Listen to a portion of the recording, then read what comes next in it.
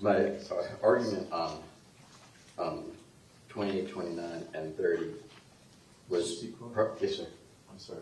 That's right. 28 goes with 26 and 27, not with 29. I'm sorry, Mr. Marcus, is this on the record? 28 goes with 26 and 27.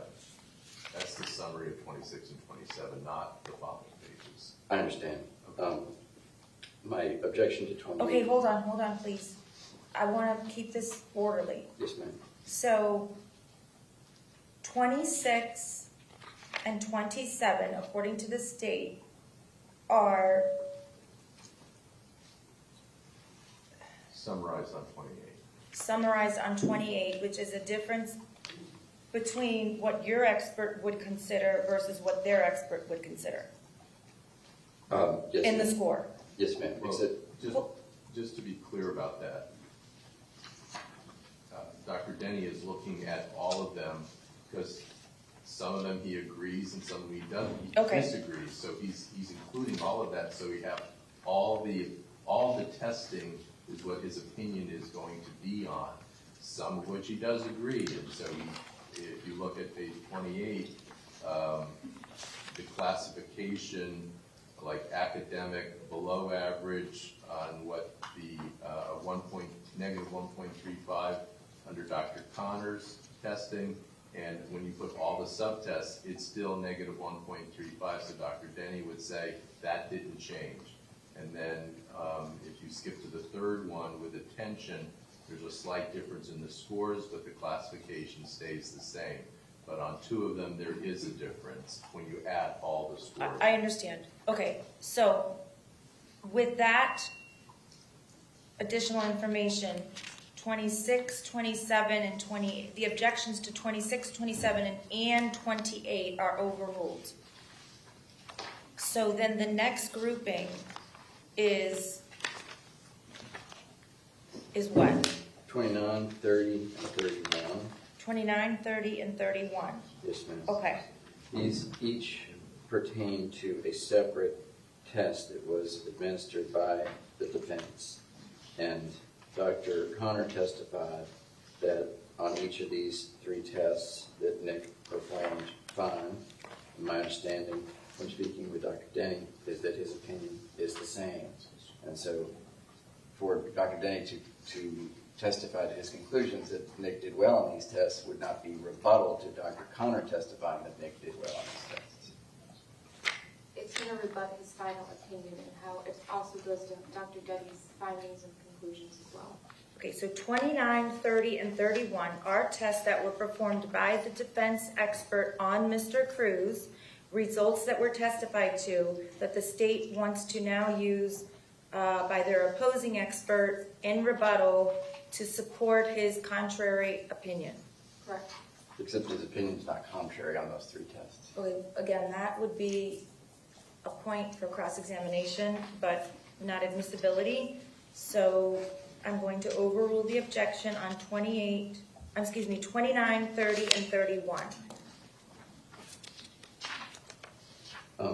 One last thing about 29, if Your Honor, is I would just add a bolstering objection to the quotation from the manual on the left-hand side of the slide.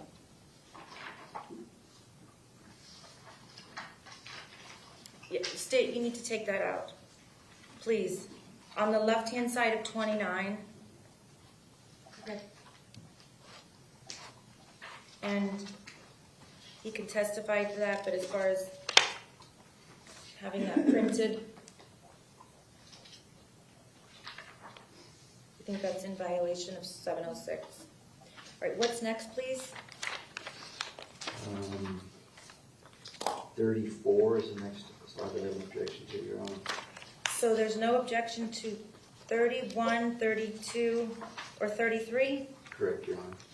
Mr. Secor, you gave me a lot more work last night. You tabbed every single one of these. I know, I'm sorry. That's okay. All right, 31, 32, and 33, there's no objection. Yes, ma'am. Okay, so the next objection, and if we can put them in a group, I would appreciate it. If not, that's fine too. I can make an objection as a group, and I'll have to go back and add a couple of objections, but I do have the same objection to 34, 35, 36, 37, 38, 39, 40, 41, 42, and 43. Okay, and just so I can be clear on what I am looking at, are these also all tests that were performed on the defendant by the defense expert? Not all of the slides. They pertain to various different things, but my first objection to that group of slides would be bolstering under Rule 706, because all of the slides include citations to or screenshots from or data from the instrument's manual and or database. Okay. Let me be more clear. I need to know what I'm looking at. Okay. And if they're not all tests, if they're other things, if they're printouts from learned treatises and things like that, I need to take them one at a time. Okay. Because remember, I wasn't there for the depot. I don't know what any of this stuff is.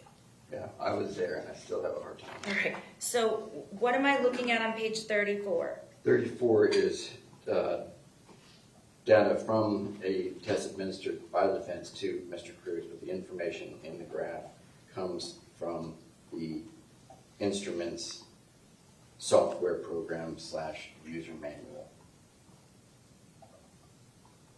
So the test on page 34 was administered by your expert Yes, ma'am. and testified to by your expert? Yes, ma'am. Your Honor, the defense did testify to this. They administered it. There is data in the testing instrument, and this is data in the testing instrument. And the defense testified that there was a difference between different tests that were given. If you look at the previous page, 33, Okay. you'll see that there's a test for BCI, PRI, WMI, and PSI. So those are all sub-tests within the program. What the defense has testified to, they showed the graph on page 32 and said, look at the differences, that is extreme differences between each of those sub-tests. Okay. So 32 is the same graph as 33. It just looks different because the state contends that was how the defense constructed their graph, so it would look that it was wide. What 34 is, if you look at the comparison of VCI and PRI, so those are two of the subtests on those previous pages. The score of VCI was 93, the score of PRI was 82. The difference is 11. And then there is something called, the computer does a significant difference. So they said, yes, is a significant difference. What Dr. Denny would testify to is that a significant difference, you have to look at the base rate, which is 20.8. Base rate means the normal population taking this test, 20.8% of the population is going to have a difference of 11 between those two, VCI and PRI. And Dr. Denny would testify that's not clinically significant, and each of those goes that way. There will be other testimony that will use this base rate sample, in that the defense, Dr. Connor testified about the Canadian guidelines. Now the Canadian guidelines say that the base rate has to be lower than 3%. And so these base rates of the defendant, the lowest is 10.8%. So Dr. Connor Dr. Denny will be testifying that under any of the systems that the defense used, I know this is asking the court to remember a lot, but Dr. O'Connor testified about the Canadian system, the IOM system, the CDC system. I remember. Those were all things that we will allege that he cherry-picked to get his standards, and that under none of these standards does the defendant qualify for FASD. So this is showing, this is from his test. This isn't, it's a different interpretation. well, It's yes, your doctor yes, saying, I disagree with their doctor's interpretation, Yes. and I interpret it as A, B, and C instead of X, Y, and Z. Right, and it's using the test they administer. Okay. And that goes to which pages? Well, that's page 34 specifically. Do you want to, Mr. Secor, do you want to say anything else about 34? I would just reiterate my bolstering argument regarding the fact that that graph is essentially a screenshot pulled from the software program regarding the test. Okay, as far as rebuttal, as far as contradicting the testimony of your expert through the testimony of the state's expert, for those purposes, I'm going to overrule the objection to 32, 33, and 34. Judge, may I step out just for a minute? Sure. Thank you.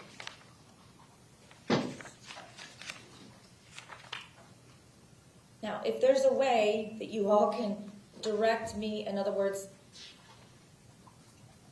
you can tell me you don't have to do it in such detail unless you want to, or you feel it's necessary, which of the remaining slides are Dr. Denny's different or opposing interpretation of tests that were previously administered by the defense to Mr. Cruz? May I have just a moment? Sure. And I was posing that to both sides.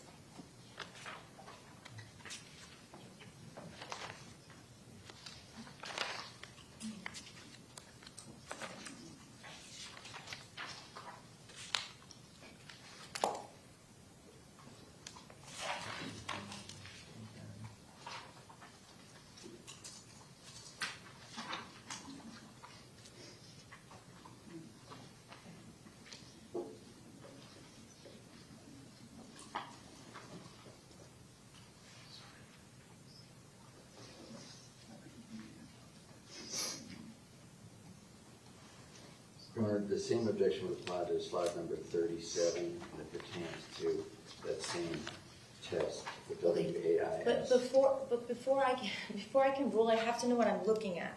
So that's why I'm asking the parties to tell me which of the additional slides are tests that were administered by the defense expert that have been interpreted differently by the state's expert.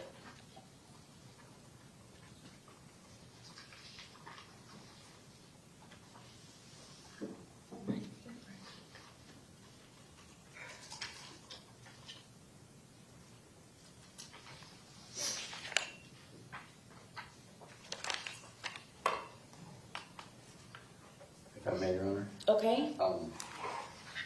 My understanding from speaking to the defense experts and state experts is that there is no dispute about the actual scores on any of the tests. It is how those scores are interpreted. I understand. Okay. But I first would like to know, in other words, on page 35, are these the results of a test administered by the state's expert? Are these the results of a test administered by the defense expert? Are these the results of an expert who administered a test to an unknown third party? I don't know how to make it. Judge, number 35, this I consider a preliminary slide. So this is showing a standard bell curve, so that our expert can explain, okay, this is a standard bell curve, and then there's other scales that go underneath it depending on how you use it. So for example, if you were just using an IQ test, You see 100 is at the mean, and then what a standard deviation would be 115. Plus 1 or minus 1 would be 85. And this is just a standard bell curve, which applies really to everything. I think Dr. Denny would say in nature, everything is to a standard bell curve for a normal variability. If you look at it in terms as far as IQ testing is concerned. Yeah, but it also applies to other testing as well. Okay.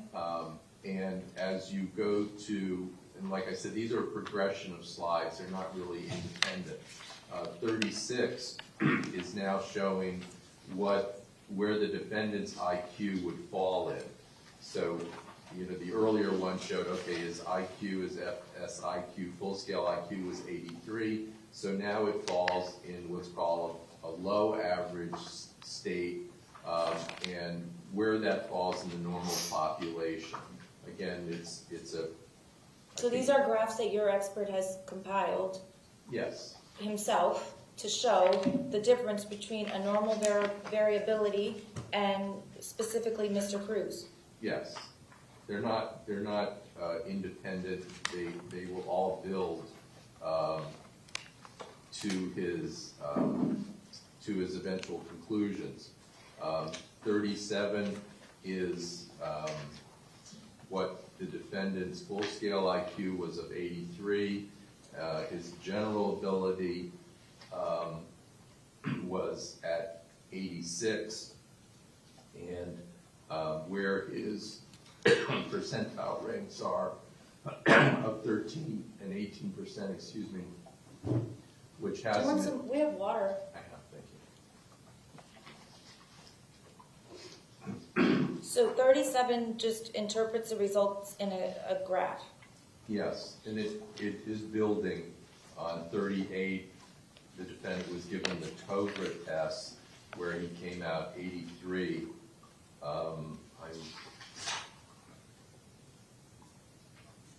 Okay, on specific to page 37, those paragraphs at the bottom, those need to come out. Those types of things, That's fine. I do believe bolster the graph, and there's no, I don't believe, probative value to a jury because I'm reading that and I have no idea what it means. I'm going to assume the same for them. On 38, the test, go ahead. I just want to, regarding 35. Those are just, by the way, those I didn't get your general argument. I just, before I forgot, wanted to know that part. For sure it needs to come out. I just wanted to say that I withdraw my objection to 35 and 36. Okay, 35 and 36. The objection has been withdrawn. Do you want to make any other arguments to 37? Because they are in hand with 35 and 36. I would just reiterate the bolstering argument and also that it's not rebuttal because it's information that was testified to by Dr. Connor. But you know it's the same information that's in 35 and 36. But you're not objecting to. I believe 35 is just the bell-shaped curve. It is, and then Mr. Cruz's specific. Right. I don't mean, I think that just is Mr. Cruz on the bell-shaped curve, which Okay. I don't have any reason to believe is not accurate. All right, 37, other than the bottom part that needs to be taken out, I'm going to overrule the objection. Now, as far as on 38, that PAR, creative connections, changing lives, all of that information, is that just printed from the manual or the learning treatise? That's just the test he was given. That's just the test that was given. And the scoring and reporting, it just tells you, it yields a general reasoning index, a highly reliable score that reflects overall measurement of the general factor of reasoning and problem-solving skill. It's just, that's the test he was given. That's the purpose of the test. And that his score of an 83, that goes within slide 39, that level of function is common among regular people living regular lives, like people that are drivers or construction workers. That's what you would expect to see according to the TOGRA testing. Okay, I think your expert can explain that he administered the TOGRA test, but as far as putting all of that information with their logo and all of that, I think that part needs to come out. That whole section on the right side of the page on slide 38. Okay, I think we would just take out the whole page then. Okay, so 38 is coming out.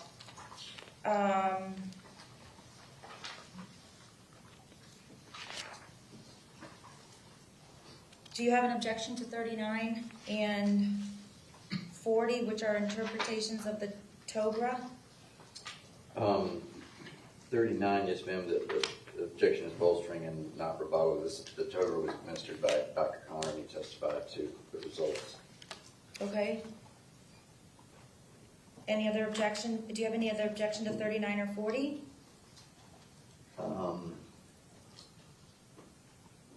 My objection to 40 is just bolstering. My understanding is that these graphs are graphs laid over bell-shaped curves, are not actually created by Dr. Denny, but taken from another source.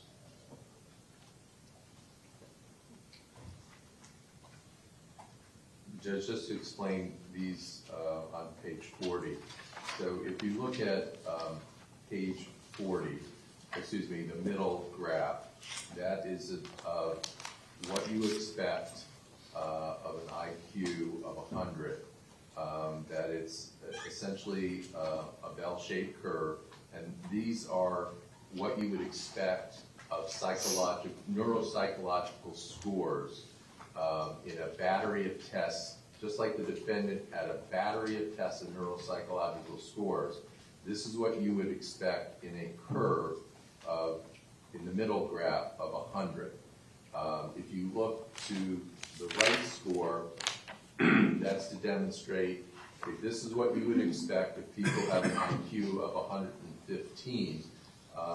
If you look at the scale score on the bottom where the 10 is, that would be 100 IQ. Now these neuropsychological scores skew to the right side of the testing.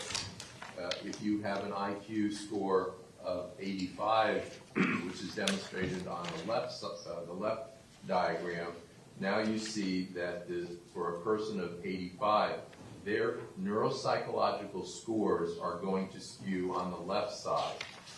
This is very important to Dr. Denny's testimony because in rebuttal to Dr. Connor, because Dr. Connor said he had all these 2 standard deviation and 1 standard deviation, or -2 standard deviation, -1 standard deviation scores. What Dr. Denny will be testifying is that is what you would expect with a person of his IQ of 83. You would expect there to be, he starts already 1 standard deviation just from his IQ. The IQ is related to how you do in the neuropsychological scores. And that's part of what that's very much what he's going to be testifying, that his testing was completely normal for his IQ. And he's not impaired neuropsychologically. And so this is a preliminary sort of teaching of how it works with neuropsychological testing. 41 is a little bit more precise of how you expect, what percentage of those standard deviations, negative standard deviations that you would expect to see. So if you had an IQ of on 41 I'm looking at now, of the black curve where it's pointed to, and it says EPA-GA of 55, which I think is going to be equivalent to about 107.5 IQ, I believe. And that they will only have standard deviations of 6.7%. If you have an IQ of, it says average 50, so that's actually an average IQ of 100, you would have 15.4% standard deviations. And if you have an IQ I believe it's about 93 on the lightest of the three. That would indicate standard deviations of 31.2%. So your expert, Dr. Denny, composed this graph based upon his Research, knowledge. and medical and background. Yes. So if there are any graphs that are either contradicting what the defense expert testified to, or any pages, or slides that Dr. Denny has compiled himself based upon his education, training, and experience, I believe that those are admissible. So are there any slides remaining that don't fall within those two categories? Your Honor, my understanding is that the graphs on 40 and 41 were not created by Dr. Denny. They're based on his research. He put the graph together. He compiled the graph. I believe he got them out of textbooks. This isn't his. This is a combination of his knowledge, Sure. and taking it from research. And there are no citations here. And there what? There are no citations Thank you. on this. If we put the citations, then they have to be taken off. So Right. they're not there. But he can be asked about it on cross-examination. Sure. How he did All right. that. 40, the objections overruled. 41, the objections overruled. 42, this is a graph that Dr. Denny has compiled to rebut the testimony of Dr. Connor and his scoring. Is that correct? Yes, Your Honor. Defense, do you have any further objection to 42? 42, I would just argue is bolstering because my understanding is that this graphic was not actually compiled by Dr. Denny. All right, your objection's overruled. How about 43? My objection would be to bolstering regarding the bottom left-hand corner where it cites to the AACN labels.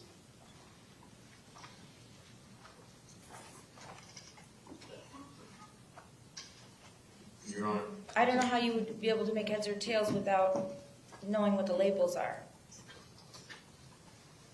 What is AACN? The American Academy of Clinical Neuropsychologists.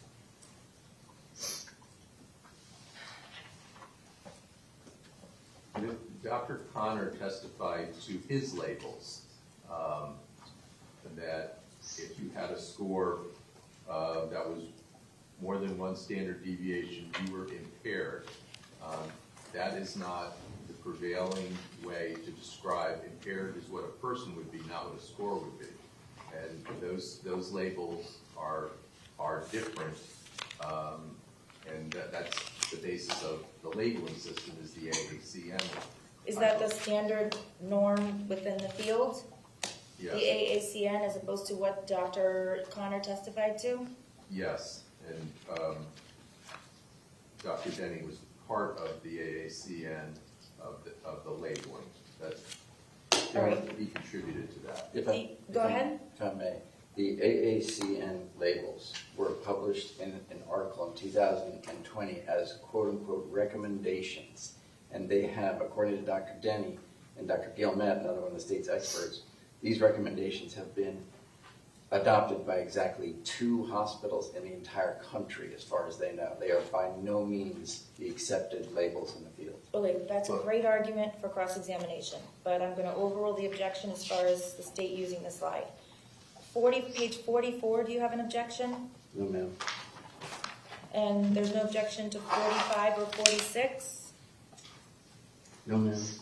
And 47 appears to be a summary of what Dr. Connor testified to.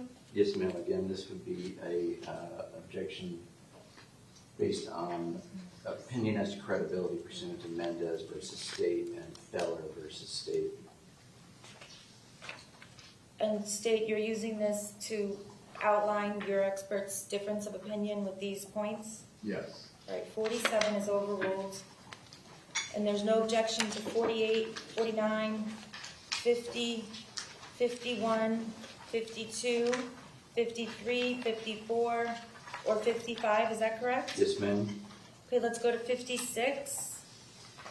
My objection to this would be bolstering, given the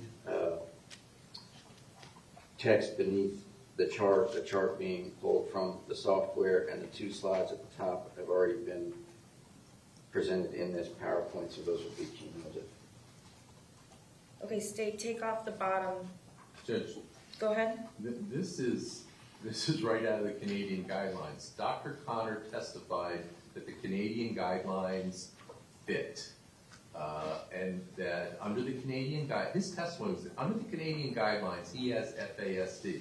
This is right from the page of the Canadian guidelines that Dr. Denny will testify it doesn't fit. He doesn't have, for example, the sentinel facial features.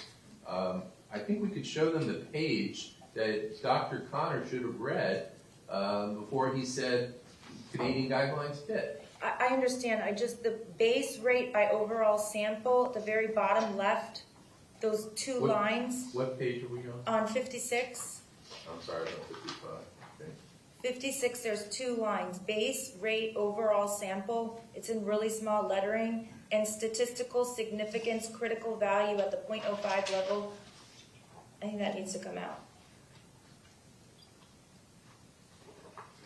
I agree with you that the rest of it is proper for rebuttal to contradict or poke holes in the testimony or attempt to of Dr. Connor. So 56, other than those last two lines, the objection's overruled. 57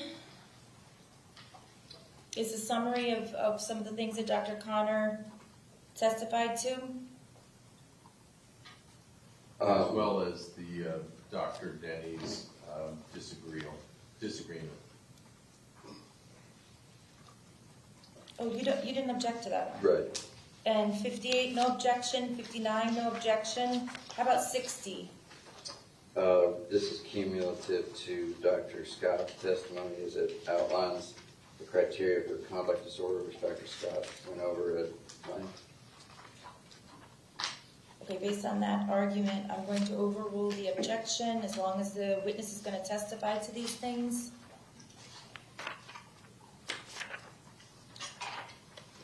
The last three slides that I've objected to are 62, 63, and 64, which are the final three slides. The objection is the same to all three, which is cumulative.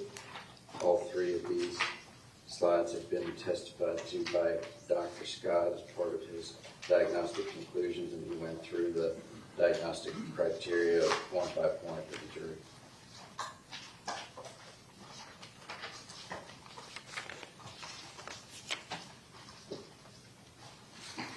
All right, as to those arguments, the objection's overruled. I'm going to allow 62, 63, and 64. Now, as to the video clips of the defendant, DMIL 23, I've had the opportunity to review the following clips that the defense is objecting to: D1, D2, D3, D5, D6, D8, and D9. And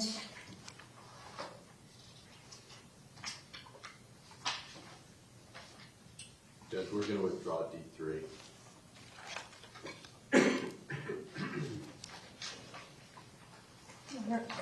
May I step out for a moment, please? sure. Mr. Secor, do you want to make any further argument other than what's in your written motion on D1, D2, D5, D6, D8, and D9? Yes, ma'am. My primary argument for D1 would be the same arguments made in DMIL 12, and showing the jury this video clip would be cumulative and prejudicial under 403. This is a video clip that the jury has already seen and shows the interior of the classroom during the shooting with the sound, the horrifying sound of the gun going off in the hallway, and it's students screaming in terror inside the classroom. Judge, this is in direct rebuttal to a particular test it's called the finger tapping test, where Dr. Denny will testify that he performed so poorly on it, and as Dr. Denny already testified to, real world matters in terms of testing, and you hear with each gunshot, it's very equivalent to a finger tapping, which shows he's completely not impaired with his finger tapping skill in shooting. And so D1 shows that. I can go on with the others just to why they're relevant. D2 is the double tapping shots that he fires. First he shoots Mr. Hickson, and then he shoots Mr. Weiss. It's that section of the tape that Dr. Denny will testify is consistent with having motor control and speed. Specifically, the portion where he goes into the stairwell, he pivots, shoots Mr. Weiss twice, and continues up the stairway as if he was a trained soldier, like a SWAT. It was so done so efficiently, completely rebuts Dr. Connor's way he describes him with his visual-spatial and his motor skills being impaired. D5 is a tape of him beginning his shooting on the first floor, and that Dr. Denny will describe. This shows his balance, his visual spatial abilities, how he can move through a three-dimensional space that, according to Dr. Connor's testing and opinion, he could not do. And this is showing how well he can do it. D6 is relevant to conduct disorder, about animal abuse. D8 is also about that's a clip from during the shooting, and this is specifically as to his ability to shoot. It's on the third floor, and then reload, and that's the primary portion of this video, where after he has to reload, he does it in a very fluid, like practice, so that goes to his motor skills and ability.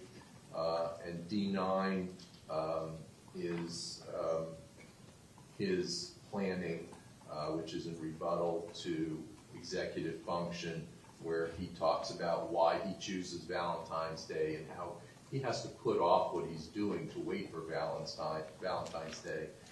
Completely rebuts his lack of executive function that the defense has postulated. Mr. Secord, would you like to make any other points before I rule? Yes, ma'am, if I may, quickly, please. The video D2 showing Mr. Cruz shooting Mr. Hickson and Mr. Weiss are things that the jury has seen numerous times already.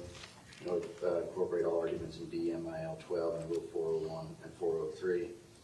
I would argue that the justification stated by Mr. Marcus for the videos showing Mr. Cruz firing his rifle and murdering people inside the school are all in and of themselves cumulative, which would be D8, 2, and 5, which Mr. Marcus gave similar explanations for regarding motor control and ability to move through a three-dimensional space and as being indicative of visual spatial skills. So my objection to the ones showing the interior of the 1200 building during the murders are all the same.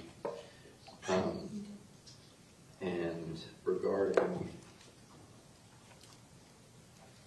D6, which goes to conduct disorder, that's something that Dr. Scott has already testified to extensively, including the torturing and killing of animals. So I would argue that that is cumulative under 403. Regarding D9 and the planning, or rather the reason for the murders being on Valentine's Day, what concerns me most about that clip is that they're talking about why Nick chose Valentine's Day, and he says because he wanted to ruin Valentine's Day for the school. And Dr. Denny says, oh, I can understand, because it would be hard for them to have any kind of positive event ever again on Valentine's Day. And then Dr. Denny makes a comparison, just like it would be hard for us to have a celebration on September 11th. And I think that there's a danger of drawing a comparison to what Mr. Cruz did and September 11th in people's minds. I don't think that's what Dr. Denny was trying to do. I think he was just having a conversation with Nick. But the state specifically moved in limine prior to trial, prohibiting the use of referencing infamous crimes or criminals in voir dire. And I think that the reason for that is the same reason why I'm making the argument now, is that to reference another crime in relation to Nick's crimes is inflammatory. Do you want to add anything with regard to that just last specific argument? That is just a leap in what is said. It was the defendant who chose Valentine's Day. It was the defendant who wanted to ruin that day, and that's what he did. Okay.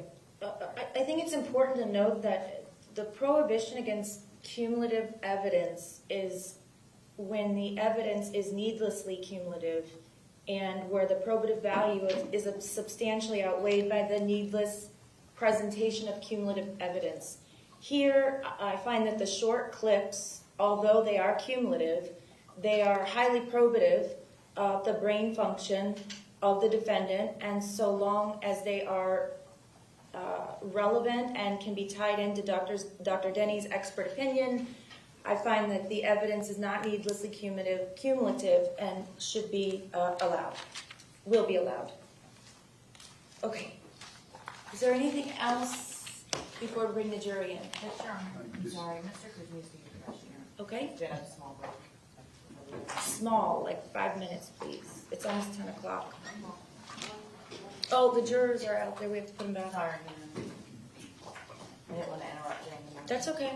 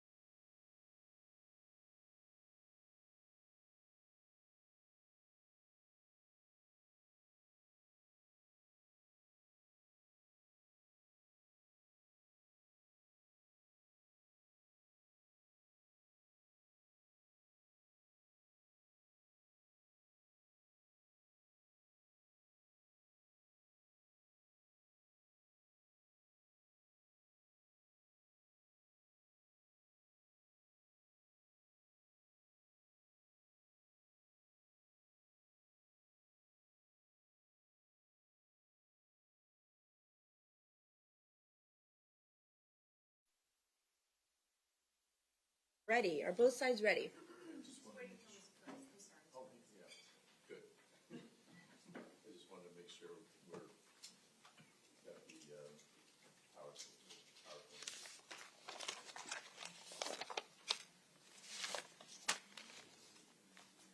Just let me know when you're ready, or if you need assistance. Not my assistance, but what? I can't believe it. I'm terrible at it.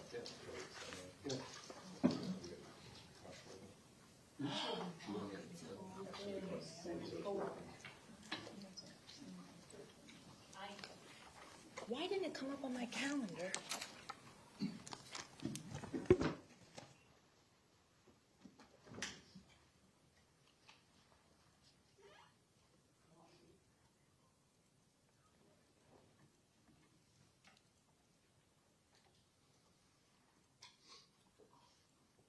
Just to let everyone know, there with some of the sensitive clips, we're going to ask that it not be shown in the public.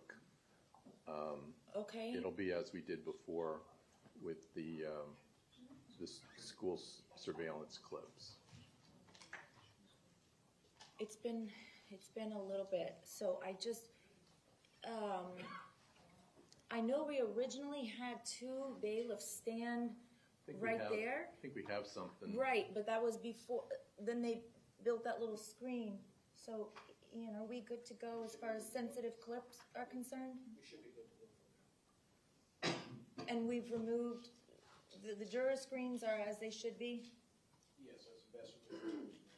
Okay.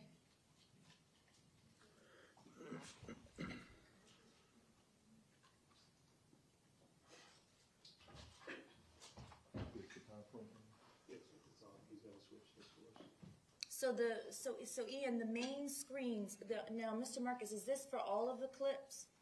I'm trying to think. No. No, it won't be, because there'll be some.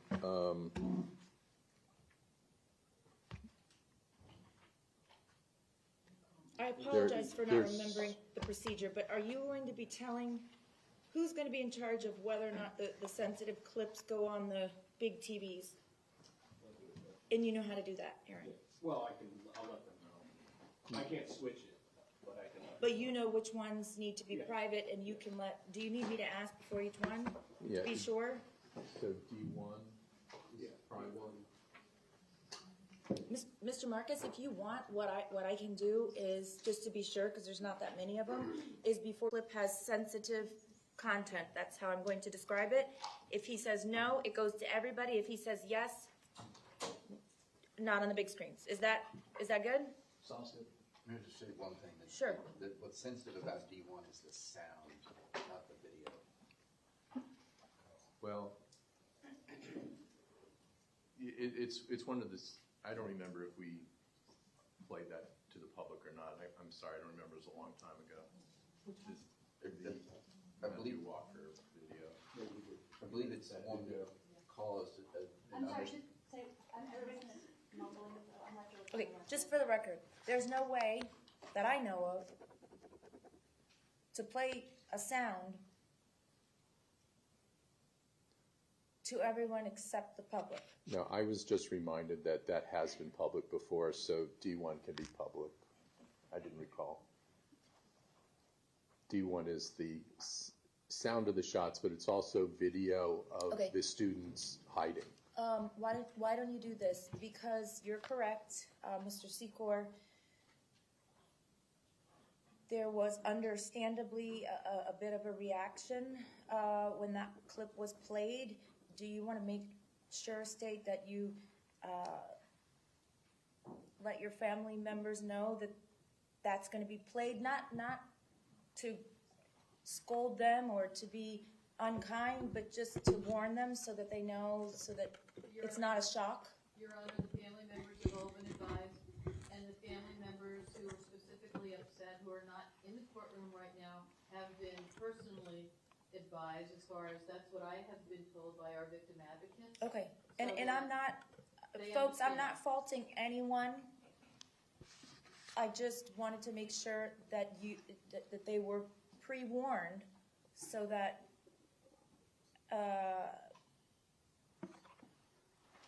almost an involuntary reaction wouldn't surface.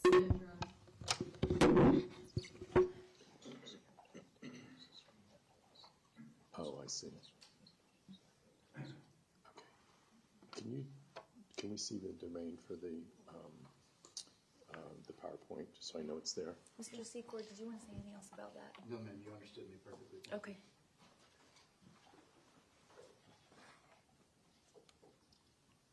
Thank you, Ms. McCann.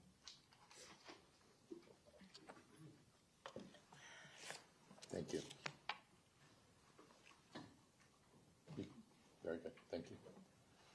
Okay, we're bringing in the jurors.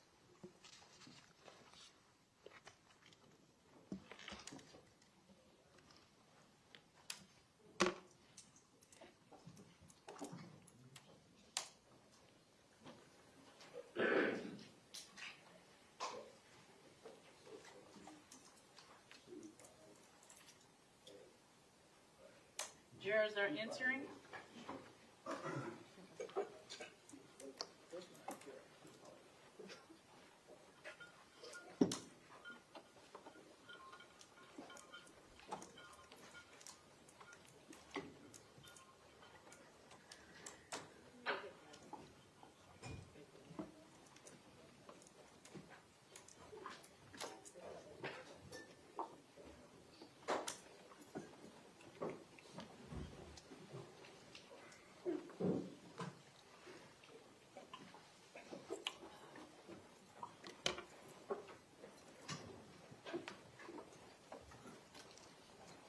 Okay, the jurors are present. Everyone else may be seated. State when you're ready, you may continue.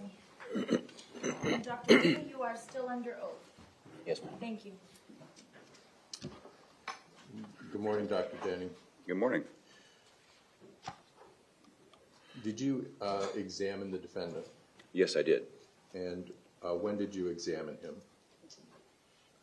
March 9 and 10 of 2022 And where was that examination? at Broward County Jail. And how long was your examination on each day? I don't recall exactly the hours each day. I know the total was 6 hours of interviewing and 5 hours of testing across those 2 days. Okay. Before we get into the specifics of your examination, your testing of the defendant, couple more questions about your qualifications regarding the type of graduate coursework that you did, and I'm specifically referencing brain-related courses, anything dealing with birth defects, birth trauma, or brain development. Yes, I taught a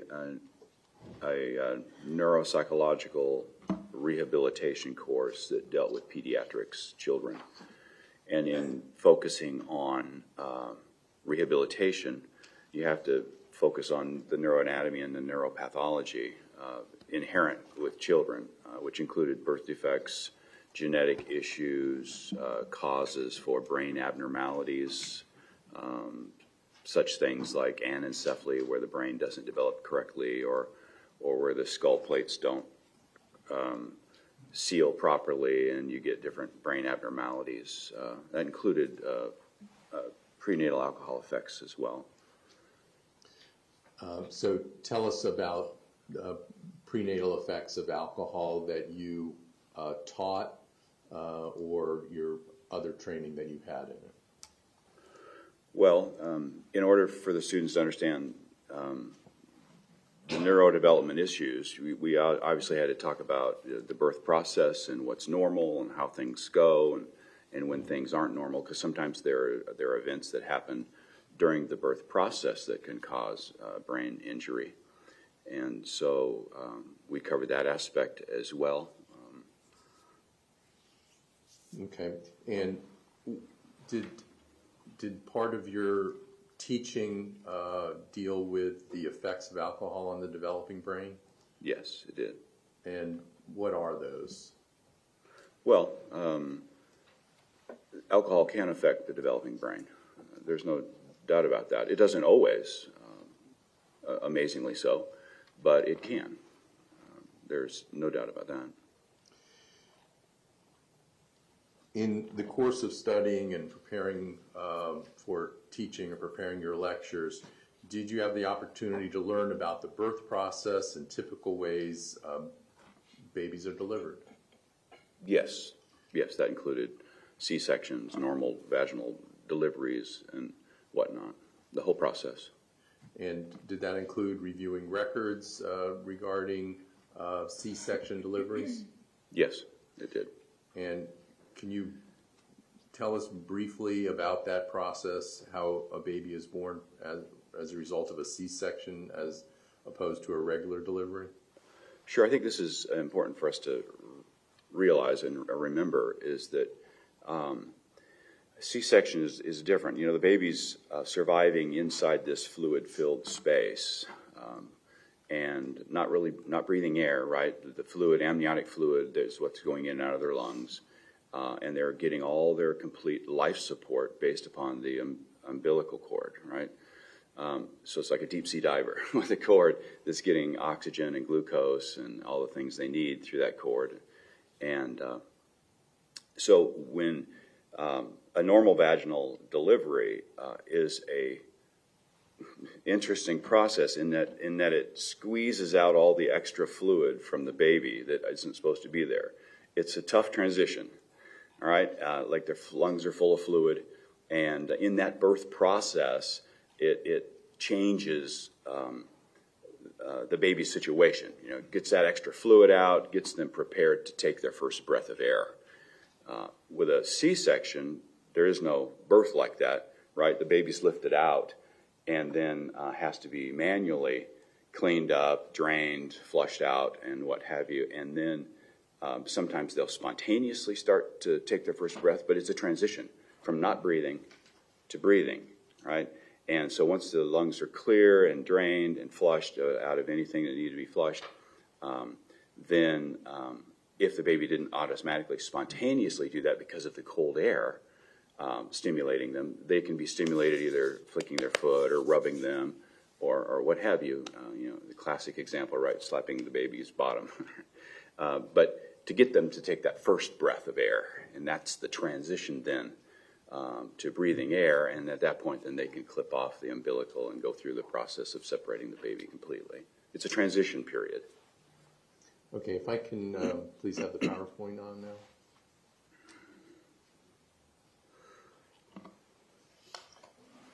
Okay, if you go to the next page, please.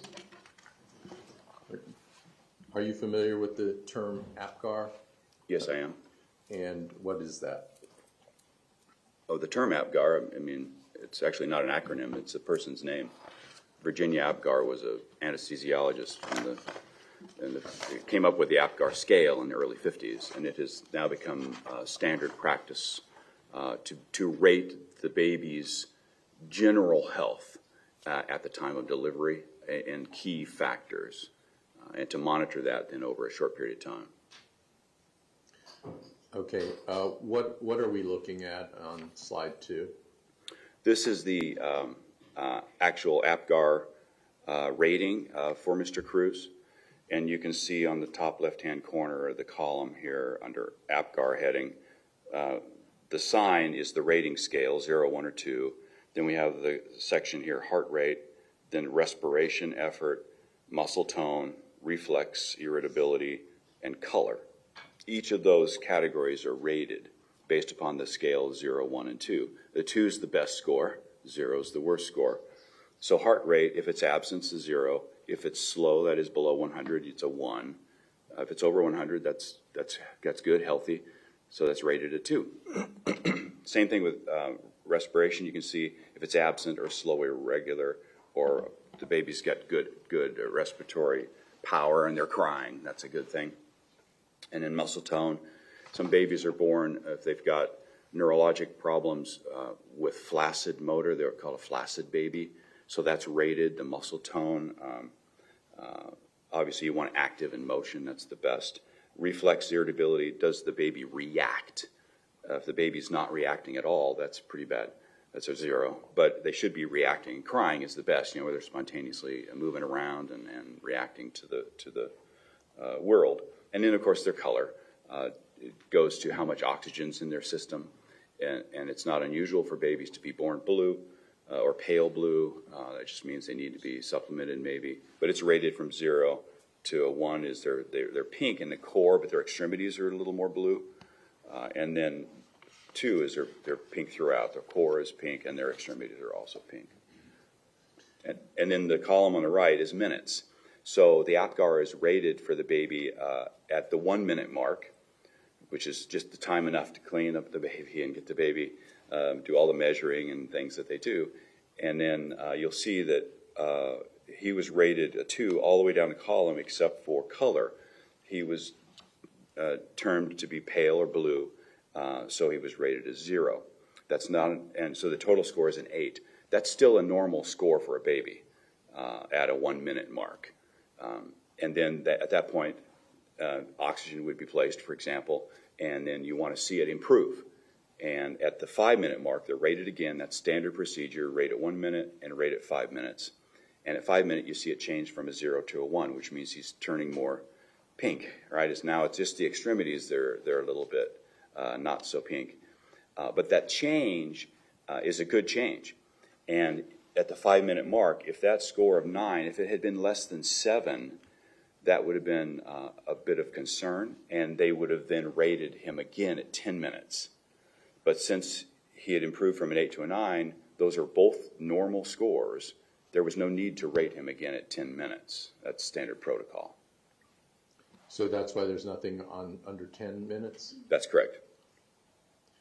Okay. So just based on the APGAR, was that normal or abnormal scoring? Based on these scores, Mr. Cruz was a healthy baby when he was born. Okay.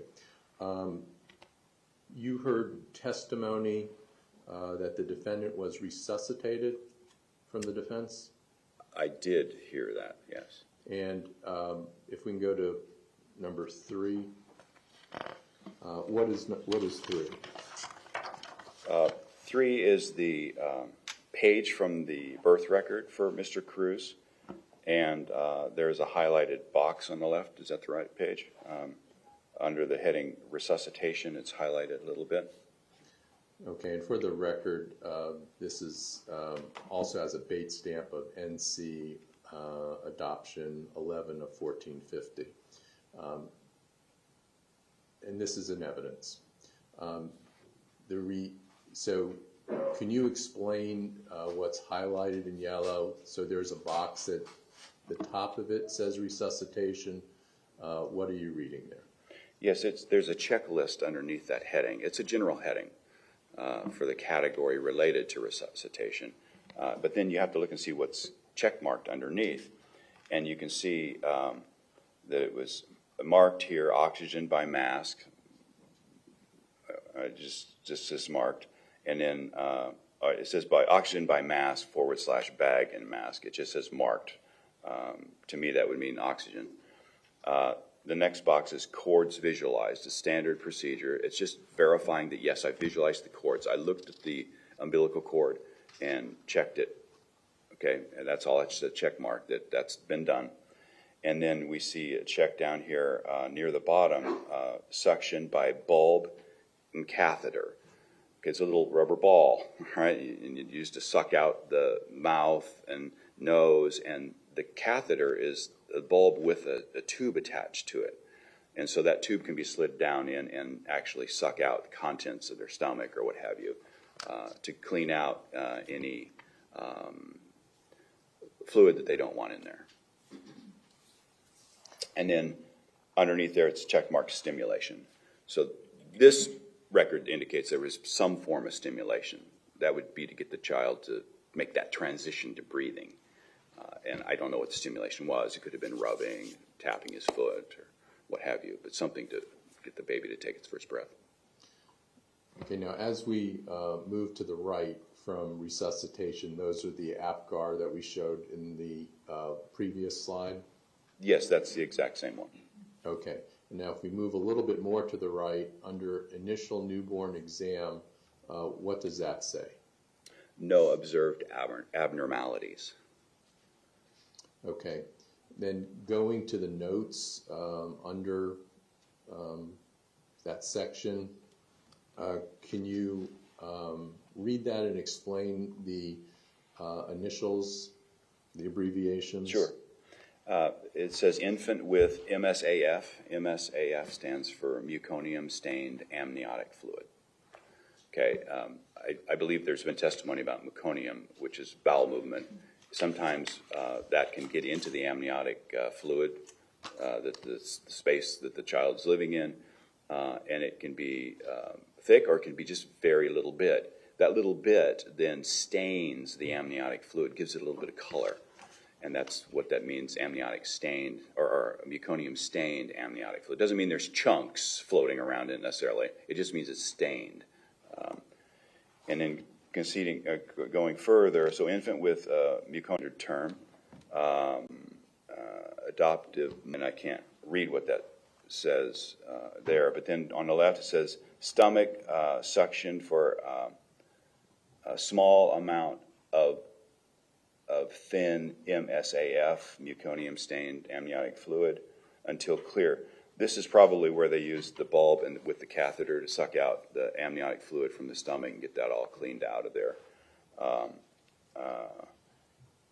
And nuchal cord times 3. A nuchal cord is a term meaning that the umbilicus or the umbilical cord is wrapped around the neck.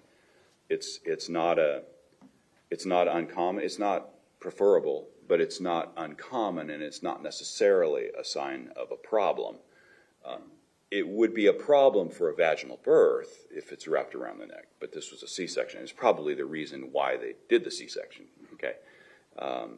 But such as says nuchal cord times 3, it was wrapped around the neck 3 times.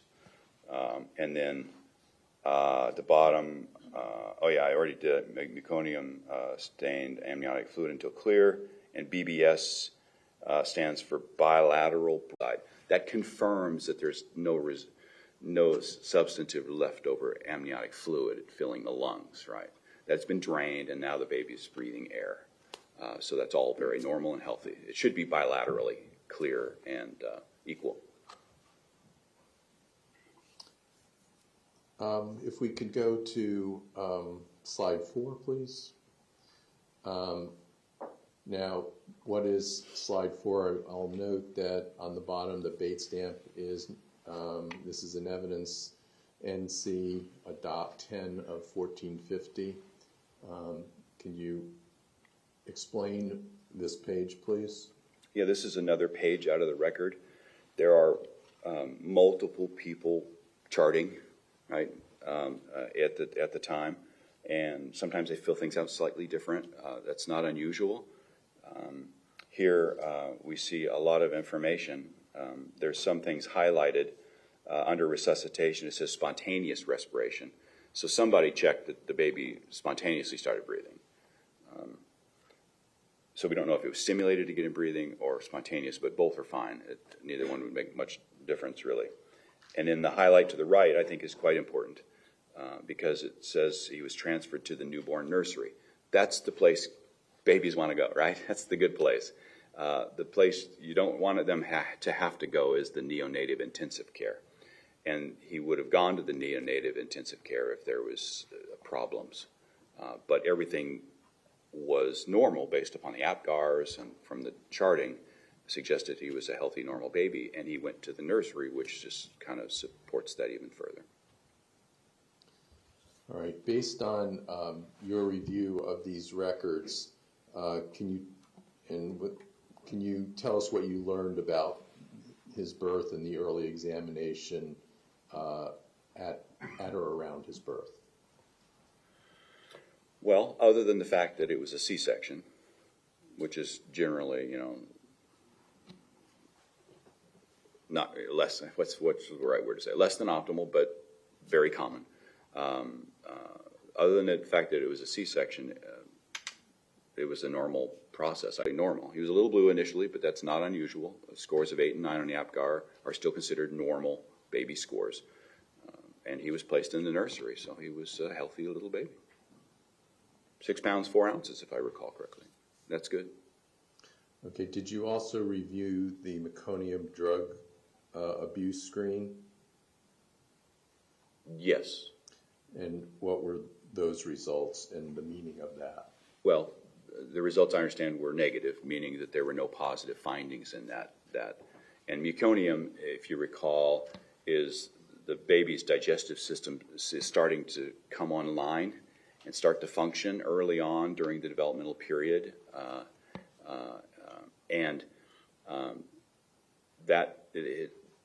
There's indication that meconium really starts to be formed at about 12 weeks, somewhere between 12, 15 weeks of gestation, and that it continues to form in gastrointestinal system throughout the rest of the pregnancy.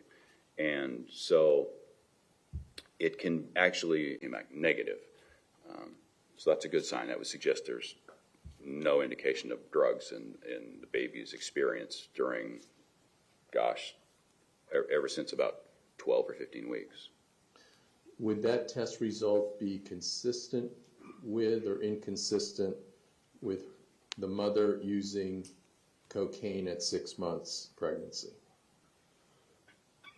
From my understanding, that would be inconsistent because the toxicology results were negative.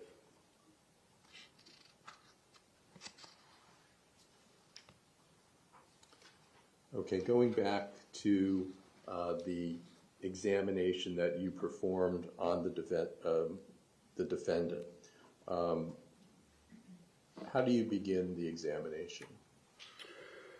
I introduce myself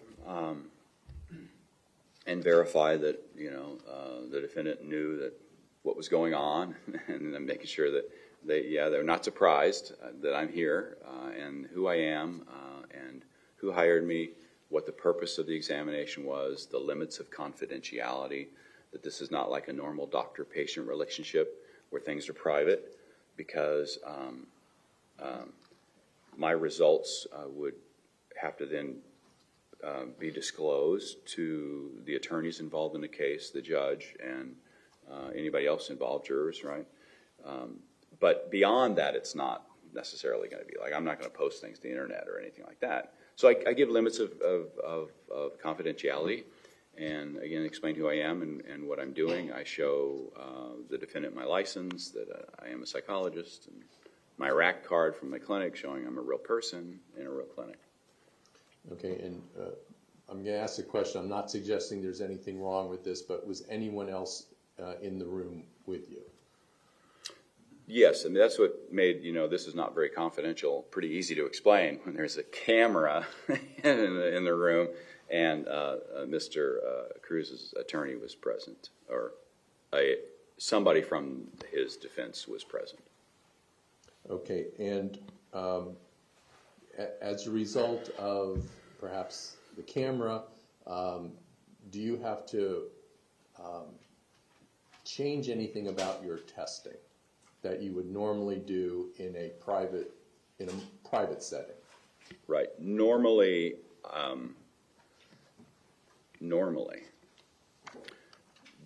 to my recollection, this is the first case I've had to actually do testing while recorded. That's not done normally. And I didn't have a choice over it. It was required to be done. And so as a result, I chose tests. Well, there's many, many years of indication showing that when there's a third-party observer present during neurocognitive testing, it actually changes the test scores. People don't perform the same way as they do when they're just alone with an examiner. And some of the scores, particularly verbal memory, some other scores can be lower when there is a third-party observer present. And that's also true if there's just a camera present.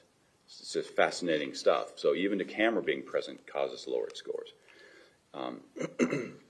So there's that issue. So I knew that if I did testing that was sensitive to the effects of what we call third-party observers, then those scores would not be an accurate reflection of his real abilities. And so I had to choose tests that I felt were robust against that effect of third-party observer, but I also had to choose tests that didn't disclose too much of the test, because I didn't know where that video was going to go, and I didn't know, and we have very strict test security issues, right? Like you wouldn't want the items from an IQ test to go out to the public, because that would kind of ruin the test, and that's our bread and butter in our careers. We psychological test people, right?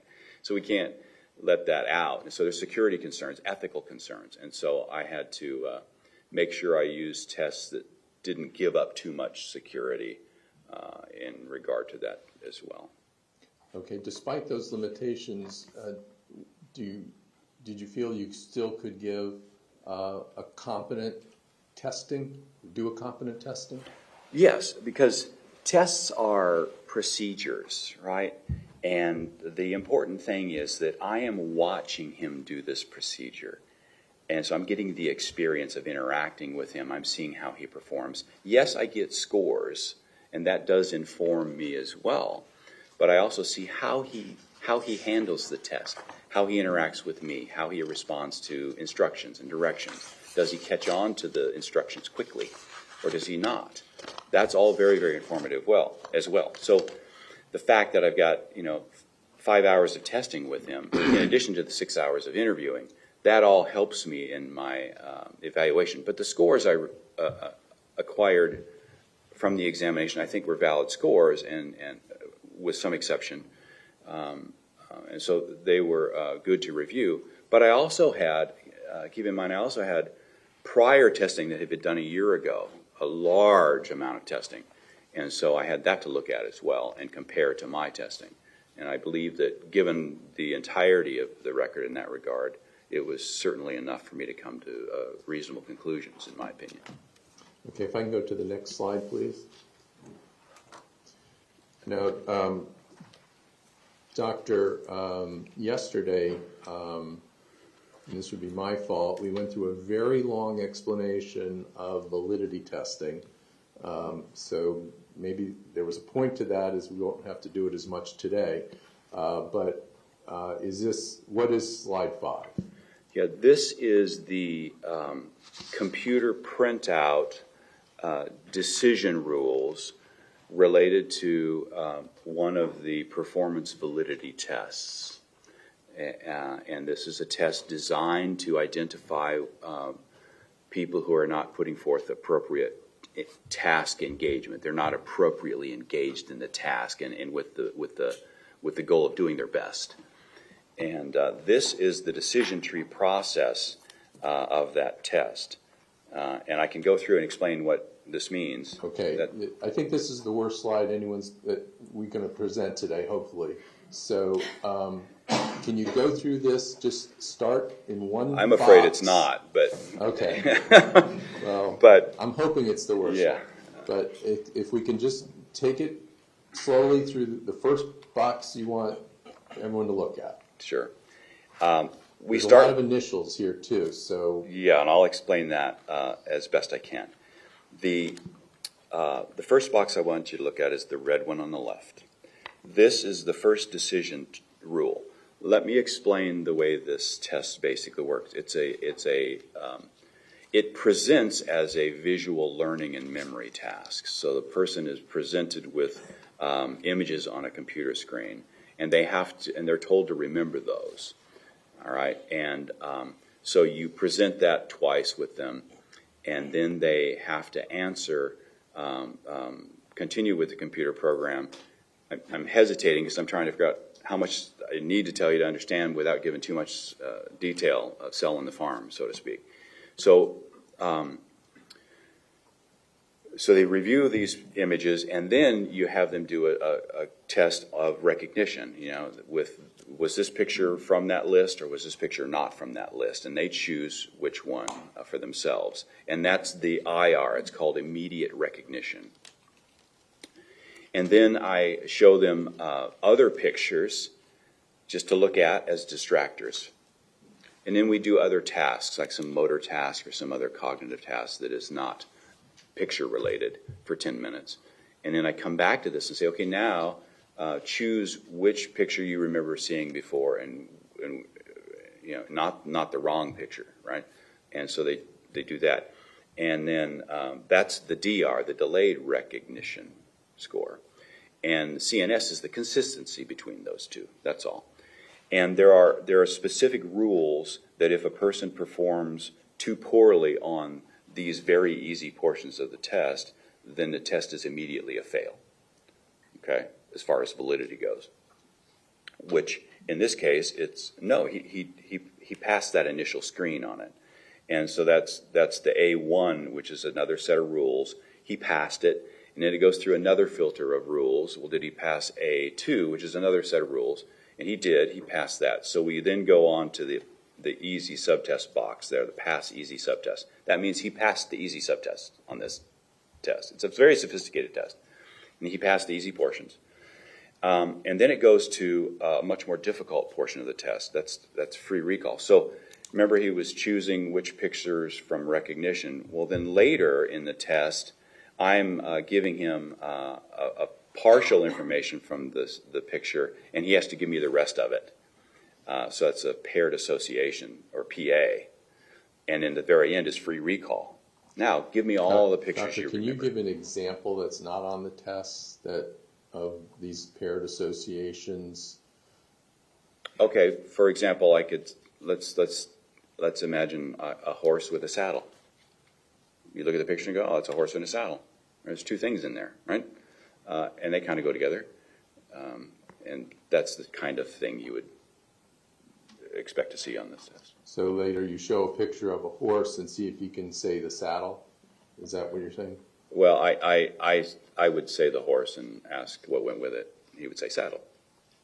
Okay. Right. And then at the end is the free recall part where I say, tell me all the pictures you remember from the original presentation. And so here, continuing along the red line, he passed the easiest subtests, but his free recall was less than 70. That means the number of pictures he could recall from memory with no help or support was low.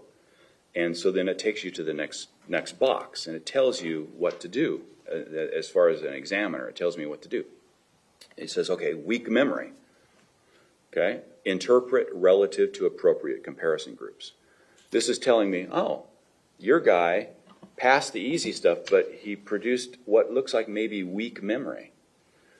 Now, it's your job to go find out why that's weak and compare it to appropriate groups. And so in my mind, I'm thinking, okay, if this is an Alzheimer's referral, I would compare him to other Alzheimer's patients, right? And is his memory weak because of that? Or is it weak because he's playing games with me? And so that's where you have to look at reasonable comparison groups to determine whether or not this makes clinical sense. And that's the point of that last red box. Okay, can we please go to the next slide? Yeah. Thank you. Now, does this go with the last slide 5 that we just saw? Yeah, this is the same test. And this is a graphic representation of his performance. And so on the graph, you can see on the left bar up and down, these are percentages. So all of his scores here are put onto the graph based upon percent correct. And and then you see across the bottom IR, which is immediate recognition, DR is delayed recognition, this CNS consistency between them. And then DRA and DRV are different types of recognition that are much more sophisticated, but they're simply recognition tasks. And then PA is the paired associate that Mr. Mark has asked me about, where I give him one part of the picture and he gives me the rest. And then FR is the free recall part. And so what we can see here is Mr. Cruz's performance is in the dark blue line with the diamonds. You can see he got 100% for the IR, DR, and CNS. That's maximum. It's fantastic. Okay, got it all. Dipped a little bit for DRA, but then went back up to 100% for DRV and then for paired associate. And let me say, first of all, the gray shaded area in this graph would be the area of abnormality, that the score is falling in an area that it shouldn't fall unless there's a problem, okay? Problem in the test taker, test behavior, or a problem because of serious cognitive problems. And so you see, then all of a sudden we get to free recall and it's 0. He gets 100% on most of everything and then gives me 0 correct for the free recall. That's very atypical. Okay, I need to stop you about atypical, because that's one of those words, like you can say a typical example, but atypical as you're using it, that's one word. What does atypical mean? This ain't right. Abnormal? Abnormal. Okay. Right. Can you use abnormal instead of atypical? Sure. All right. Sure. Go ahead. It's abnormal because it shouldn't be happening. And so I have to then answer the question, well, why would a person give me 100% for all those easy things, but then 0? And so, well, let's compare them to other groups. And so that's what the other lines are here for, so that I can make those appropriate comparisons like the software told me to do. And this software automatically puts scores in here. But you can also choose groups that are relevant to the referral question. Okay, and you can see these groups listed under here. And I'm going to start with the green line with the green triangle. Those are fetal alcohol spectrum disorder children from the software. And you can see how fetal alcohol spectrum disorder children scored. The green line's up here in all the normal ranges, and then their free recall drops, but it's still within normal limits. Okay, so their free recall should not be impaired, right? Well, what about developmentally disabled children? So the red line with the red square, these are developmentally disabled children who pass the test. You can see the red line at the top, it's all good, and their free recall also drops a little bit, but it's above the impaired gray shaded area. Then I wanted to look at, okay, well, if that free recall is really, really impaired, right, dementia groups have terrible memory, so how does that compare to dementia groups? And we can see that in the purple line, it's a mixed dementia group who also passed the nonverbal MSVT, and you can see all their passing scores up there. But then what's striking is you notice from DRV over to paired associate, the score drops and becomes a little bit impaired, falls in that range. And then free recall drops even more. It creates a curve downward. That's what I expect to see when there's real memory impairment. And so that's mild dementia. Let's look at another mixed dementia group. This is a mixed dementia group who failed the nonverbal NSVT. These are more severe dementia patients. And you can see their lines lower. So that reflects that. You see the brown line, they're actually impaired a little bit on the easy stuff. The whole line is dropped. But they show that same classic expected curve at the end. That's what I expect to see with people who are more moderately impaired with dementia. And then the last group here at the bottom are patients with advanced dementia. Okay, these are people who are nursing home level impairment. Okay, they've got tremendous memory problems. And you can see that they perform more poorly on this test all across the board. You can see their easy stuff's in the impaired range, but then they still show that same gradual drop-off. It's a slope going down with their free recall being very, very poor. But to have a very, very poor free recall score like they had, that goes with dropping of the other scores. You see that? The more severe the dementia, the more all of the scores drop. Contrast that with what Mr. Cruz did. He gave me 100% almost across the board on all those tests, and yet his free recall is worse than the severe dementia patients. Okay, if we could go to slide 7, please.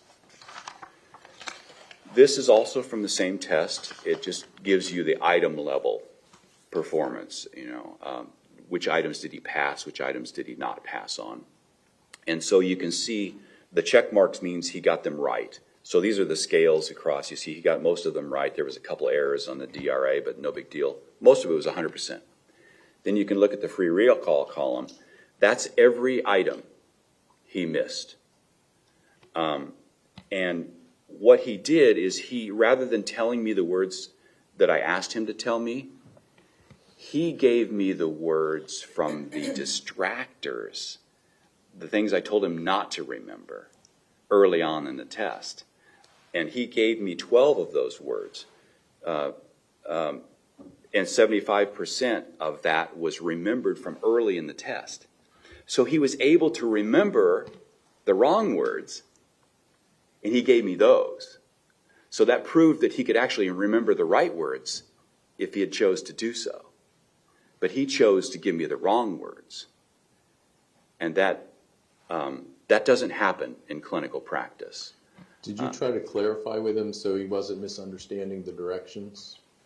I did. Once he started giving me those wrong words, I reiterated, no, tell me the pictures you remember from the screen, not the card. And he continued to give me the items from the card. So as a result of this test, what's your bottom line? What was the result of this test? So my conclusion from this test is that he technically passed it from the software scoring rules, but when you look at what he did with free recall, he was clearly playing with me. Okay, this is not what you see with real memory impairment. This is what you see when somebody's playing games with you. That's my conclusion. So in my mind, even though technically it's a pass, in my mind, it shows that he's playing games with my testing.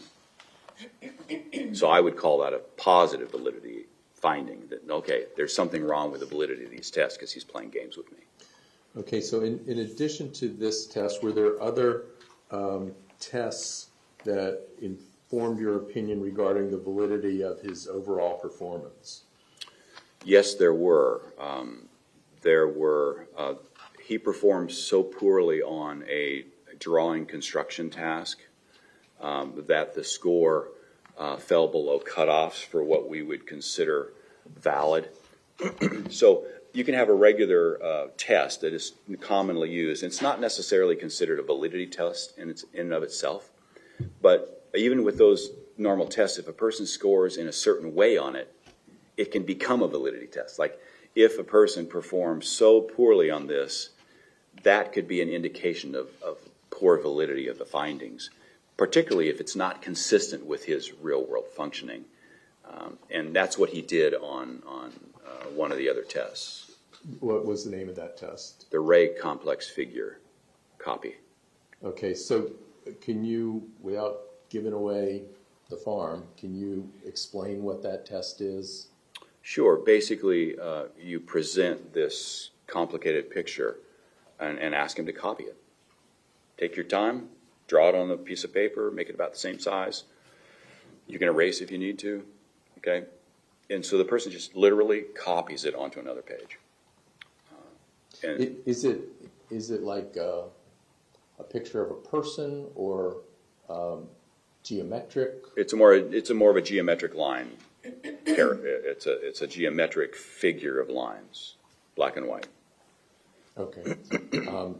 And so how did he do on that test? Again, he performed so poorly on the copy that it falls below the standards for what we would consider valid. I mean, it's just too poor. It was just too bad. Now, it could be valid in certain situations. Like if I was evaluating a stroke patient who had clear indications of stroke problem, typically in the right hemisphere, which can wipe out that visual spatial part of the brain or impair it to such a degree that a person can't draw a figure and it'll look very warped, it'll look very stroke-like. Okay, I just know what that looks like from working in traumatic brain injury and stroke patients. And so, again, that type of a setting, or somebody who really does have like moderate to advanced Alzheimer's disease, their score would also be very, very bad. But when you look at the picture, you go, okay, this makes sense, and it's consistent with the person I'm interacting with and talking with, because they've got the clinical signs of this very severe disorder. And so that makes sense. Mr. Cruz did not have the signs of the kind of severe disorder that could support this bad of a copy score. It just doesn't.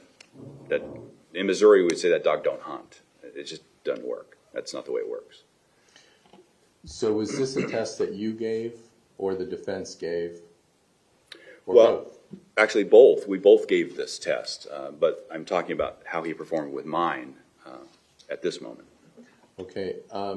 First of all, is there a danger in giving the same test that was given by the defense the prior year? Well, sometimes you can have what's called retest effects or serial testing effects. If you give a test and then within, a few weeks or a small number of months, give it again, sometimes they can recognize that task and go, oh, yeah, I kind of remember how to do this a little bit. You don't give them answers when you're testing somebody, so they never get the right answers from you, but they get a little bit of experience with it. So, oh, I see how this works, I've done it before. Or they can recognize it. But this was a year ago. This is by far long enough that that's not a concern. And in regard specifically to the Ray complex figure, it doesn't matter because he performed worse with me than he did a year prior. Okay, so it's not like he practiced and got better. His score was actually worse on the copy. Okay, so that was going to be my next question. How did he do in the 2021 test given by the defense expert versus your test? Right, on the copy portion, he performed a little bit better than what he did with me, but it was still below the cutoff for a valid test. So that would still be a fail in terms of test validity. And on that test also, there's another portion of it that after 3 minutes, you say, okay, draw that again from memory. He did so poorly on that it failed also the validity aspects. A year previous, he failed that part of it. With me, he did better on that, and so he did not actually fail that portion of it. But the fact that he did so poorly on the copy portion tells me that his recall of those figures for every part of the test that goes on later, there's other times you ask him to draw it again, right? All of those scores would be low because he wasn't engaged properly with the task at the beginning. And moving on, was there another performance validity test that you gave? Yes, there was an embedded validity indicator that I looked at. Okay, embedded is another word you're going to have to I'm define. sorry, yeah. I mentioned yesterday that there's two different kinds of performance validity tests. There's freestanding ones that you take off the shelf and you throw it in with your battery as another test. But there are also embedded indicators that we look inside the tests that you normally give, but there's findings in there that shouldn't be bad with real patients giving real effort, right? And so when those scores are too low, then that will be a positive validity indicator too. Meaning, what I mean by positive validity indicator is a red flag, right? Telling me, whoa, there's something wrong with this test data. That's all that means. And so in this instance, the embedded measure or that I'm looking at is called reliable digit span. It was a part of the IQ testing. Okay, what can you tell us about reliable digit span? What kind of test is that? And can you just give us as much information as you can? Right. It comes from a subtest from the IQ battery. There's a portion of the IQ battery where you have them. I guess I can say this. You repeat digits and you have them. You say digits and you have them repeat it back to you based on their immediate memory. Okay, with no distractor or anything.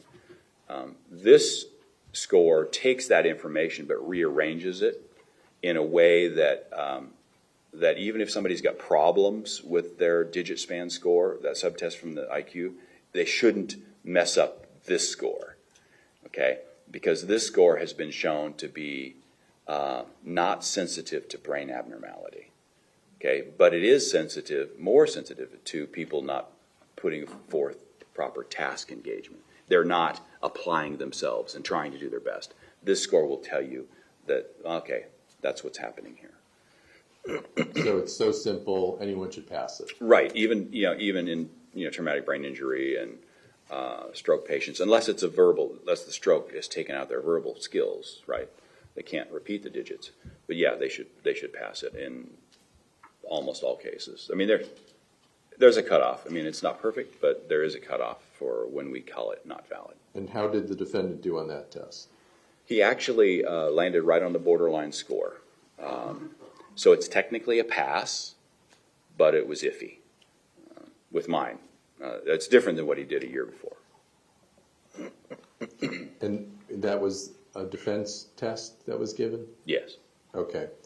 A year before it was given. Okay, and then did you give the same test? Yes. And how did he do on your test? Well, I'm sorry. My test, he landed on the borderline score. Okay. The year before, he failed it. It fell below that cutoff. He failed for the defense and fell on the borderline for you. Right. He improved a little bit with me a year later, but just by 1 digit. So it landed on the borderline. Okay, so what do your validity findings tell you about his results on other tests that you administer? We've been doing this for many, many years as far as neuropsychological testing, and across lots of different places, lots of different types of pathological conditions, all sorts of things. And we have come to understand that when people start to fail validity tests, and sometimes there are going to be multiple validity tests in a battery, like numerous ones. Sometimes they're just a couple. But once they start failing the validity tests, the other scores are lowered, okay? Because the validity tests tell you they're not putting forth their best effort on the testing, right? They're not trying to do well for whatever reason. And so the other cognitive testing is actually an underrepresentation of their real ability. The whole thing drops in a disorganized manner, okay? It's not predictably reliable how it's going to fall, but it does fall because they're not applying themselves consistently and appropriately on testing. And the more validity scales that failed, the lower this overall battery is going to be. So you can't trust it. It does not reflect a person's genuine ability. That's what it tells you. In plain words, was the defendant faking? In plain words, he was not trying to do good on the testing. And it takes clinical judgment to decide, well, was that because he didn't care? Was that because he was playing games with me for whatever reason? Or was that because he was trying to look impaired? That's a clinical judgment. And based on my clinical judgment, I believe it was because he was trying to look more impaired than he is. Did he also fail any validity testing done by the defense? Yes. There were freestanding validity tests administered. He passed those. But the embedded ones, like the reliable digit span I was just discussing, he failed that. And his score on the Ray complex figure, like I mentioned, was so poor as to be unbelievable. And it fell below cutoff for what would be considered a valid finding. And so there was indication of failed validity in that test battery as well. Just from the performance validity side, but there were indications in the symptom side as well. Okay, yesterday we talked, maybe too much, about symptom validity testing as well, correct? Yes. Okay, so can you just briefly remind the jury what kind of test is a symptom validity test, please? Yeah, let me contrast that with what we were just talking about. Performance validity is the validity of a person's performance, right? Are they trying to do their best in testing? Symptom validity is the validity of their self-report related to symptoms. It could be symptoms of anything, symptoms of memory problems, symptoms of psychiatric disorder or back pain, what have you. And so the symptom validity tests measure if they're exaggerating their self-report or minimizing their self-report, like I mentioned yesterday. Did you give several symptom validity tests? Well, I gave several psychological tests that measure a wide variety of difficulties that people commonly have. And inside those standardized measures are validity tests. That's pretty much standard in our field for any significant self-report instrument that measures mental health concerns, somatic cognitive concerns, what have you, body concerns, any sort of psychological test like that, will include validity scales. And all of the measures that were administered by me and Dr. Scott related to symptom report had validity scales in them. Can you define somatic? Somatic, yes. Pertaining to the body.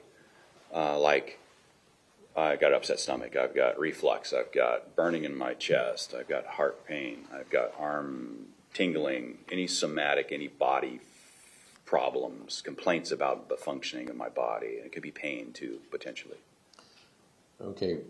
In general, how did he perform on these measures of his symptoms? Right. Out of 5 different measures that were administered, he grossly exaggerated on every one of them. Beyond debate on the validity scales were so elevated, they could not, for the most part, most of them could not be elevated any further than they were. Okay, if I can go to slide 8, please. So what is this testing? This is the Minnesota Multiphasic Personality Inventory, 3rd edition. Extremely commonly used tests. The MMPI has been around for years and years and years. Measures a wide variety of issues, psychological issues, like depression, anxiety, fearfulness. It also measures more severe psychiatric issues, hearing voices, strange beliefs, paranoia. And it also measures, there's items on here that measure, again, somatic body concerns, body worries, body aches and pains, self-report of that. And there's also items in here measuring complaints of memory problem and thinking problems, suicidal type issues. There's also items on here that correspond with things like, substance abuse history, tendency to have problems with alcohol, what have you, as well as aggressiveness or the opposite, dependency and fearfulness. All that kind of it's a big test, a lot of items. So if you were to get a valid score from this, what use is it to a neuropsychologist or a psychologist in diagnosing a person? That's a great question. It's important to use, in my opinion, because there are times when somebody can have such severe mental health problems. Let's take, for example, depression. Somebody who is very severely depressed. They're slowed down. They're severely depressed. Well, if you give them cognitive testing, sometimes their cognitive testing can be it's going to be slowed down too, right? Because there's some depression. And so if you include testing like this in there, you can say, oh, maybe, and if they scored in a proper way, it's suggesting it's valid, but severely depressed, and that is consistent with the presentation of the person I'm sitting with. They look depressed. And then the cognitive testing is unusually low across the board, and the pattern doesn't make sense for any particular neurologic problem, then that would make sense that it's the severe depression causing it. So these tests are very useful in neuropsychology. Even though they're not neuropsychological tests, they're psychological tests, but they help inform the results of the neuropsychological testing. And what were the results of the defendant's MMPI-3? As I noted, the MMPI-3, it has validity scales in it. And this, on the screen here, is the cover sheet for the validity portion of the software scoring generated report, the interpretive report. And you see across the top is the software telling me this protocol is invalid. Okay. First of all, that tells me you can't use the results of this test for normal scale interpretation, like depression, anxiety, paranoia, what have you, because it's not valid. And the reason it's not valid is because you can see across the line there's these different scales. And I'll just very quickly, very briefly mention what the scale measures. CRIN, VRIN, and TRIN all work together, and they verify that the person understood the statements that they were reading. You read the statements and you mark true or false for yourself. So that verifies that he could read the items and understood what they meant and responded based upon the content of the item. And those also tell me that he was consistent through all 335 items. Okay, that's good. On this test, is 50 a good number? I'm sorry, yes. 50, this is a T-score scale on the left. 50 is the mean average. It's the good score. It's perfectly what you expect. Okay. So those three scores right there, right around 50, tell me that he understood the items, he could read it, he responded based upon what the item content said, and that he was consistent throughout the test. That means he wasn't too impaired to take the test, if that makes sense. And F? Yeah, the problem is... Sorry, one at a time. I didn't get the question. F and FP? Yes. The problem now comes in the rest of it. F is a scale that measures a wide variety of severe complaints that are not commonly, they're infrequently endorsed, okay, in real patients. And so if that score is elevated, it could mean that the person's under a lot of emotional distress, if it's elevated a little bit. But once it gets above a certain cutoff, it becomes, it now tells me that it's over-exaggerating. And his F of 120 is as bad as it can possibly be. You see on the top of the scale, these little lines are like 3 little dashes side by side, and there's some at the bottom as well. That corresponds with the number of raw items that you have to endorse. Okay, so if you bump up against that top line, that means you endorsed every single item on that scale. Okay, and F is extremely elevated. That would mean this protocol is invalid. The scale next to it, FP, tells me a little bit more about the nature of his endorsements. FP are bizarre psychiatric problems that even severely psychotic patients don't endorse very often. And his score is not up to the maximum, but it's over a 100. It's high enough to tell me that he's grossly exaggerating severe mental illness in this test. Now, if he had those psychiatric conditions, would it be immediately noticeable to you? Oh, absolutely. Yeah. Somebody who is first of all, even somebody who's severely psychotic would not endorse that high. But they also would be unable to create a consistent profile, right? Being able to sit down and take the time to read all 335 items and respond that way, there's no way. That would not happen. Okay. Then the other scale, if I can, FS is for somatic bodily related issues. That's elevated also, so he's endorsing too many problems with his body. That doesn't make sense. And then FBS is elevated to a lesser degree, but is still elevated. FBS is a scale that measures cognitive complaints, memory complaints, things like that. And then RBS is strictly memory complaints kind of questions. That is also elevated. So what we see from this overall profile is he's grossly exaggerating very severe psychiatric problems as well as somatic concerns, body concerns, cognitive concerns, and memory complaints. Okay, if we can go to the next slide. Yes. This is the... okay, this is also a little confusing. Yeah, and I don't need to explain all of it, but there's just a little bit of it I'll explain. First of all, this is the personality assessment inventory. It's another test similar to the MMPI. It measures a wide variety of psychological disorders and problems.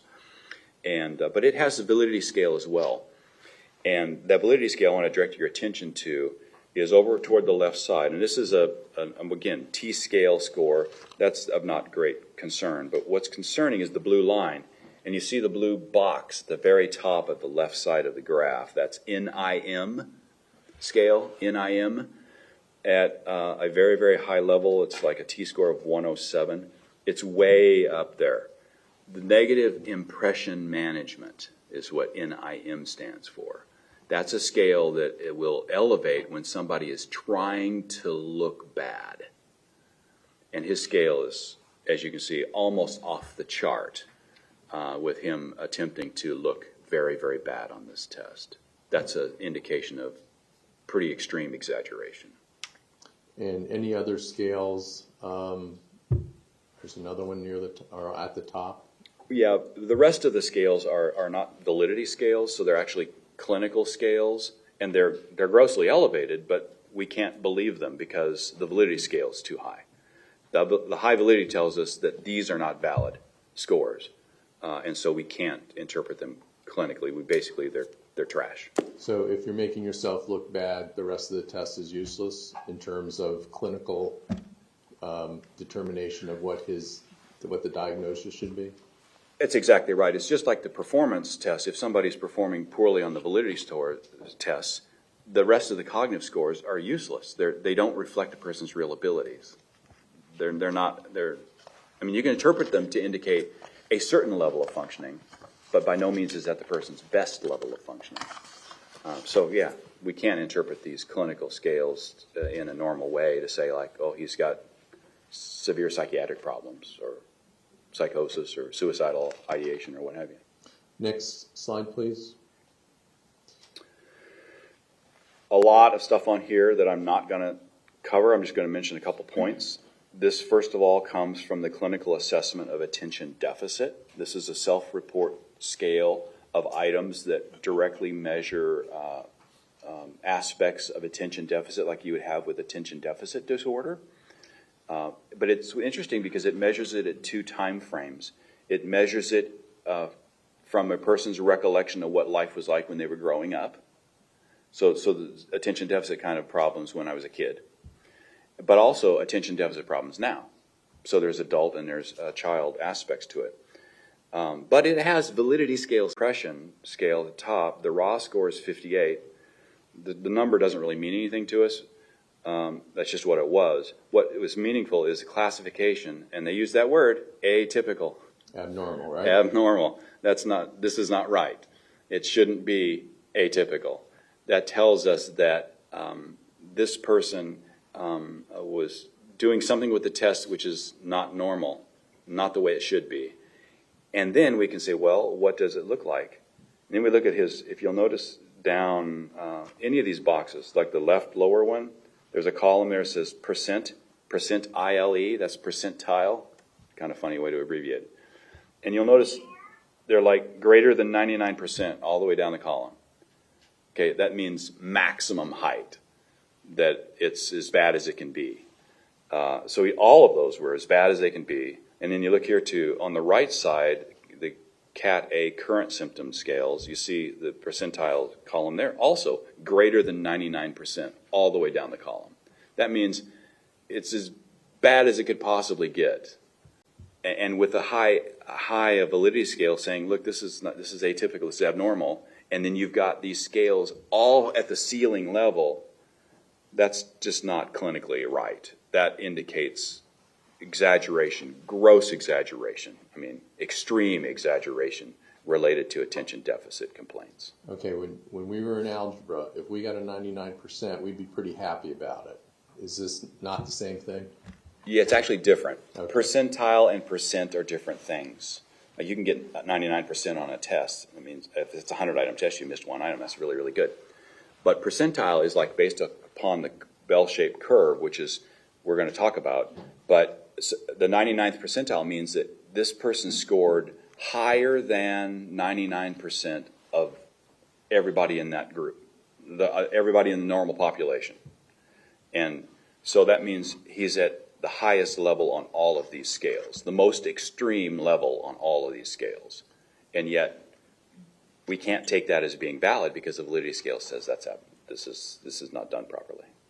99%, but not in a good way. Not in a good way, no. This is the most extreme impairment in attention deficit seen in the history of the world. That's the level of impairment here. It's just extreme high. It's maxed out on all the way across the board. Okay. And in your opinion, is it a valid test? Absolutely not. It takes time and focused attention to actually fill out the paperwork, to answer the items.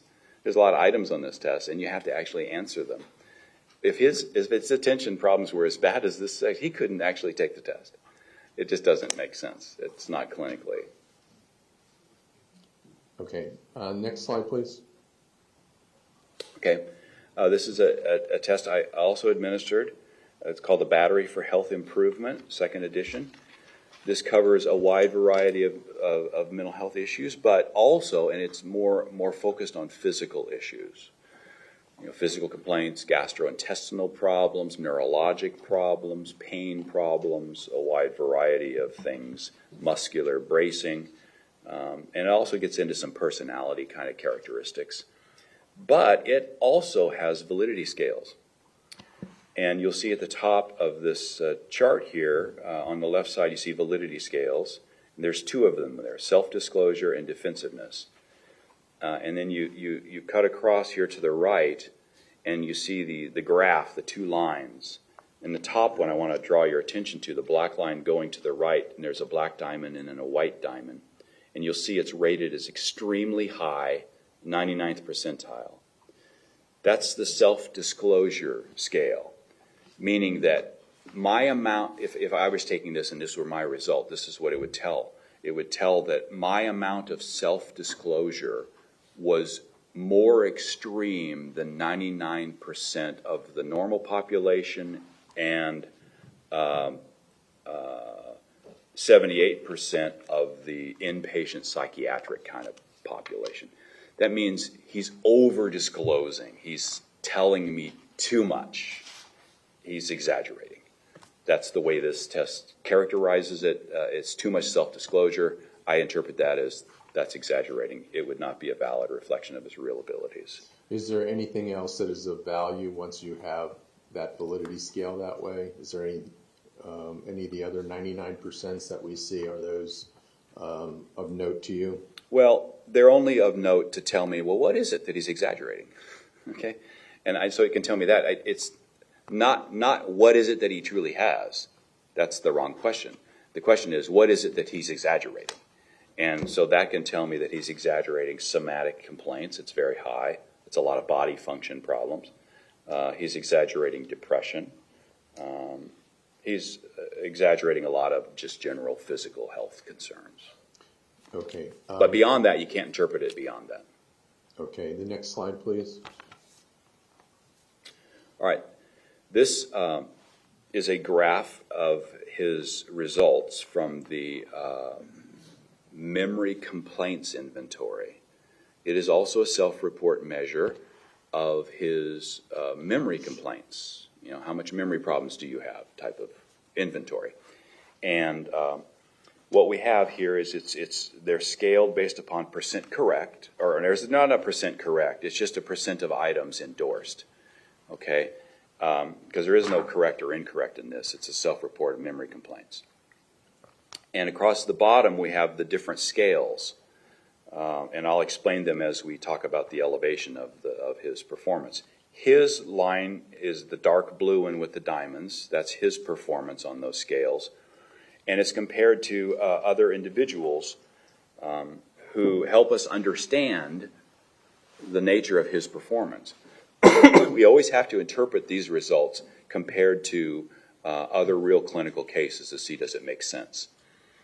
And so his is in the blue. The green line at the top, these are patients who are faking.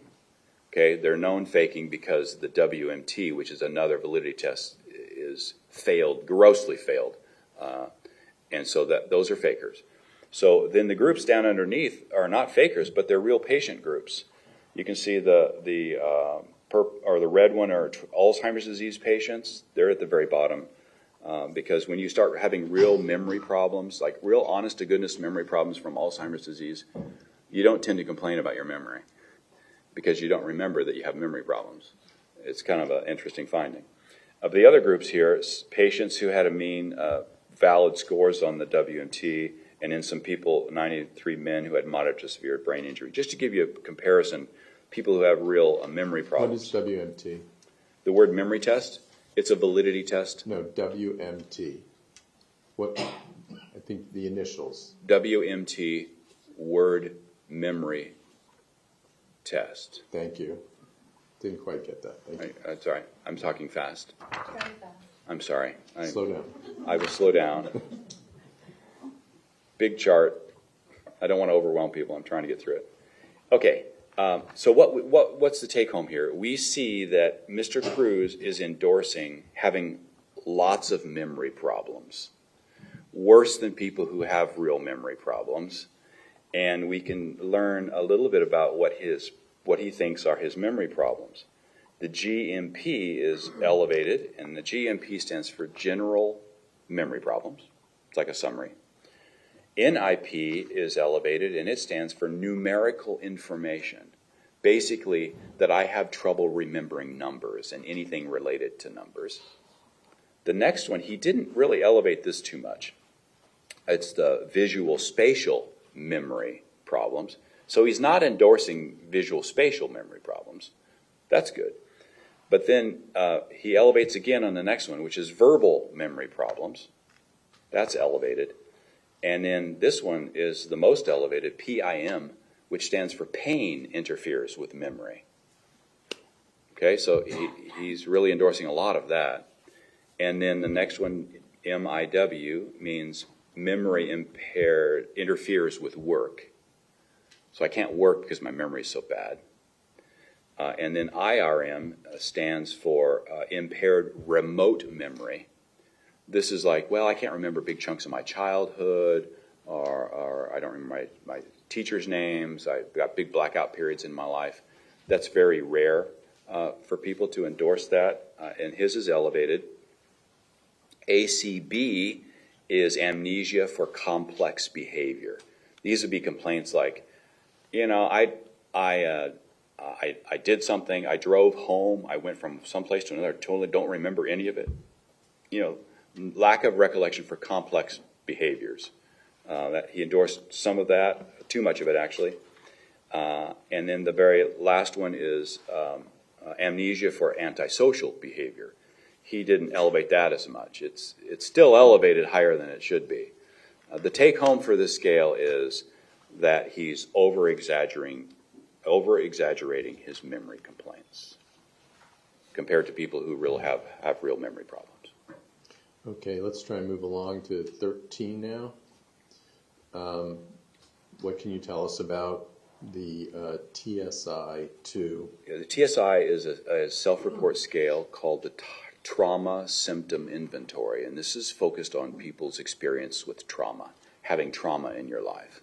And that trauma could be anything from a car accident or seeing something bad or being a recipient of abuse or violence against you, some kind of trauma. It could be military trauma, battleground trauma, things like that as well. So it could relate like post-traumatic stress disorder, that sort of thing, those kind of issues. But this also has a validity scale, thank goodness.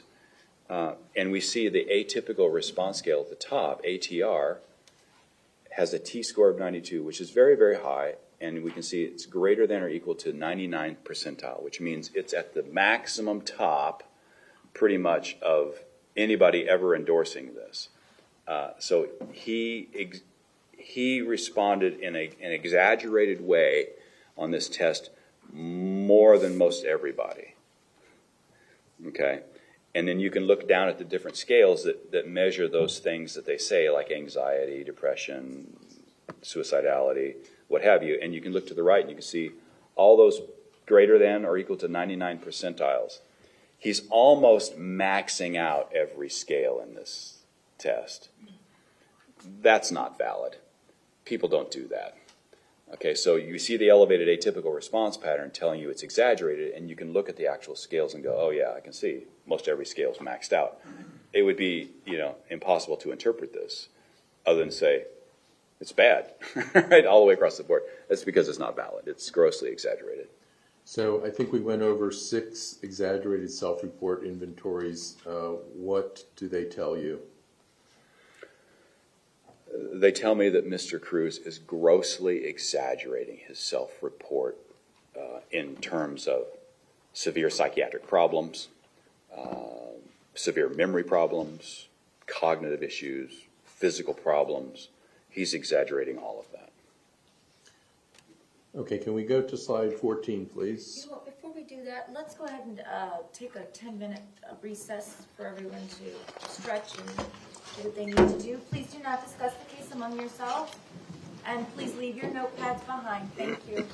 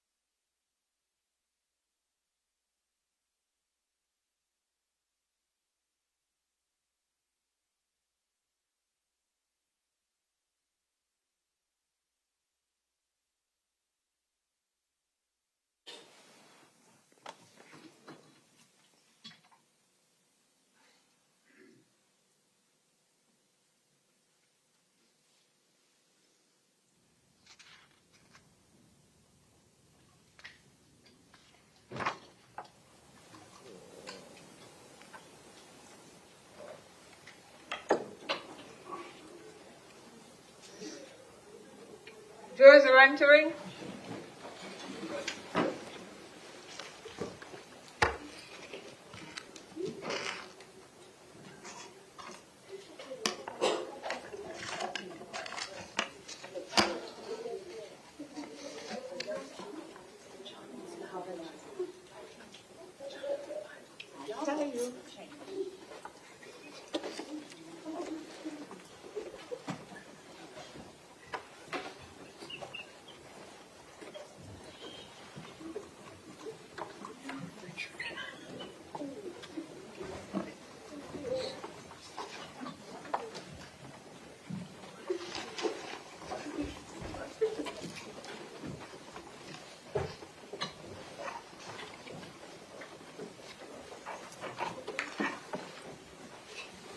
Okay, the jurors are present. Everyone else may be seated. State, you may continue when you're ready. Thank you, Your Honor. Dr. Denny, I'm now going to move away from the validity testing into the domains. Okay? Yes. And so first one I want to talk about is intellectual functioning. In front of you is slide 14. You see that? Yes, I do. Okay. Can you tell us where did you prepared this, correct? Well, actually, it's one of Dr. Connor's slides. Yes, I didn't mean to imply it wasn't. You prepared this in terms of for your PowerPoint presentation. Yes. Okay, and you made a change on it. Right. I put it in here simply because it was an easy way to graph the intelligence domain scores for my testing, as well as what was obtained a year previously. And you see on the center, well, the left is intellectual functioning. That's just the topic. Then the center column is the WAIS-4. These are the scores that were obtained from the Wechsler Adult Intelligence Scale back in April 2021. When Okay, can I stop here a second? WAIS-4 and RIAS, I think. Those are both IQ tests? Yeah, that's exactly where I was going. The WAIS-4 is the IQ test that was administered in April, and the RIAS is a different IQ test, but an IQ test nonetheless, that I administered in 2022. And then the scores underneath, I'll explain what the acronyms mean. Under the WAIS-4, we see VCI, that stands for Verbal Comprehension Index. So it's a summary index of the verbal-related subtests. And then underneath that is the PRI, which is Perceptual Reasoning. That's a summary index of the nonverbal subtests like visual spatial reasoning, problem solving, things like that. But they're not real verbal-oriented tests. They're more like puzzles and things. And then there's the full-scale IQ below that. So that's the WAIS-4. The RIAS, they've got a little bit different acronyms, but they're measuring the same construct, the same concept underneath it. VIX stands for Verbal Intelligence Quotients, and then the NIX is for nonverbal. So again, they're both measuring the same constructs. They just call them differently. And they are different tests, so it's not a one-to-one comparison, but they are measuring the same basic idea. And then the CIX would be the composite, the overall summary. It'd be like a full-scale IQ score. So what we have, and the reason why, so what I had got, what I obtained in March of 2022 was Mr. Cruz obtained a verbal IQ of 60 and then a nonverbal IQ of 101, and then the combined composite was 78. 101, and these are IQ scores, so they are scaled on a bell-shaped curve, right? And 100 is the perfect middle, my 50th percentile.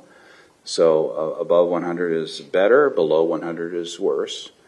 And he achieved a 101 on the nonverbal intelligence, right at the 50th, right just above the 50th percentile. But his verbal index was very, very low, 60th percentile. And so why I have this slide the way it is because it's directly contrasting his performance a year before. And you'll notice that a year before, his verbal comprehension index, his verbal score was 93, which is in the average range. But then a year later, his verbal skills dropped to what would be called exceptionally low range now. That's a big difference, and in the wrong and in a bad direction. Okay, it shouldn't change substantially. And we can compare the opposite. Perceptual reasoning index in the WACE a year ago was 82, which is the low average range. That actually improved. On the nonverbal now it's 101 in the average range. The full scale IQ of 83 on the WACE and the comprehensive or composite index of 78, while they're in different, they look a little different, one's 70s, one's in 80s, they're actually very close and they are probably pretty consistent. Then the bottom there is, Dr. Connor wrote domain splits, and we're going to get into that more. But over on the right, he summarized, is there a difference between the top two? He said, no, it didn't improve. He actually said it was worse, and we can see it's a strikingly worse score. And then he's saying that, no, there's no real difference between the 82 and the 101. I would say, actually, it's higher, okay? And then but the 83 and the 78 for the comprehensive full-scale IQ, I think they're both about the same, within error. These scores are not like set in concrete. There's error around them, so they're an estimate of what the real score would be. But they're pretty even. That's pretty close. But the issue of domain splits, I think there are domain splits. You can see the domain split in his, where you've got a 93 versus an 82. That's a small split. I wouldn't say it's a very big one at all. But with the RIAS, you can see an even bigger split, 60 versus 101. That's a huge difference. But what's striking, and this slide shows us, is that the splits go in the opposite direction. A year ago, he was better with his verbal than the nonverbal.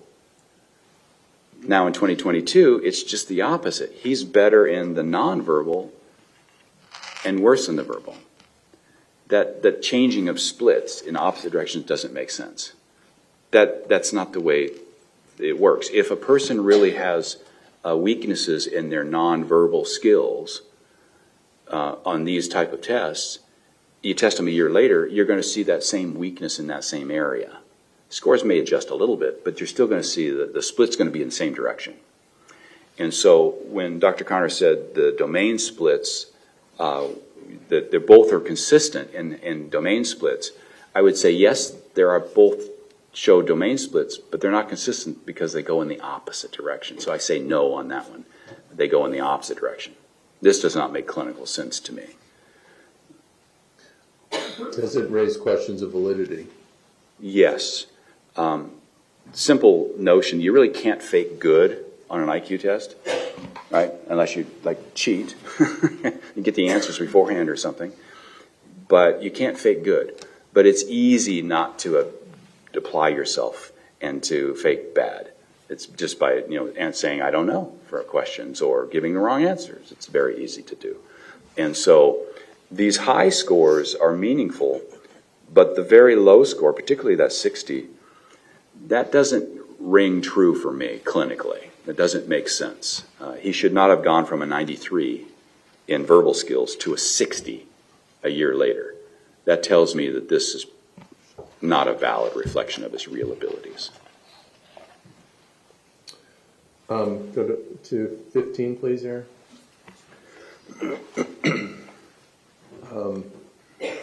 So please tell the jury about these other cognitive test results for the defendant. These are the results of my neuropsychological battery. On the left, you can see the domain headings, where the tests fall under what domain. And then you can see the tests that fell in that domain. Then there's the Z-scores, which is just the standard scores. And then the percentiles, which are calculated based upon the software program. Well, it depends on the test, but it's for the scores based upon typically age and education. Then there's the classification of where that score falls on a bell-shaped curve, whether it's average, above average, below average, low average, exceedingly low, what have you. And then on the right column, I put in there my own opinion regarding whether that score is valid or not. Okay, I believe you testified earlier about the Ray complex figure being not valid. Right. He scored so poorly. He scored below the cutoff for accepting that test as a valid reflection of his real abilities. And so there's that falling below the cutoff, but it's also not consistent with the kind of things I would see in real life with Mr. Cruz. There's some inconsistencies there that we'll probably get into. So yeah, that's not a valid reflection of his ability. And the other scores further down that you see where I say very likely invalid, those are scores that come off that Ray copy. The way the test works is you copy the figure first, and then 3 minutes later I have you draw it from memory. And then like 30 minutes later, I have you draw it for me again. And I never give any warning that I'm going to do that. And so those scores, if you don't pay attention to the copy and copy the figure appropriately the first time, your memory scores are going to be bad. And so if this copy score is invalid, in my opinion, the other scores are probably not worth relying on either. They're as a reflection of his real ability. It's underrepresenting his real skills. Okay, so when you, well, before I go to this next exhibit, on this 15, this slide, you have RCFT immediate. What does RCFT stand for? Yeah, I'm sorry. That R stands for the Ray. RC is the Ray complex figure test, RCFT. And those are the ones that relate to that Ray complex figure copy. I just didn't write copy there. Okay, so they're part of the same test. It's the same, you said geometric figure.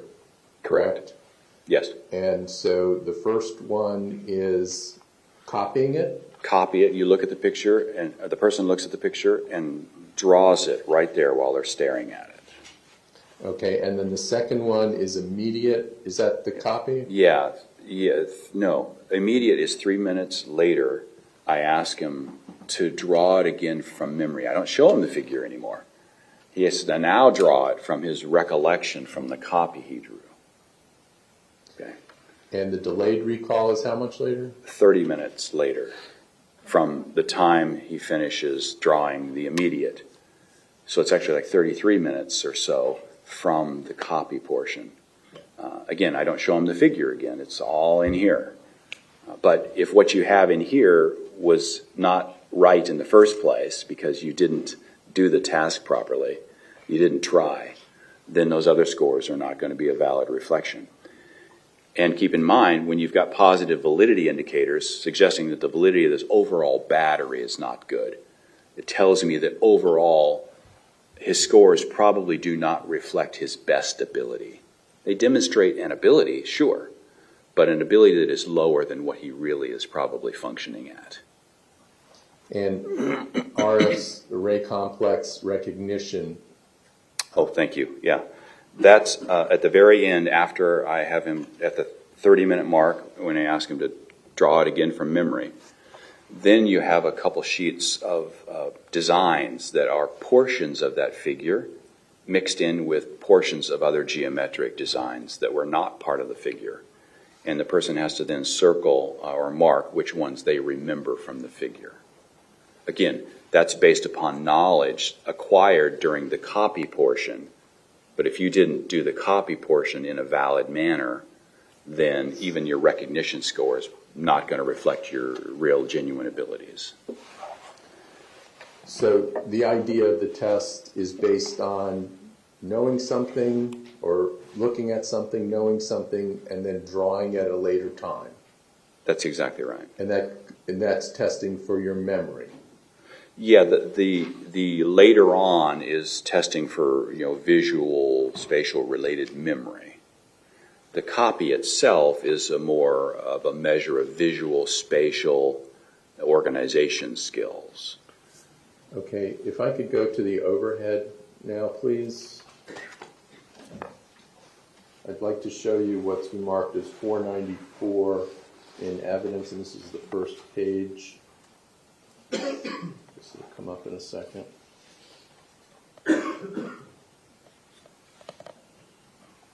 And these are drawings from the jail that were taken from the defendant's cell. Is there anything useful to you about this drawing in reference to his memory and drawing? Yeah, not so much memory, but visual spatial skill. The ray complex figure, when you have somebody draw geometric designs, what you're looking for is, can they reproduce that design in an accurate manner? Not necessarily all the detail, but the nature of the drawing. Does it line up consistently from top to bottom? Like, does the top part of the figure line up with the bottom part of the figure on a vertical line? But you also look at across the horizontal line and say, do things line up this way? So if you're drawing something and it looks like this, that would be the kind of thing you would see with a visual spatial construction problem, brain problem. Or if it's like this, but it's off and it doesn't match up, things don't fit, they look like it's warped or messed up this way, that's a loss of what's called a gestalt. The overall image doesn't reproduce correctly. And that would be an indication of visual spatial abnormality, a problem. And remember, he scored very, very poorly on the ray complex figure, really poorly. And so if that's a genuine result, if he really has that bad a visual spatial skill, he should not be able to draw anything in a good two-dimensional or three-dimensional-esque type of a picture that's lined up evenly and fits together nicely. So the reason this is important to me is because the drawing of this firearm is proportionate. If you look at it up and down, things are lined up properly. If you look this way, it's lined up properly. Everything's put on there in a reasonably good approximation of what it really looks like. That's a good visual spatial skill right there. And that's not consistent with the very poor visual spatial performance on the ray complex figure.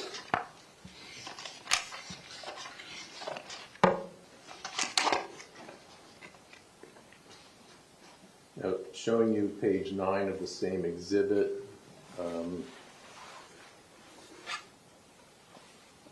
if you want me to zero in on any one, please tell me if you find any. The bottom third of it would be what I would like to focus on. Little higher up. Okay, thank you. Again, what we see here are drawings of geometric shapes that resemble something. And particularly the bottom right-hand corner, that drawing of what he has labeled an AK-47 is a really pretty accurate drawing. And from a visual spatial perspective, again, it lines up this way, it lines up that way, it has a gestalt overall picture that looks like what it's supposed to look like. To the left, the shotgun also looks very together. It's somebody who has a visual spatial abnormality in the right parietal part of their brain that would cause them to not be able to draw a complex figure properly can't draw this. It's not consistent. These would have been warped in their picture. It would have looked distorted, but they don't. That's an inconsistency between the test finding and what I would say is real-world functioning. That is, just drawing in the outside the testing room. And that inconsistency tells me that it's my test result that's not accurate. Okay. The fact that these are, it's not the same drawing, and they're identified below, that they're drawings of different weapons and they look different, correct? Yes. Is that important to you? Not really, no. It could be a drawing of anything. Okay. It's the issue of, does the drawing, does it fit together properly on its own? Does it line up in a sort of a vertical line? Does it line up on a horizontal line? Or is it warped and skewed in a way that it's almost unrecognizable? They could be primitive-looking pictures. That's fine. I don't care about that. That doesn't matter. It's the geometric three-dimensionality of it. Does that hold together? And if it does, that's a sign of good visual spatial integration. And that part of the brain that requires that, or that part of the brain that has that skill, is actually functioning properly. Okay, can I have the slide back again, please?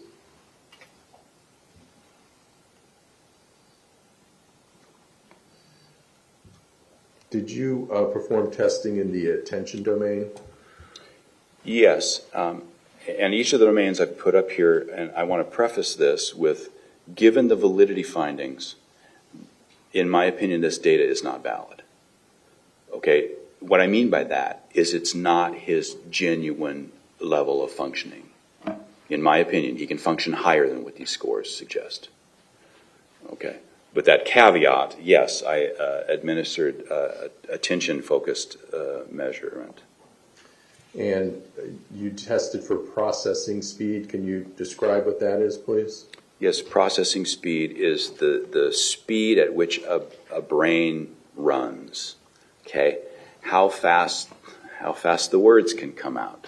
Okay, that's fast speed of mental processing. How fast you can comprehend my fast words. That's fast mental processing speed. Brain problems often result in slowed processing speed.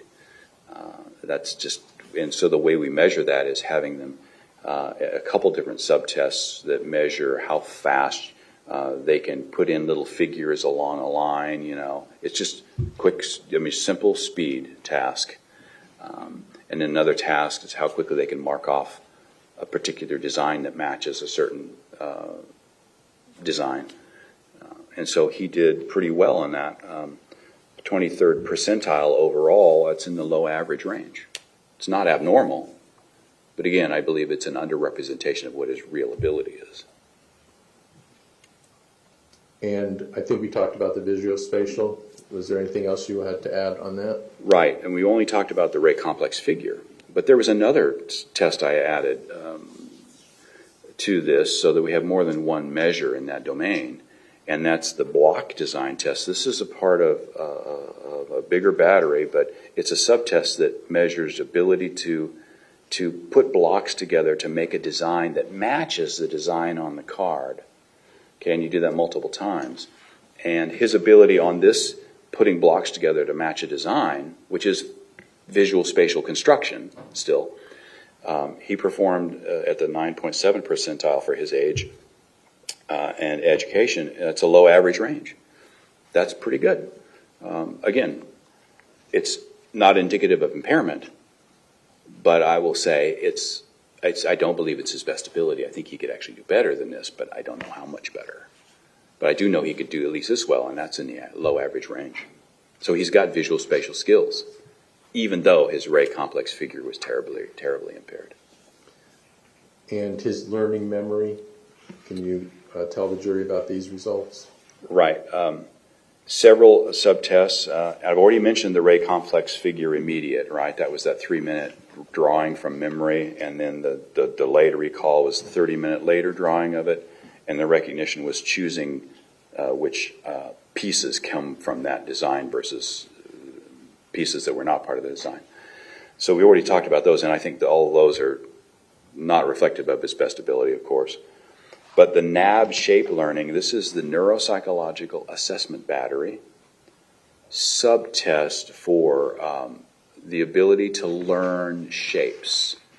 You show them different shapes that are not, they're just abstract shapes, so you can't like put a name to it per se, because it's supposed to be nonverbal. It's an abstract shape, and then you show them multiple shapes in a series and tell them to remember these. Okay, so they're looking at and you show them for 3 seconds each. You go through the whole series, And then you show them another page that has 4 different options, one of which is the correct one.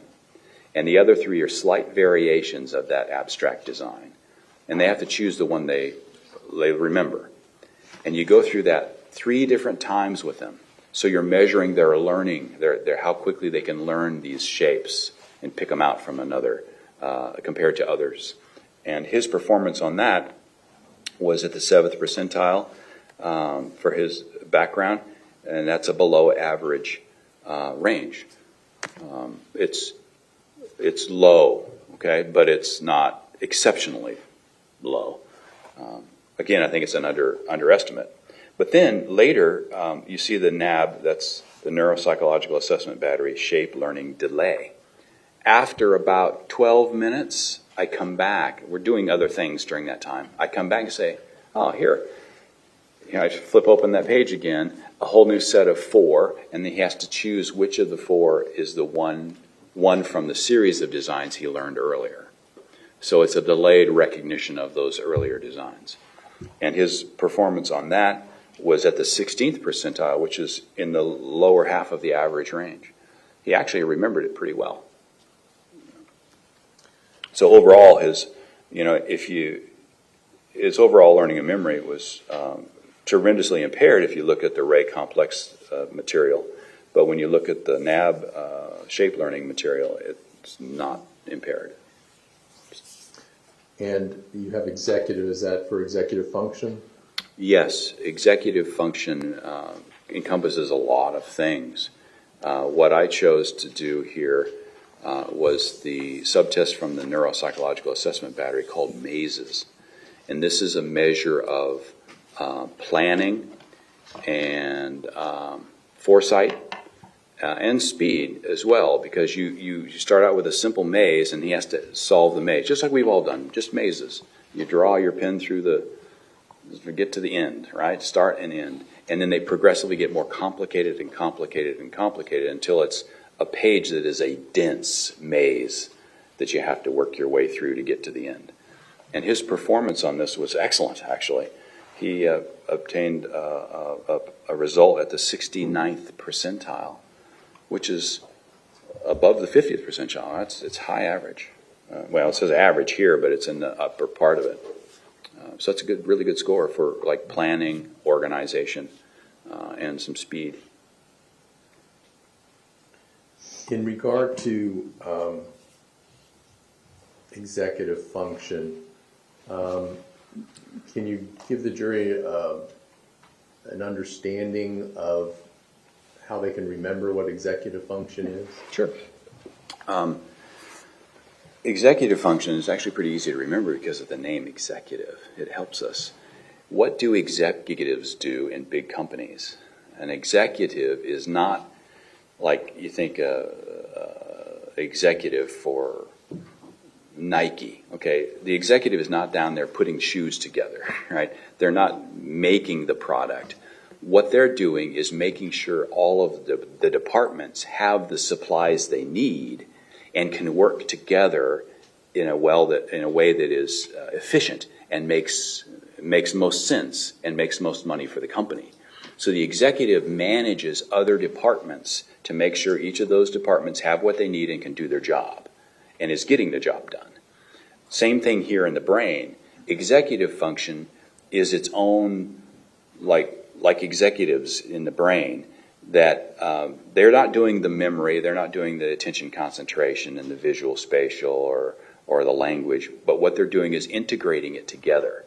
And so things that fall under the executive category are like planning, organizing, abstract reasoning, judgment, problem solving, mental flexibility, being able to start something and realize, oh, this is not working well, I need to change my plan. That sort of thing. That's all executive function. Would executive function be involved in the decision to what time you would order an Uber, what you would say to the Uber driver as to where you were going, even maybe telling them something that wasn't true, like I'm going to orchestra? texting with two people, listening to music at the same time, giving directions to the driver, would those be executive function abilities? All of this happening at the same time? Yes. That would be multitasking. And multitasking is an executive function. To be able to juggle multiple things at the same time. Okay, I got the timer running over here, I've got this in the oven, I got this happening over here, I got this going on, and I got to do this, oh, and I got to feed the dog. I'm juggling multiple things and getting them done in the right order. Yes, that's executive function. You mentioned something yesterday about real world trumping testing. Yeah, real world function always trumps psychological test results. So if I have a test result that looks very, very impaired, but the real world functioning demonstrates the ability that this test measures, one of them's got to give. And it's the real world doesn't give. The test data is wrong. That's what that means. If I can show you 16 now, slide 16. What is this? This is the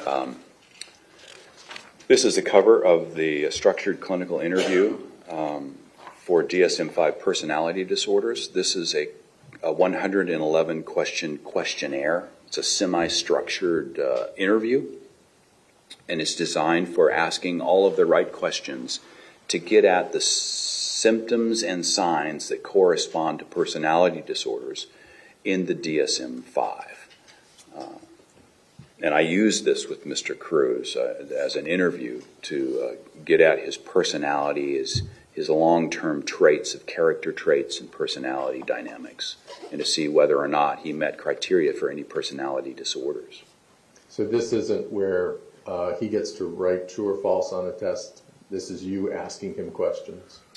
That's exactly right. It's a semi-structured interview. I've got the protocol in front of me, and I'm reading the questions and of him, and as he answers, I'm rating it, but it's flexible. I'm allowed to ask extra questions to flesh out that area, and then rate it, and then move on through the questionnaire. And as a result of giving that test, what was your opinion?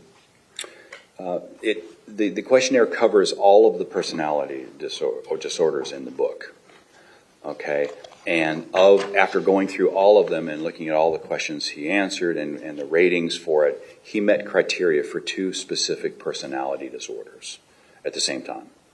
One of them is borderline personality disorder, and the other is antisocial personality disorder. Okay, we'll go into those a little bit more later, but did you have the opportunity to view the testimony of Dr. Connor? Yes, I did. Are there important issues about neuropsychological assessment in general that you think are important for the jury to better understand the meaning of the neuropsychological testing results? Yes, there are, and I'm going to have to explain some things that help you understand how neuropsychological testing works and how it is that we can come to conclusions based on this data. Okay, can we go to the next slide, please? So, can you please explain this bell curve? Sure. This is the classic bell curve. We're all probably familiar with it. But let me point out some things on this. There's different scales across the bottom. And you'll see there's like percentile ranks at the bottom. And so if you imagine this bell-shaped curve is like a big mound of gravel or something, right? It's tall in the middle, and then it gradually goes out on the sides. And you can, if a score falls on this scale from very, very low to very, very high, if it falls at the mean or the 50% mark, okay, so that means that the score fell at the place that is at or better than 50% of the, I used gravel, it's a bad analogy, I should say just scores, a pile of scores, okay? And so that score fell at 50th percentile, meaning the 50th percentile is that's as good as 50% of the scores, okay? It's halfway through it. If somebody scored like a SAT, they got a perfect score on the SAT, that would be at the very far right, way at the top of this, and that would be beyond the 99th percentile, meaning the person scored better than 99% of people taking this test. That's what that means. And so we see T-scores right above it. We've talked about T-scores some. They're used in our tests. Its mean is 50, and the standard deviation. Let me briefly mention standard deviation. The mean is where the pile mounds up at the top, right? Big pile of gravel. That's the top. But the standard deviation is the average differences of scores from that mean. Okay, everything in life creates this pattern. The bell-shaped curve, believe it or not, is like one of the primary reflections of life. Sounds mystical, but it's bizarrely true. You can take a tree of oak leaves. I'm going to measure all the oak leaves, and I'm going to write down the measurements of every oak leaf. It's going to create a bell-shaped curve, right? There will be a mean, and there's going to be standard deviations. I can measure every length of every tuna in the ocean. It's going to be a bell-shaped curve. Everything reflects a bell-shaped curve that's natural. And so that's what this curve is. And we use this curve to put scores in relationship to norms, what a normal population is like. And so for an IQ, for example, an IQ of 100, we know that to be the average score of an IQ. That's right dead center. So what we've got is 100, and that you see that's the mound there. It's the average score, and that's the 50th percentile. If somebody got a 115 on the IQ, that's the standard score at the top. That 115, that would be equal to one standard deviation above the mean, okay?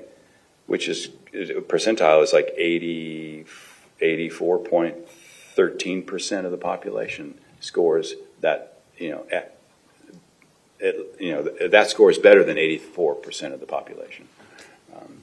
And then, so that's the bell-shaped curve. Now the colored bands on top come from the American Academy of Clinical Neuropsychology. Just a couple of years ago, a group got together from the American Academy of Clinical Neuropsychology to create standardized labels. Because over the history of neuropsychology, multiple different labeling systems have been used. Mild, moderate, severe, below average, borderline, various different terms, and it's gotten confusing because different tests oftentimes will propose different labelings. So what was done is to create a uniform labeling system, and that's what we use now in clinical neuropsychology to help communicate better.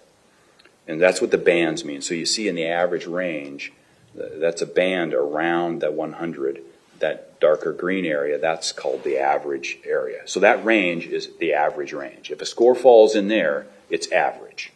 It's labeled average. If a score falls above that, around the 115, you can see that high average range. And then there's a higher range called above average range, and then there's the exceptionally high range. Same thing going the other way on the bell-shaped curve. We've got a low average range, and then we've got a below average range, and then we have the exceptionally low range. This is how all of our scores are going to be characterized, where they fall in here. So when I test somebody, I give them a test, I take his score, and his raw score then gets put into norms, which is the population, right? And I see how his score falls out in the norms. It gets translated into a standard score. That could be an IQ score, or a T score or a Z score. And you can see how that falls on this thing, on this bell-shaped curve. And then you can classify whether that score is average, low average, above average, exceptionally low, what have you.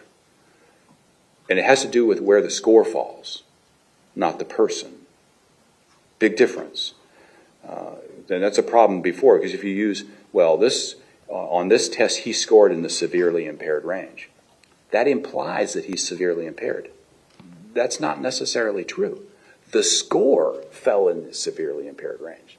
But that doesn't mean the person is. It's different. And that's why we like changing to these labels, because they don't imply that. The score fell in the exceptionally low range. That does not automatically mean that somebody has impairment.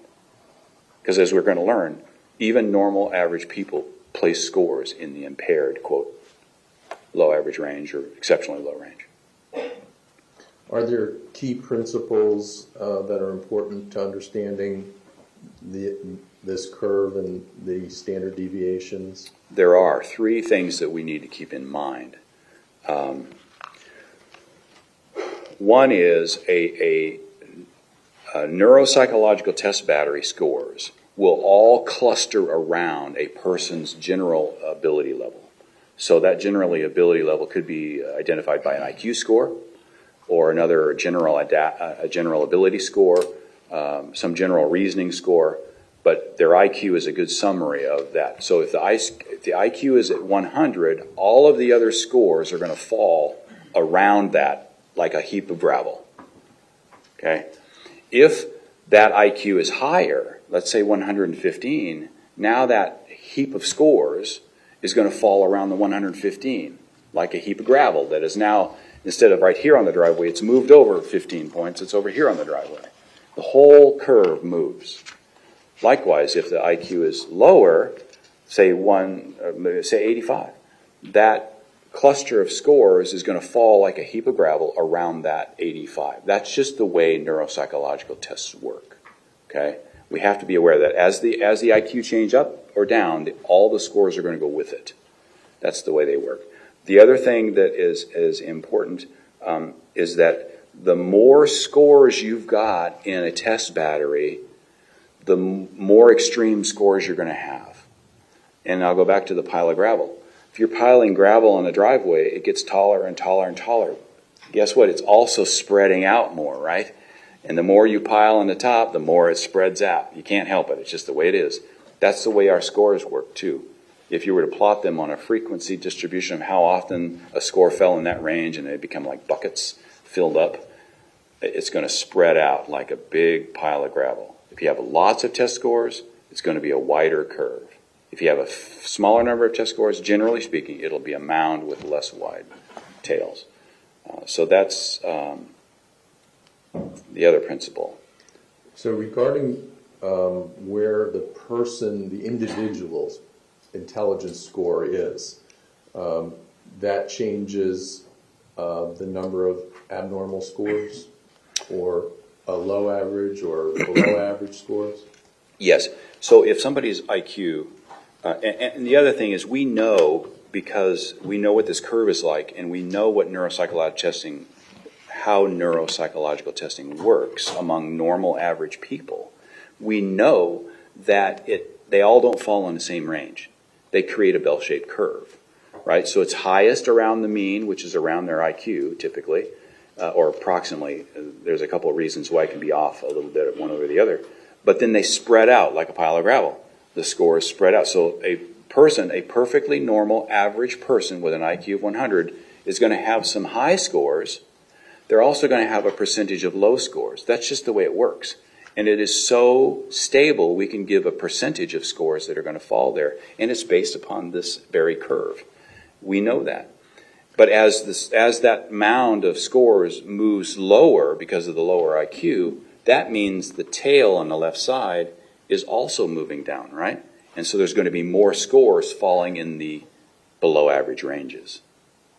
Okay, we'll get to that more later, but let me go to 18 now, please. Now, whose slide was this originally? This is Dr. Connor's slide of the test scores that he chose to put on the graph. And you can see several things here I want to point out. It's a scale, and this is called the Z scale, but it's the same thing what we just saw on the bell-shaped curve. Okay, so it's like the scale across the bottom, but in this instance, 0 is where the average is, where the mean is. Okay, that's be like an IQ of 100. So that's where the middle of the bell-shaped curve is.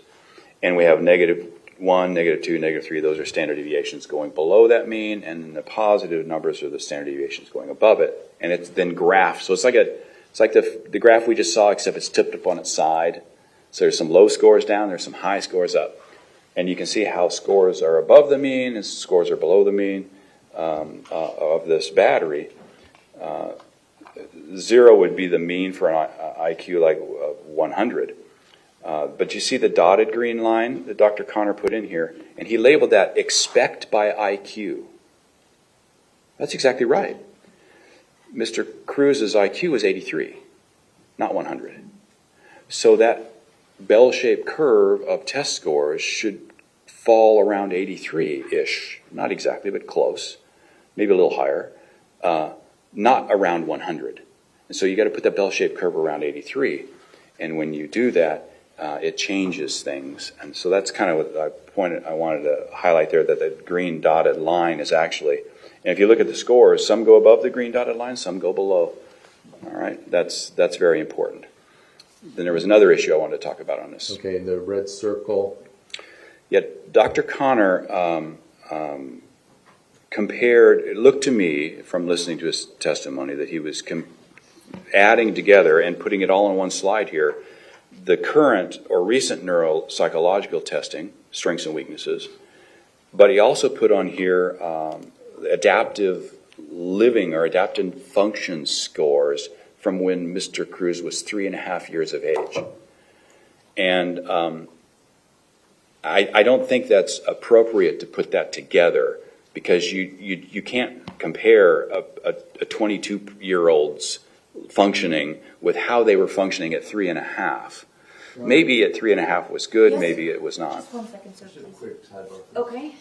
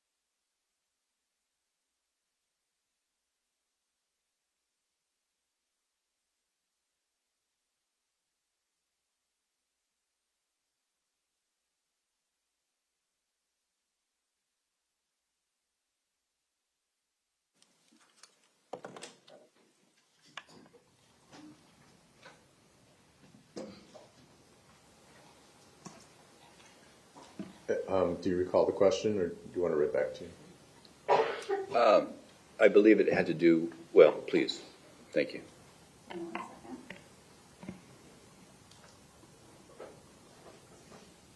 The last question was, and the red circle, and you said, yeah. Dr. Connor compared it. It looked to me from listening to his testimony that he was adding together and putting together on one slide the current or recent neurological testing strengths and weaknesses. He also put on here adaptive functioning scores. So Mr. Cruz was 3.5 years of age. I don't think that's appropriate to put that together, because you can't compare a 22-year-old's functioning and how they were functioning with a 3.5-year-old. Maybe a 3.5 was good, but maybe, and then Mr. Secor said a quick sidebar, please. Thank you. Yeah, putting this on one slide is clearly a comparison or contrasting and seeing how it lines up. And a person can be advanced or delayed at 3.5 years of age, but that doesn't hold true for a person at 22 years of age. I mean, it might, but it doesn't mean it does. And so that's I think, not a fair comparison. Okay, next slide, please.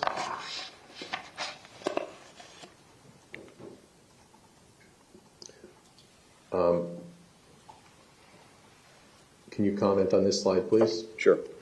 This is a graph that Dr. Connor created, and it just included executive function scores on the left, but then adaptive function, and some of these were actually administered contemporaneously, like recently when he was an adult.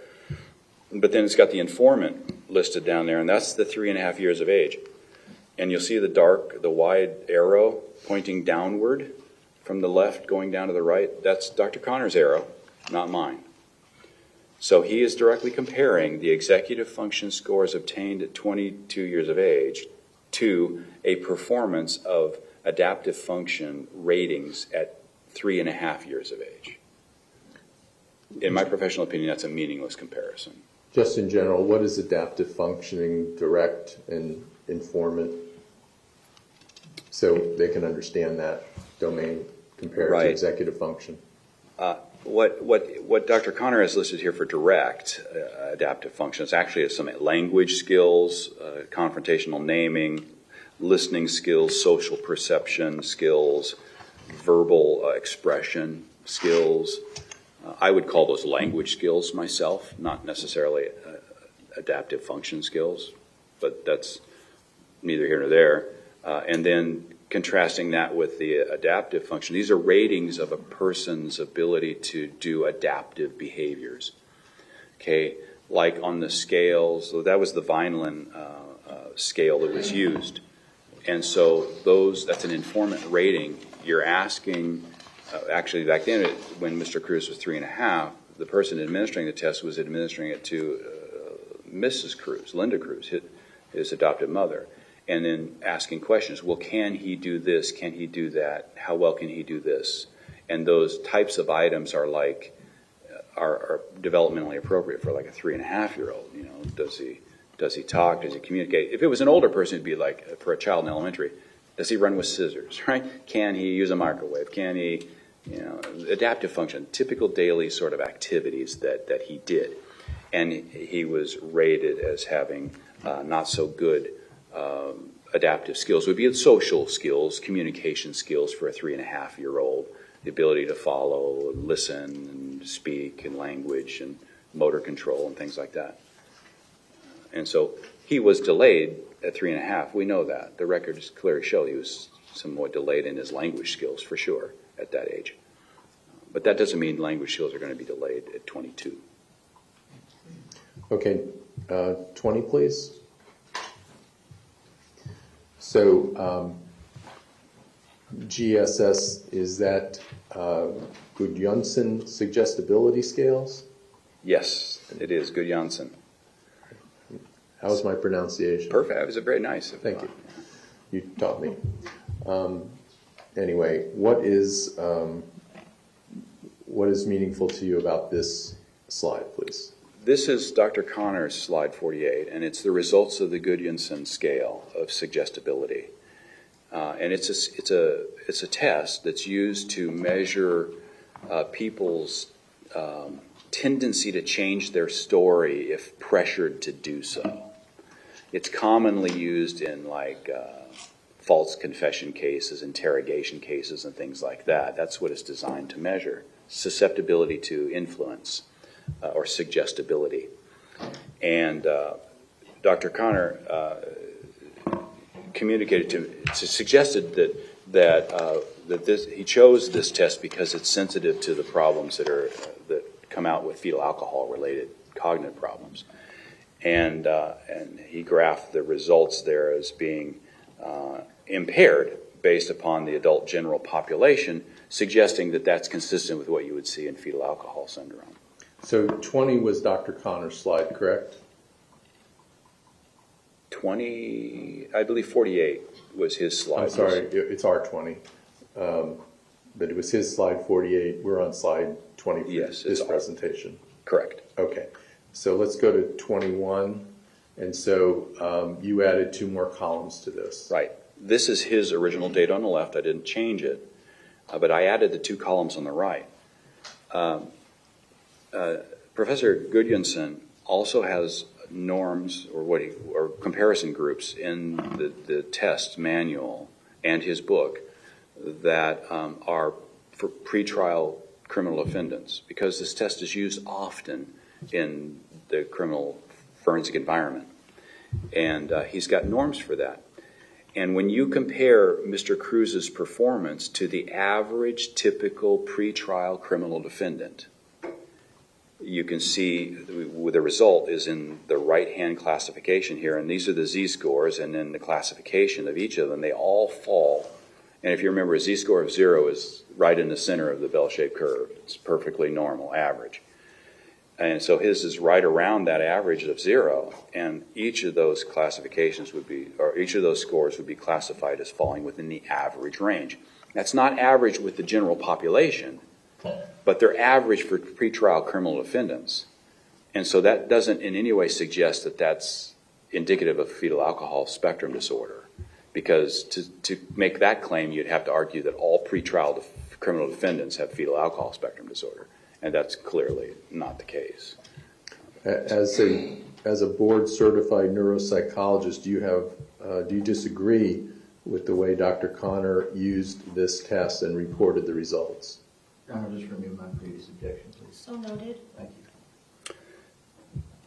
Yes, I disagree. I think what he did would be perfectly fine if you were looking at suggestibility in general for a person, how suggestible are they? But then to kind of carry it over and suggest to others that that's indicative of fetal alcohol spectrum disorder, that's not correct. You would have to show that these scores differentiate fetal alcohol syndrome or spectrum disorders from other pretrial criminal defendants, and they don't.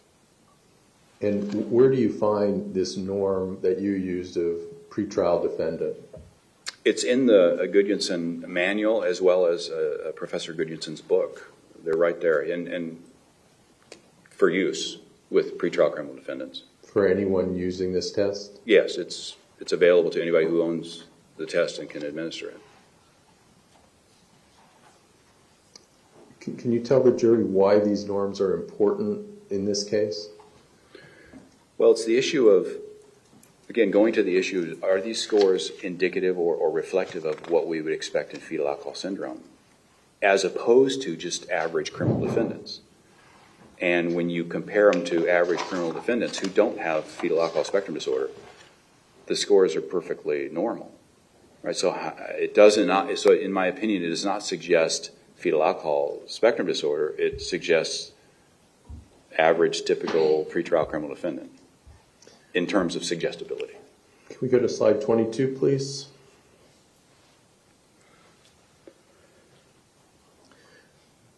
Can you please explain this slide? Yeah, this is, again, Dr. Connor's original graph of scores that he plotted. But what I've done is I've circled the Gudjonson suggestibility scores, and as a part of the Gudjonson test, there's a little bit of a memory component. Usually that memory score is not used as a memory test. It's only a component to get at the suggestibility stuff, because that's what the test is really designed to do. But beside that point, I circled those scores, and then I put in the stars above it. That's where those scores would fall if you used pretrial criminal defendants as a norm instead of the general population. So again, if you're looking at does he have suggestibility, you look at the general population norms. But if you're looking at does this pattern of performance on the Gudjonson suggest fetal alcohol spectrum disorder, then you would have to compare that to pretrial criminal defendants. And the result is no, they're normal scores for pretrial defendants. Slide 23, please. Okay, so now what is this slide? What is it for? All right, I put this in the presentation because this is, again, Dr. Connor's original graph where he said there were deficits in 9 out of 11 different domains. And you'll see the scores he plotted. He graphed 79 scores out of the neuropsych test battery that was done by defense.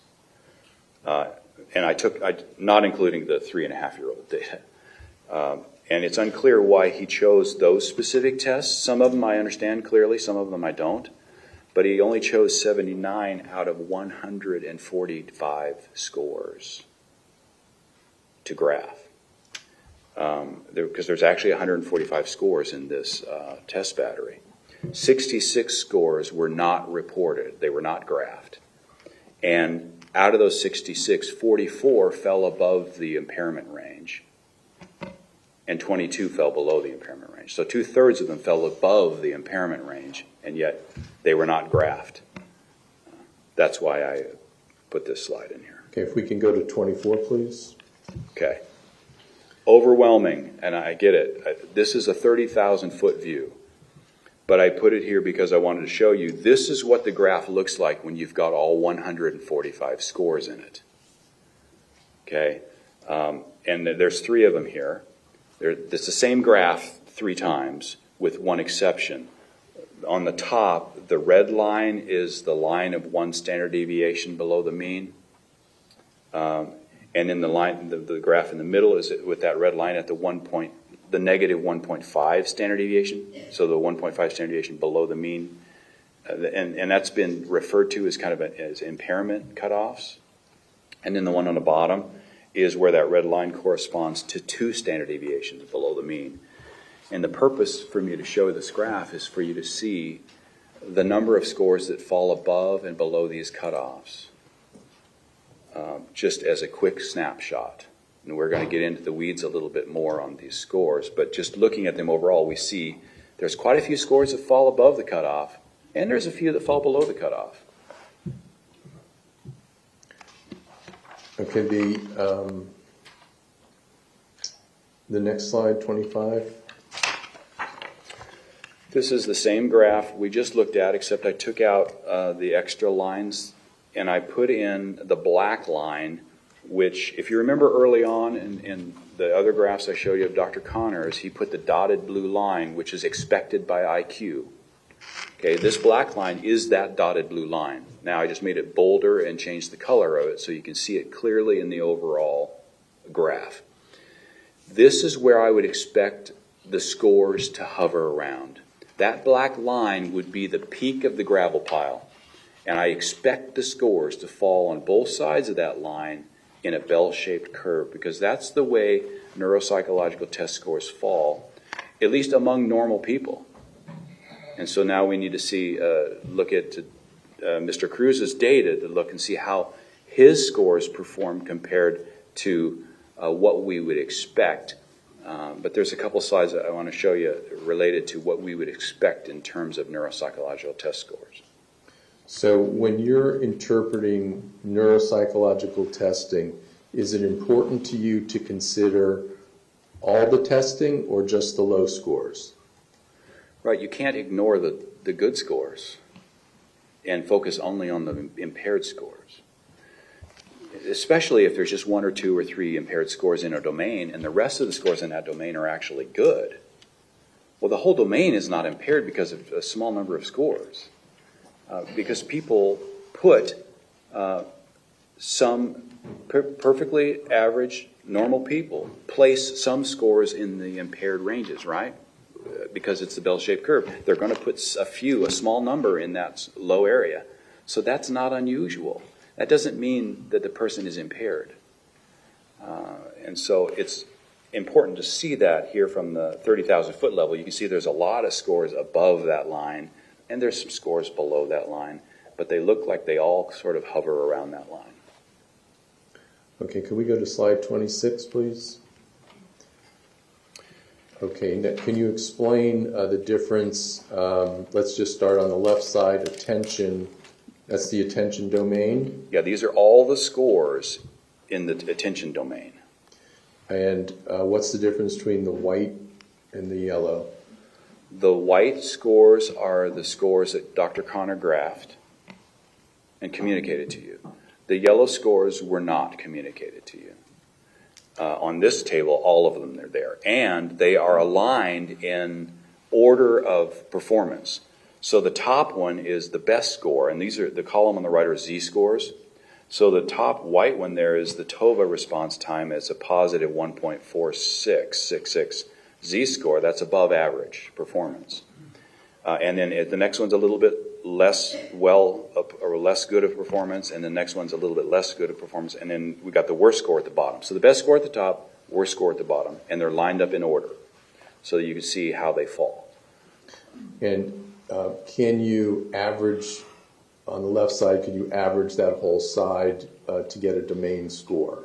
Yes, you could take all these Z-scores for all the scores that fell in that domain and average them together, and it gives you a good summary index of that domain, whether that domain is average, above average, or below average, potentially impaired. Okay, and on the right side, achievement test, is that also academic?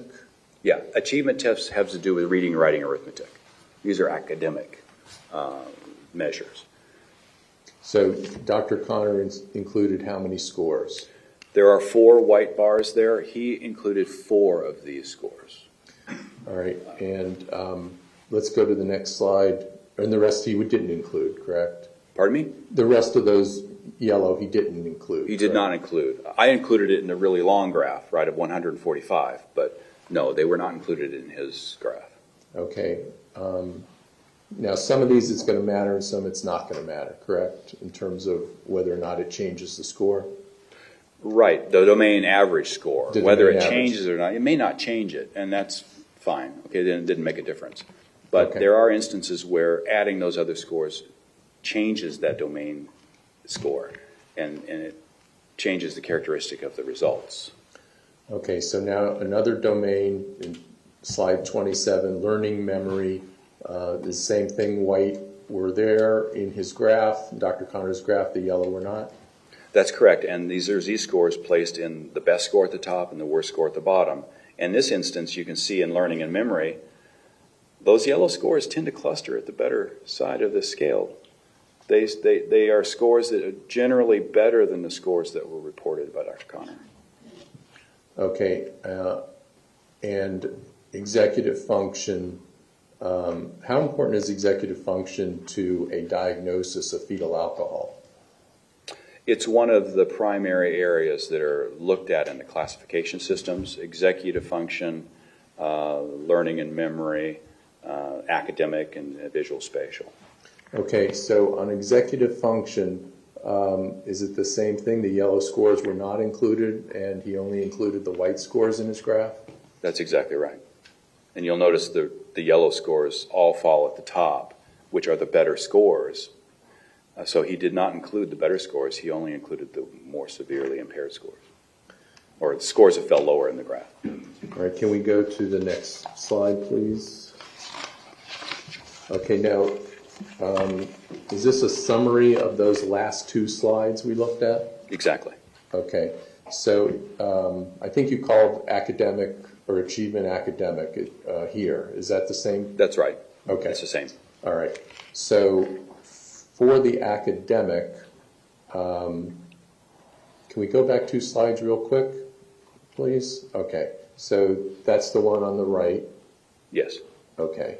Let's go 2 back or 2 forward again. Okay. So academic, that domain, did it change? Okay. Let me explain the table first. Okay. The left column is the domain name, and then the score for the scores in that, the average score. It's not average classification. It's like the mean score. It's the average of that domain. Taking all those z-scores and averaging them together gives you 1 score, and that's the score that's here. So the average for that column is the average domain score with the scores that Dr. Connor graphed. Okay? And then the classification of that score, whether it fell in the average range, below average, above average, exceptionally below, whatever. And then the next column is the average all subtests. So this is, I averaged the z-scores for each domain after putting all 145 scores in there. So it's Dr. Connor's scores and the other scores that were not included. And then I averaged it and put that z-score down and then rated that based upon the AACN classification of where it fell on the curve. Okay. Can you do the remaining 3? Yeah, sure. So in regard to academic, surprisingly, even after adding all those scores in, it didn't change the mean. It didn't change the average. It was exactly the same. Really surprised me. It is what it is. It didn't change. So it's still at negative 1.5, below average, so it stayed below average. Learning and memory was a negative 1.01 that fell in the low average range, but now after including all the scores, it went up to a negative 0.58. It actually went from the low average range to the average range. And then attention changed a little bit, but not much. It went from a 0.41, which was average, to a 0.45, so it went up a tiny bit, but nothing meaningful, so it stayed the same. And then executive function was a pretty good difference. we've got a negative 0.946 based upon a portion of the sub-scores, and that fell in the low average range. But then when you include all 145 scores, that average went up from a negative 0.9 to a negative 0.7 area, which then went from the low average range to the average range. So now, if you look at all 145 scores, we see that each of these areas fall in either the below average or average ranges across the entire battery. I think this might be a good time for you. Okay, ladies and gentlemen, we're going to take a lunch break. It is 12:54. I'm going to ask you to please be back by 2:15. So that'll give you about an hour and 15 minutes. Please do not discuss the case among yourselves. Please leave your notepads behind, and please be prompt at 2:15. We're going to start right away. I told you we had a little bit of a scheduling rush today. So not rush, but we need to get some witnesses in and out. Thank you.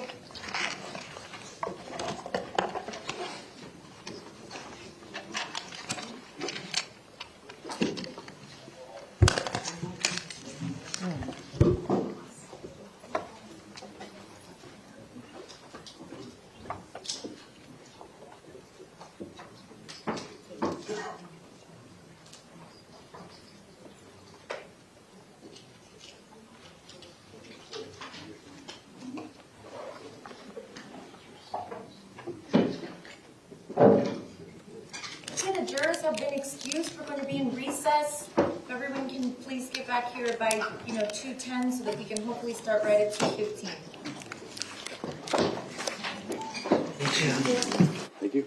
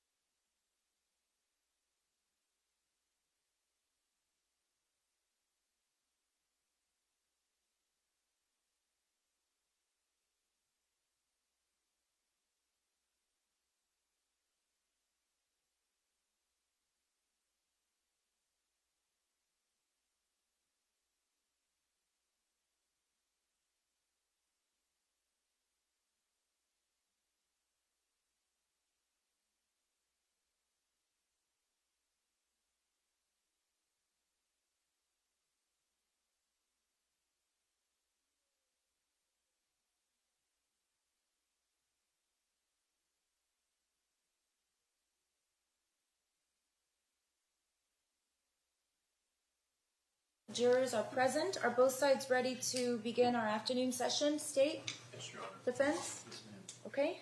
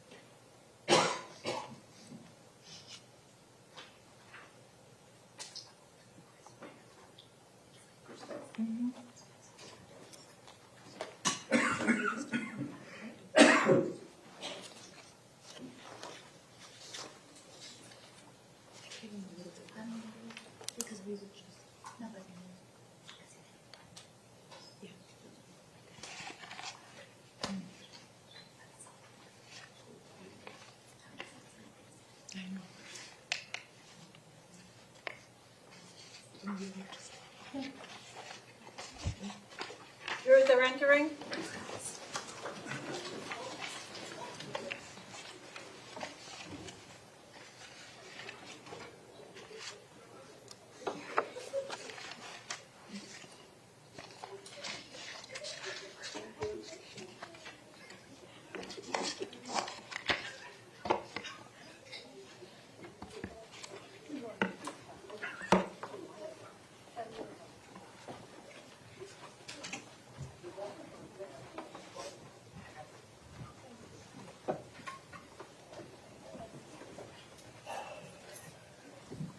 Looks like everyone has some version of caffeine. I see a Celsius, a little shot of espresso. We have cafecito.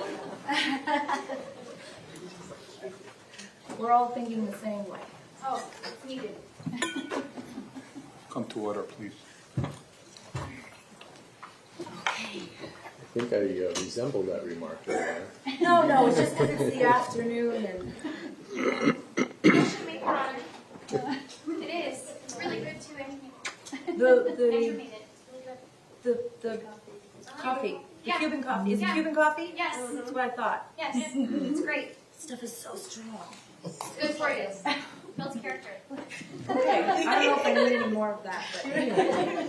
All right, the jurors are present and happy to be here. So, state whenever you're ready, you may inquire.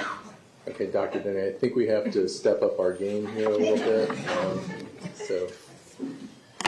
All right. What did you find when reviewing the defense neuropsychological testing? Well, I'm not sure what, in regard to what? Well, in regards to FASD. Oh, well, if you look at all of the scores, not just a select group of them, you see that the overall domains across the test battery actually fell all within, certainly above the minus 1.5 standard deviation. They fell within generally below average ranges overall. There was a scattering of some small scores here and there, but that's not unusual. The overall pattern of scores was consistent with what I would expect for somebody who is otherwise reasonably average individual with a low average IQ. That's the short of it. The validity issues suggest that the test data were not valid a year ago, and validity issues more recently in 2022 also suggested not valid. That doesn't mean that the scores aren't, that's not to say what I said about what I expect on the curve is not consistent. It can be. It's just that curve, those scores probably should have been better. They were an underrepresentation of his ability, in my opinion. The validity indicators suggest that, along particularly with all of the symptom validity test results of exaggeration, would tell me that those scores very much likely should have been higher. But even with that said, the scores still don't fall below the criteria cutoffs needed to meet the diagnostic criteria for FASD, in my opinion. May I have slide 29, please?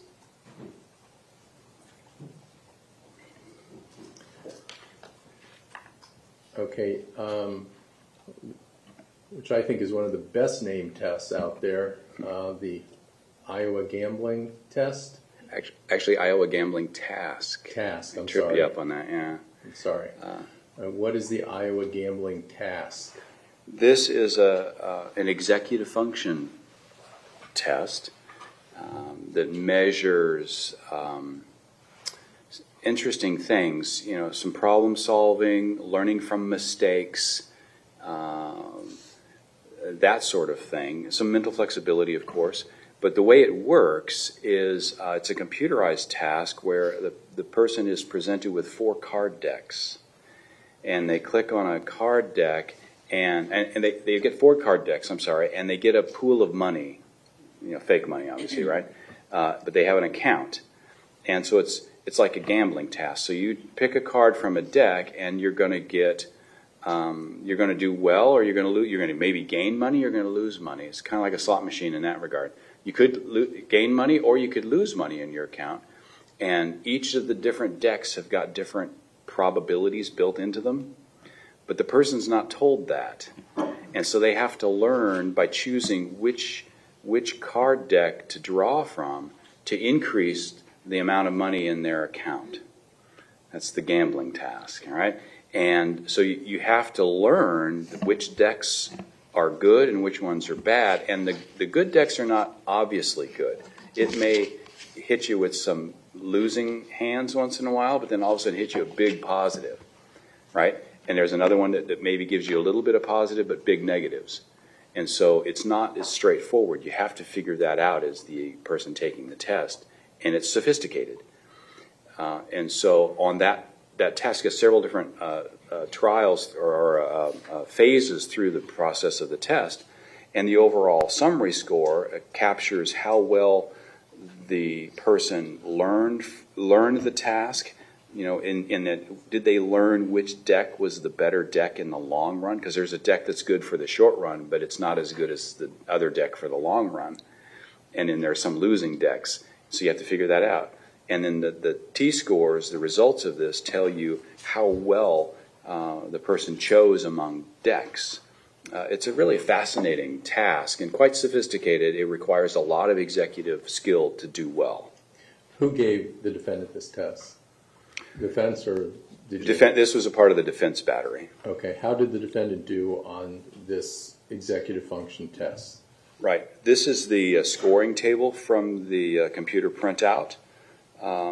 And you can see the names of the different parts of the test down the left. The next column is the raw scores.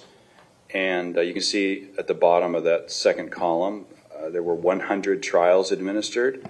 Mr. Cruz lost $1,360, but that's not necessarily a bad thing, because it's not, the way this test works is the winning, the score that counts is not how much they win or how much they lose, because they could have lost a lot more. Okay, so that's don't get sidetracked with that. And then we look over to the right, the area that I highlighted here are the U.S. Census matched scores, and each of those T-scores, if you remember, a T-score, the average, the mean, the central line for T-scores is 50, and it's one standard deviation up would be 10. So 50, 60, 70, and then down would be 50, 40, 30. And so any score between 40 and 60 is within that center average range. And so his scores, you can see, there's the net total, which is the sum learning process of this task, is a T47, 38th percentile. That's a perfectly normal score. And then each of the net 1, net 2, net 3 are different phases of the task. That gives you an idea of how quickly he learned the process. And his scores are all within the average range. He dipped down a little bit on net 5, making a few more errors, but still that T-score of 45 is still within normal limits. Half a standard deviation below the mean is no concern whatsoever. And you see the percentile rankings there. Then you can see that each of the decks, he was a little bit slow catching on to deck A, but with a 6 to 10 percentile, it's a little bit below average, but would not be an impaired score per se. And then above 16th percentile means those are all in the average range for the other decks.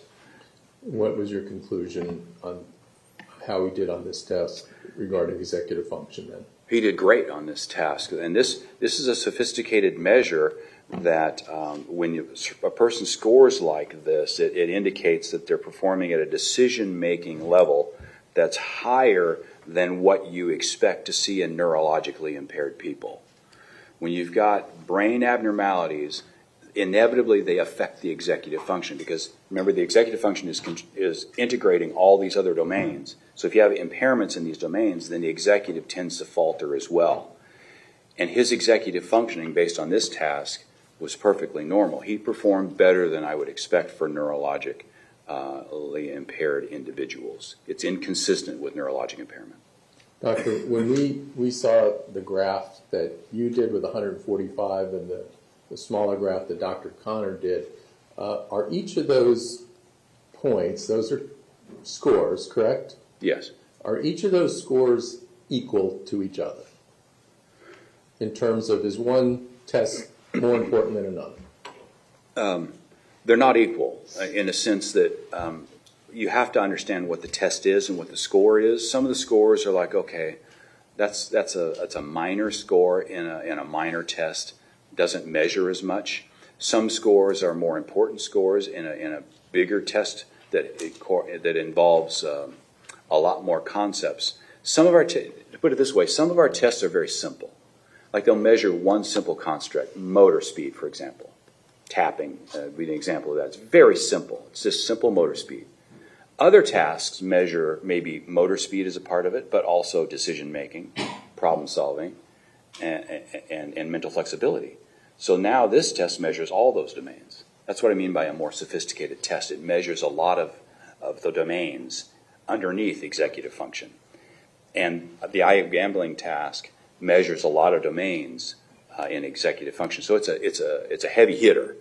But other scores don't have that necessarily the same way. So you can take one score off the Iowa gambling task, and that would mean more than one simple little score on another test potentially. So it's up to the neuropsychologist to appreciate the impact of what score over another. Number 30, please. Can we have a quick sidebar, please? Sure.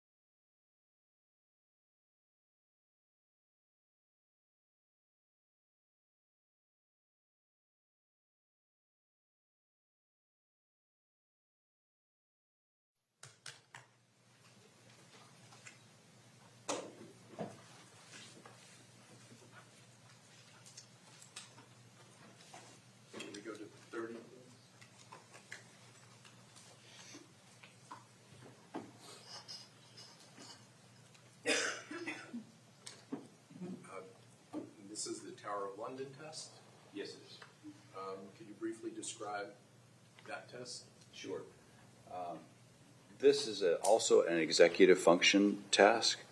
And the Tower of London is a very old school test. You probably have seen something like it. It's where you've got 3 posts and you've got different colored rings, and you have to get the rings from one post over to the next post by following a set of rules. Like, you can't have the larger ring over the smaller ring, right? It's like a children's toy type of game, and it's that.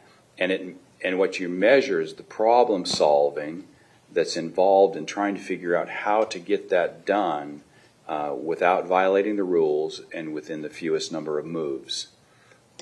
So a task we've all somewhat familiar with, but it's actually been normed into an executive problem task, and it's used commonly in neuropsychological evaluations. And who gave this test? This was administered by the defense as well.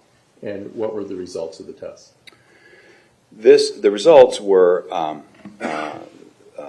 presented here. This is the actual scoring page where you would write in what their raw score was and circle it, and it gives you a standard score that goes with it. And for in each of these areas, so you see on the left-hand column on the far left are SS at the top, which stands for standard score. And so those scores are like, since they're standard scores, that means it's a 100 is the mean, standard deviation is 15, but that's okay. And then the next column is the total move score, and you'll notice that there's different columns in each of these, like sub-columns, and it's for different age groups. Because depending on a person's age, they have to have different norms. Younger people perform differently than older people. And so these are for age circled up there, 20 to 29, which is the age that Mr. Cruz when he took it. And so that's what's circled. So it's the total move score. You see he obtained a raw score somewhere between 38 and 40, which equated to a standard score of 90, which is within 1 standard deviation. That's a normal score. We go next to the total correct. He got a 4, which equates to a standard score of 98. That is also a perfectly average range. And then this score here, it fell down. This is the rule violation. He made one. He had a rule violation. He had 1 rule violation in the process, which dropped this score down to a standard score of 76. But again, that's based upon just 1 rule violation. And then we jump back up to total time violation score, 0. He didn't violate any of those, so that's normal. Then the total initiation time fell there, which equates to a standard score of 94. That's perfectly normal. The total execution time is in the normal range, and the problem-solving time is in the normal range. Mr. Cruz performed perfectly normal on this test of problem-solving and planning, with the exception of 1 rule violation. So it all fell in the normal range, with that 1 little exception. And this was also executive functioning? Yes, it is, largely focused on planning. Next slide, please. And what is the Wisconsin card sorting test, please? This is also a very sophisticated executive function task. It involves a lot of different components to it. Basically, I summarize this test, and I use it often. I've used it routinely since the late 80s. Is a test of nonverbal concept formation, like creating concepts in your mind, problem solving, mental flexibility, and learning from your mistakes. All executive tasks. And there's various different scores in this. Some have more meaningfulness than others. Basically, the way this test works, and I can't give away too much of it because there's some tricks in it that would give away how to do the test, but there's cards, and you have to, by the name, you have to sort the cards based upon various principles. And you have to be able to learn from your mistakes, because if it's done with a computer, the computer's giving you feedback, or if it's done by a person using manually, old school wise, the examiner is telling them whether they're right or wrong each time. So the person gets immediate feedback on are they learning the principle they need to learn. And throughout the test, you also have to have mental flexibility because things change in the process.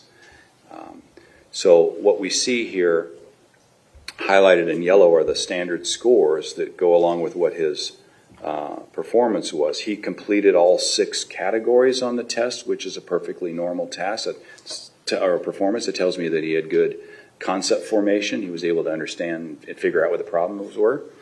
And then we can look at either U.S. Census matched or age and education corrected scores. Doesn't really matter. They're all in the normal range. If you look down the T-score column, you see 49, 50, 54, 53, 55, 55, 46, 45, 50, all in the normal range, average. Same thing over here on the census match. They're in the average range too. Overall, Mr. Cruz performed perfectly normal on this test. And this is a very powerful, sophisticated executive function task that measures multiple cognitive abilities. He did well on it. The Iowa gambling, the Tower of London, and the Wisconsin card sorting, are they all sort of competitive games with yourself? In a way, they're competitive games. I mean, you have to figure out what is needed and what you're supposed to do. And so that's part of the executive function, is figuring out what I need to do, right? If you're being told, sit down, answer this question, that's not really executive function. Executive function is when you're left with, I need to figure out what to do. For example, a good executive test would be, okay, imagine you have to prepare a dinner party Friday night for 20 people. What do you need to do, right? You have to organize in your own thoughts. Oh, I got to figure out how much food I need. I need to find out what I need, what I've got. I got to get it done. I got to figure out who's going to help me. All these executive tasks. And these tests are like that. They try to minimize the structure a little, to some degree or other, so that it allows the person to actually generate a concept on their own and figure out, how does this work and how do I make it work right? So they're very powerful tests. And it's a bit of a game, too. Kind of, yeah. No, it certainly can be. Certainly the gambling test is kind of fun because, you're getting rewarded for doing it the right way. And the Wisconsin certainly is, because it's giving you immediate feedback. And when you place the card down and it's wrong, the computer says it's wrong. And if you get it right, it goes right. And that's immediate rewarding. And so it's very game-like in that sense. The defense administered this test as well? Yes. And all 3 tests he passed? Yes, he did. He with normal range. And all 3 executive function? Yes. 32, please. Do you recognize slide 32? Yes, I do. And where is that from? The graphic image I took out of Dr. Connor's presentation and reproduced here without adjusting it or changing it. And these are scores that correspond to the Wechsler Adult Intelligence Scale, the big IQ test that was done in April of 2021. Now, the score on the right is the full scale IQ, and so that's really kind of an omnibus summary score. The other 4 scores are the index scores that go into that IQ test, and they're labeled there at the bottom. The VCI is the Verbal Comprehensive Index. PRI, if you remember, is Perceptual Reasoning. And then working memory is working memory score. PSI is Processing Speed, and then the full scale IQ.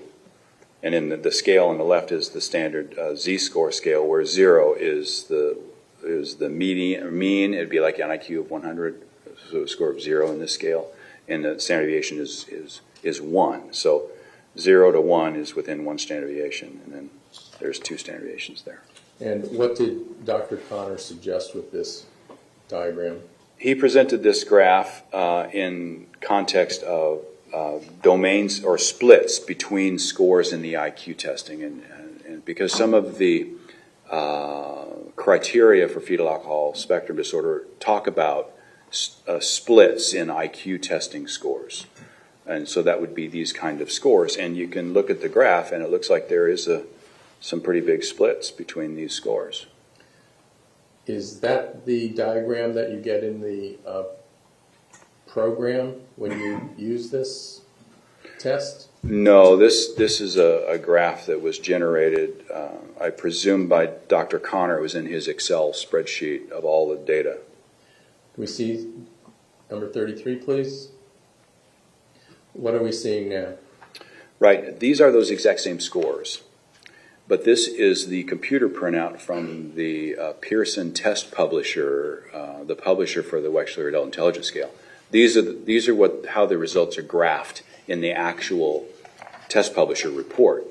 You can see the same across the top. You've got the same names there. You see the full scale IQs separated from the others. And then they are, this time, instead of being graphed on a Z-score, they're graphed with the standard IQ scale. But their proportion to each other is exactly the same as they would be with a Z-scale. That doesn't change it at all. Okay, other than how these two different graphs look, is there a way to analyze the differentials between each of these scores?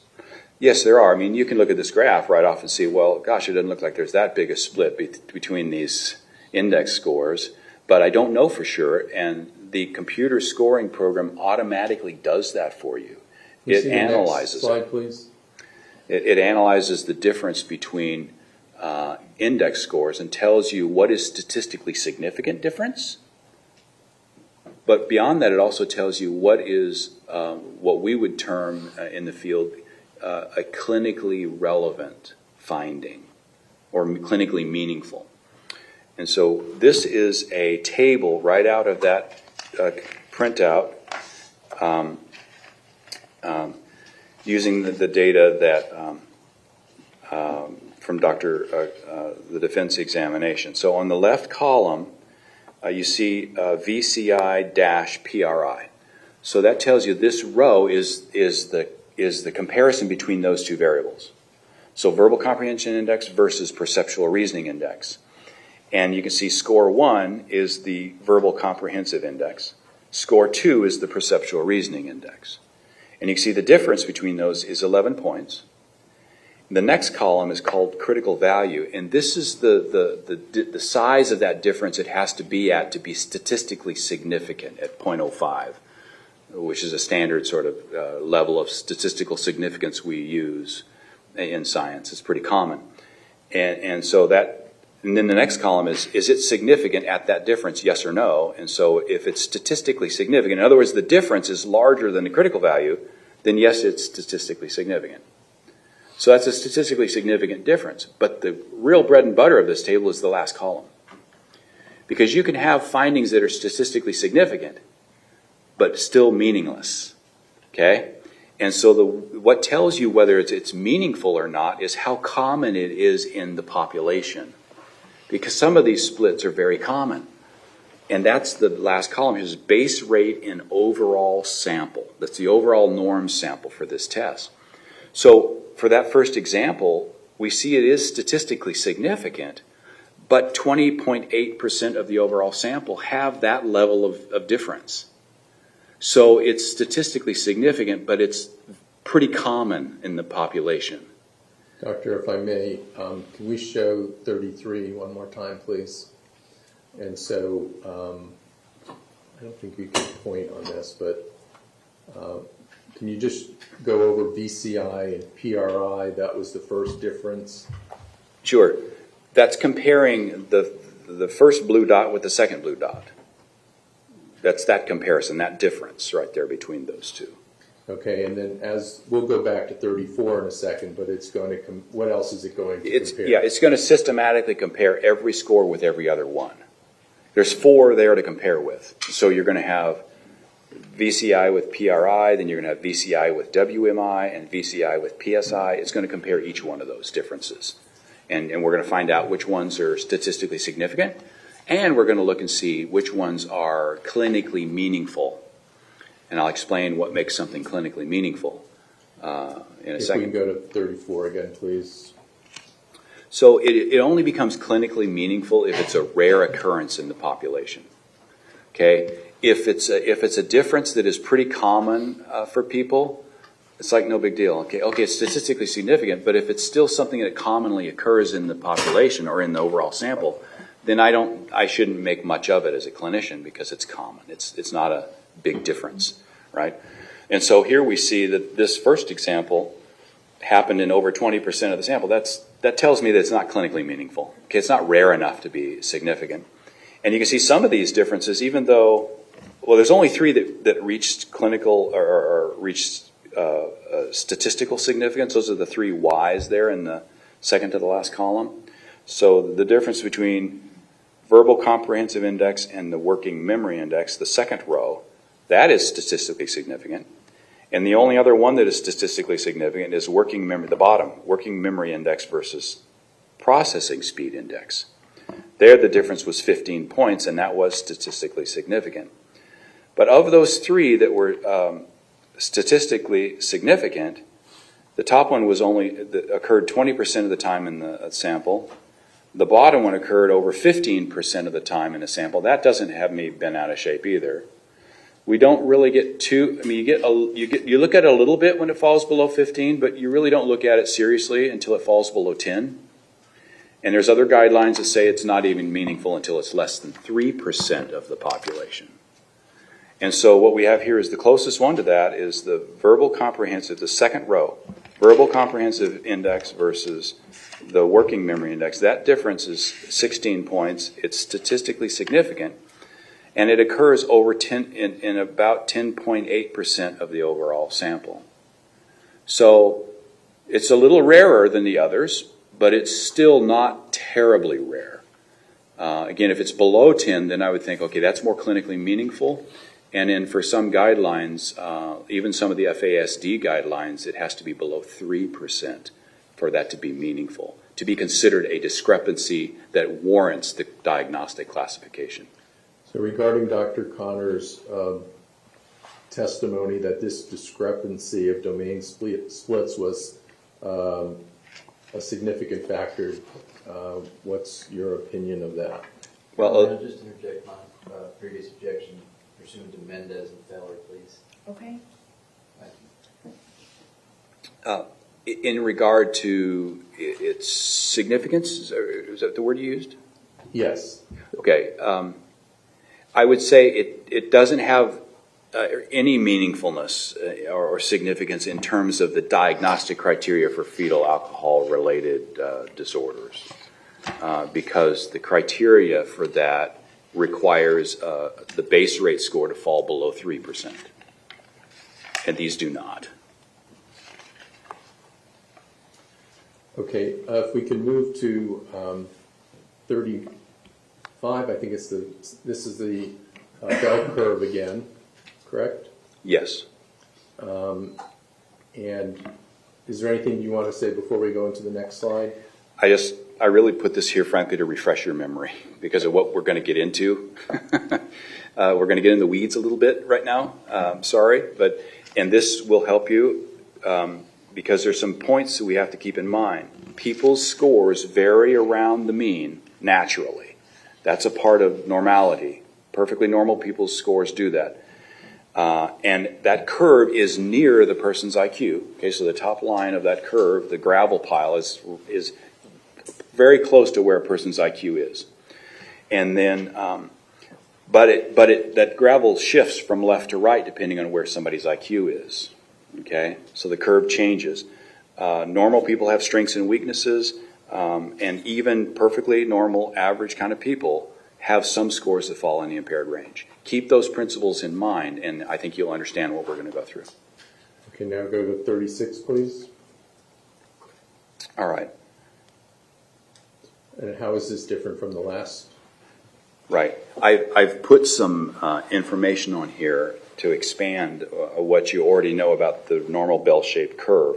It's the normal bell-shaped curve with the standard scaled scores of various kinds underneath it. That's all very standard. I added these colored bands on the top, which are the AACN, the American Academy of Clinical Neuropsychology, consensus labeling for what labels we should use for different regions of the curve. And then I put this tall vertical red line in there, and that equates to, that's Mr. Cruz's IQ score of 83. So knowing nothing more than this, we know that somebody with an IQ of 83, their overall neuropsych battery should huddle around that central point, and we know that some of those scores are going to fall in the low range. Based on this band around the low average range, it's like it's not the average score, but the low average score on the left, it's kind of a greenish color, but darker green than the below average one, the one there right around his score. That band, within that range, about 14% of the normal population's IQ falls in that range, that band. So 14% of perfectly normal people have IQs that fall in that range. That's a really important thing to realize. Between 80 and 89. If we go to 37, please. This is the table that comes off of the scoring program. This is just a scoring, it's a summary table of the WACE-4 performance of Mr. Cruz. And you can see that his full scale down here on the bottom, and then the composite score is what we look at, is at full scale IQ of 83, which is the 13th percentile ranking. And there's a confidence interval. Our tests are not absolute, rocket science, okay? Our tests are not going to put a rocket on the moon because they're not that precise. But there's an error band around each score. And so this confidence interval tells us that although his score fell at 83, the confidence interval tells me that if I were to give this test to him a large number of times, theoretically, his score isn't going to always be exactly 83. But I can have about that 90% of the time it's going to fall between 80 and 87. So it's like how much confidence I can have in the weatherman telling me the temperature tomorrow is going to be between 60 and 70, right? If you make it too broad, it's useless. So it has to be, 90% is kind of a good balance in there. So we expect his score to fall within that range, and that's the low average range. Below that is the general ability. This is another score very much like the IQ score, except it doesn't incorporate attention stuff and speed of mental processing things. So that it's really more just the verbal and nonverbal, perceptual reasoning skills pulled together. And his score on that is 86. Again, a little bit higher, but not a huge amount higher, but it still falls in that same range. So we have a pretty good sense that his overall intellectual ability is in the low average range. And that equates to a Z-score of a negative 0.9. So it kind of gives you an idea where that is in the Z-scale. It's not quite one standard deviation, but it's right near the one standard deviation below the mean. Okay, and if we can move to the TOGA test.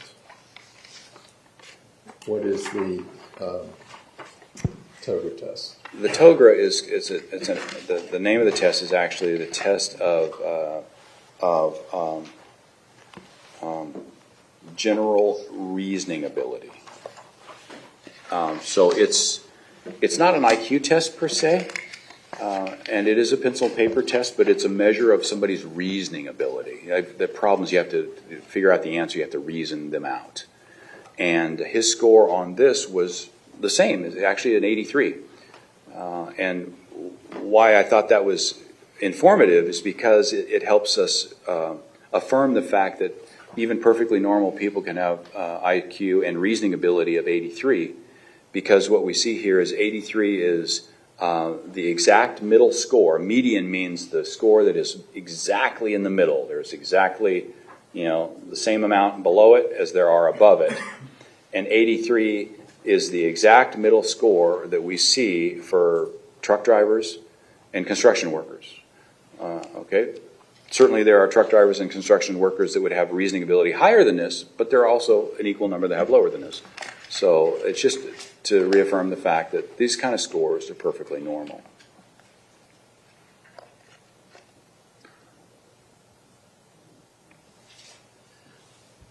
And now, the next page.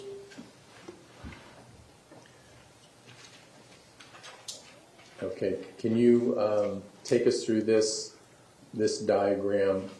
I think starting with the middle diagram, please. Exactly, and I think we can go through this pretty quick because this is really a graphic representation of what I've been talking to you about, the gravel pile.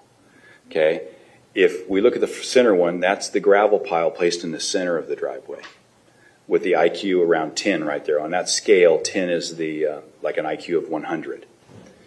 Then the one on the right is if the gravel pile had been moved to the right, and the IQ here on this one is for people for be like IQ of 115. So you can see the overall bell-shaped curve around that is higher. It's a little bit higher on the scale. And then if we go to the one on the left, this are for people who have IQs of 85. You can see that bell-shaped curve is further on the left. And the way you can tell that is where that curve, where those bars fall. And each bar is like a bucket with scores poured in it. The higher the bar, the more scores are in that bar. And so the low bars have only a few scores. The high bars have a lot of scores. Okay, it's just like that frequency distribution we've been looking at a lot. The more scores fall around the center of the person's IQ, just like what we've talked about. And you can see for the average person, the center of that curve is right over 10. If you look at the center of that curve on the one on the right, it's higher than 10 because their overall IQ is 115. Their neuropsychological test battery scores will fall above average as well. And the whole curve moves. And when you look on the left with the IQ of 85, the whole curve moved downward. And that's a real important concept for us to understand. Because what that means, two things. As a person's general ability is higher, the neuropsych test scores are going to hover around his higher general intellectual ability. And as it's lower, they're going to hover around that. And also the other point that we need to make here is that the more scores you throw into your battery, the more scores are going to spread out. It's like the gravel. The more you pile on top of the mound, the further it spreads out. That's the way it works with neuropsychological test scores too. Okay, if we go to the next slide, please. Okay, first of all, can you explain what premorbid means? Yeah, that's just a term that it confusingly was added there. Doesn't really need to be there. It's just talking about a person's ability level. Premorbid means what their ability has always been. That's relevant if somebody has an acquired brain injury or something. Then you want to look at what their premorbid, before their injury, intellectual disability like. That's not a concern for us here, but the graph still communicates what I want to communicate here, and it's exactly what I just described. There's three different bell-shaped curves here, and what's added to this, and you can see those three different bell-shaped curves fall on different places of the scale. The medium gray one is in the middle, and that's falling at the 50 mark, which would be the same as an IQ of 100. This happens to be T-scores, and I'm sorry it changes scales all the time on you. That makes it confusing, but that's the same as an IQ of 100.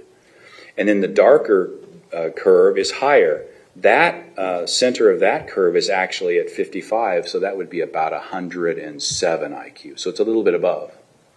And then the lighter gray one is a little bit below the mean. And that's at about 92. And why this is important to show is because of this black line going up and down here. That line is at 1 standard deviation below the mean on a T-score is 40. And that is what has been proposed as the cutoff for impairment, less than 1 standard deviation. Proposed by who? Proposed by, I believe it was presented by Dr. Connor as an indication of scores that fall into an impaired range. But you can see when the overall curve moves up or down, it changes the number of scores that fall below that cutoff among perfectly normal people. So if you have somebody with an IQ of 100, you can see that about 15% of the test scores will fall below that range of impairment, or quote, impairment range. Do you recall Dr. Connor talking about 15 to 20% falling in that range? I did. He actually said that, yeah, that what you expect is about 15 to 20% of scores to fall below that cutoff. That's true. For who? For people with IQs of 100 and with not too many tests in the battery. That's based upon a rough average of 22 tests on the battery, certainly less than 40 scores. But remember, the more scores you add, the more it spreads out. And if the IQ is lower, it's going to have more scores fall in the lower range.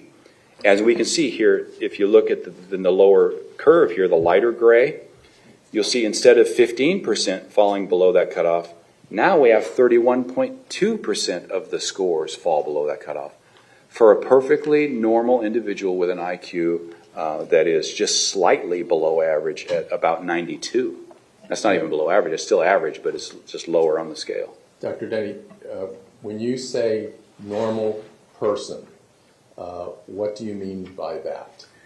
And I hate saying that because it implies that there are not normal people. It's just, I don't want it to be derogatory. I'm just trying to say the normal population, the average person who does not have a neurologic problem or a neurocognitive problem.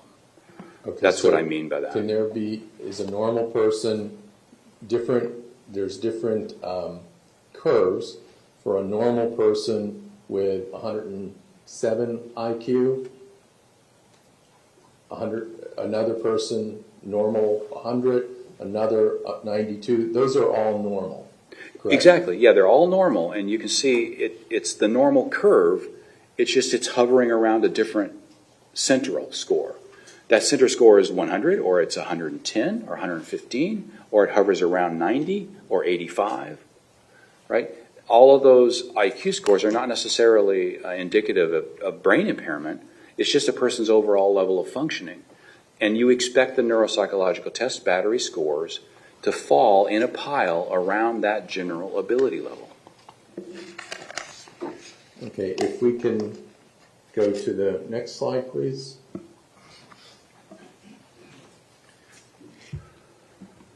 All right, now, can you explain this slide, please? Yeah, let me unpack this. This is the most complicated one of the entire day. And I'll unpack it, and we'll be past it. Okay.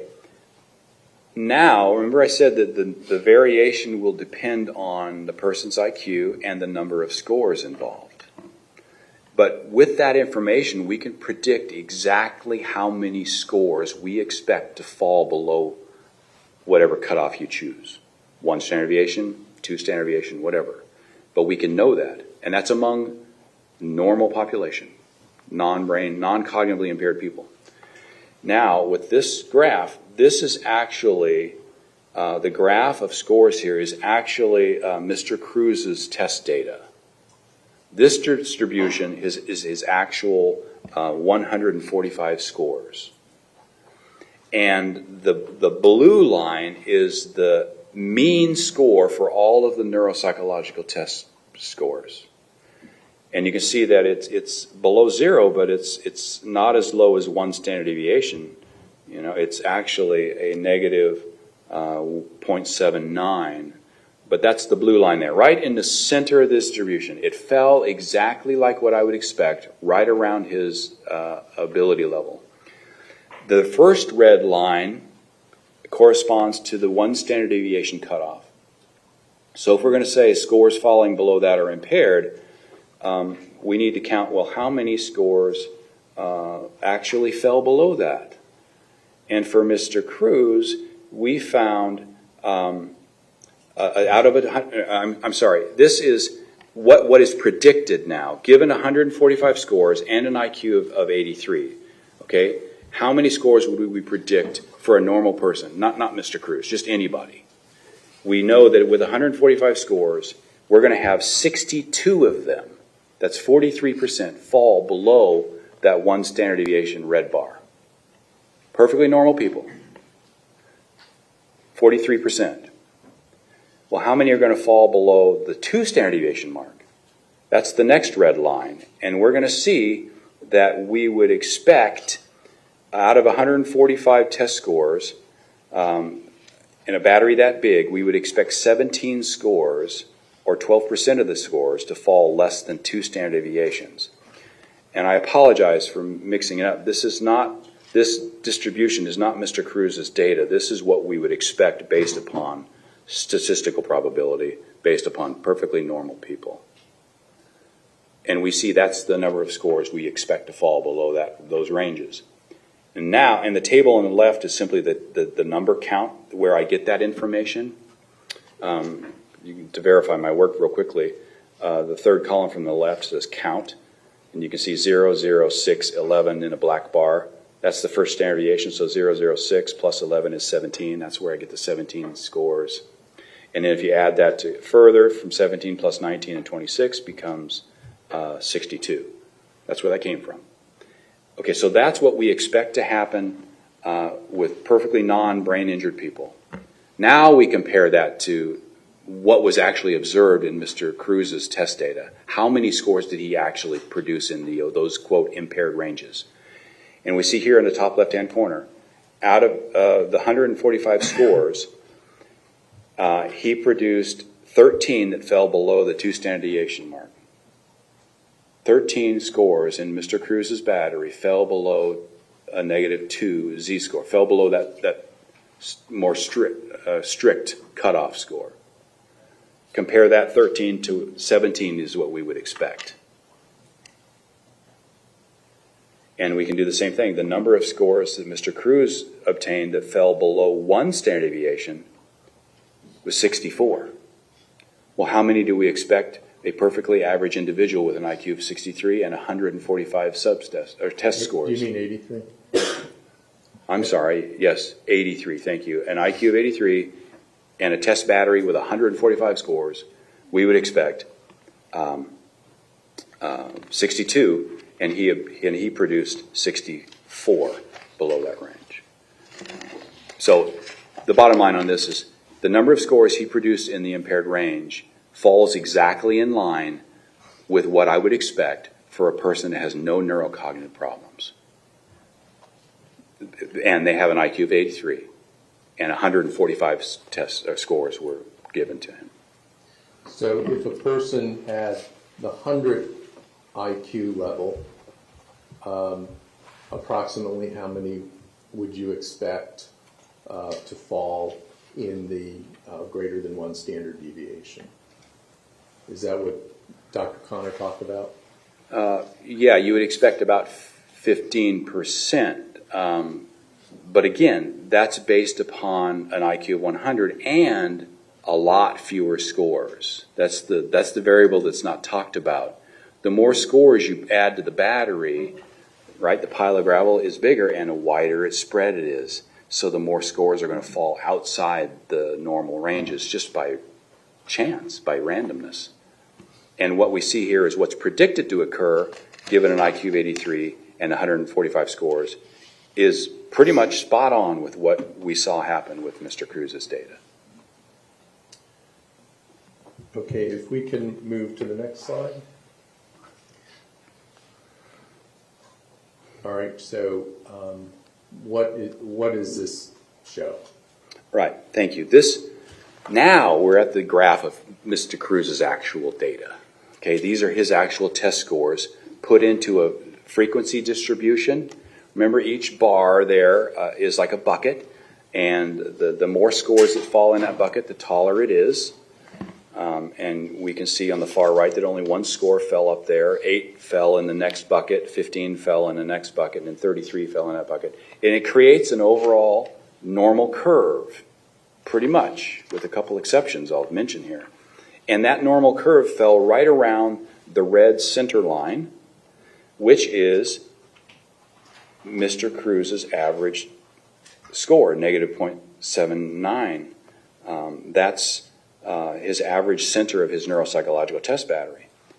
What's interesting, that fell in the low average range, but what's interesting is the yellow line next to it. That's his actual IQ score of 83.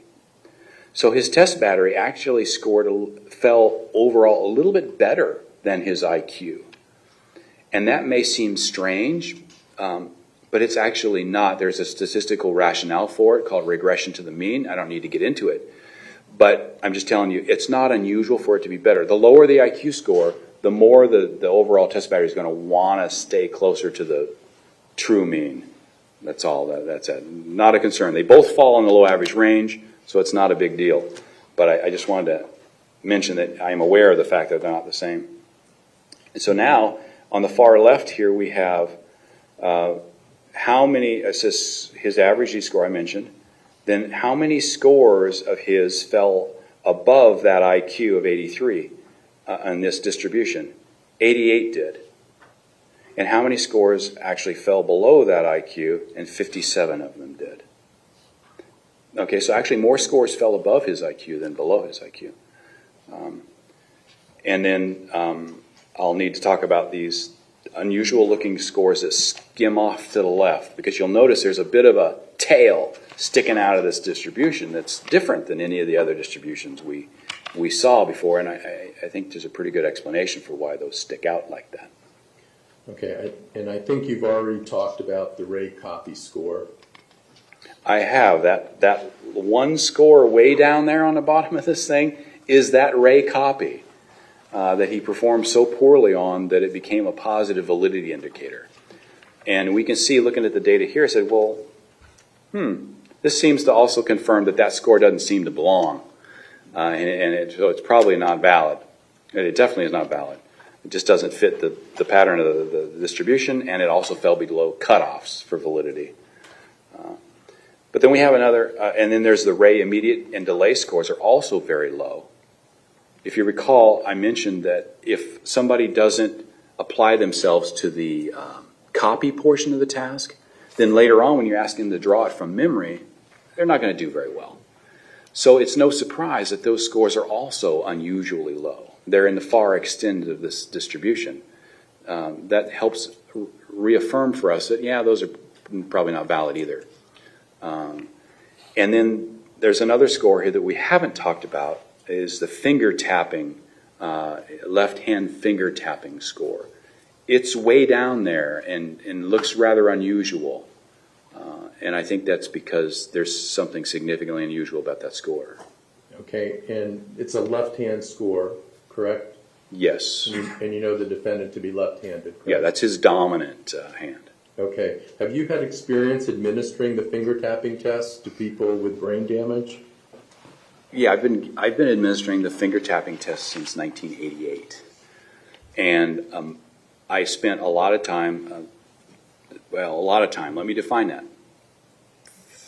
3 to 4 years working at least part-time in a state-funded head injury rehabilitation hospital. This is where I would perform neuropsychological test batteries on individuals who had traumatic brain injury from car accidents, or they fell off of a ladder, fell off of a roof, or they got beaten by a club or something like that and had a brain injury. We also had stroke patients. People had ruptured aneurysms. There was also a spinal cord unit. And so I spent a lot of time working with traumatic brain injury individuals in rehabilitation. And I would administer the finger tapping to everybody, even if they were a stroke patient and you're struggling to get them to try to use that tapper. It's tough, but you got to do the testing. So yeah, I've administered lots and lots, hundreds and hundreds and hundreds, probably multiple thousands at times by this point. What was the defendant's finger tapping score? T-score? The T-score for his age fell at a T of 13. And on the T-score, if you remember, 50 is the mean. And one standard deviation would be 40. 2 standard deviations, 30. 3 standard deviations, 20. So he's beyond 3 standard deviations below the mean on his dominant finger tapping. And I need to really explain what the test, how it works. Before you do that, what does that translate into what you'd expect to see with someone who scores a T13 who's 22 years old at the time, or 23? Right. If that's the kind of score I would expect from my, potentially from a stroke patient, if the stroke was a little bit more forward in the brain, on the right side forward. I would expect that. I would also expect that low of score in somebody who has a substantial, severe traumatic brain injury, where they've got motor spasticity and very slow motor coordination. I've seen hundreds and hundreds of patients like that, and that's the way their tapping scores come out. Who gave him this test? Defense? It was defense. I don't know exactly who administered it. Okay. Was any other test given to him that would measure the same, what is it measuring? What Construct? I'm sorry? Motor construct, or, motor issues? Sure. Okay. Yeah, there was. There was another test administered as well. And what was that? It was called the grooved pegboard test. Okay, and can you describe that within your boundaries? Sure. If I can, may I describe the finger tapping test first?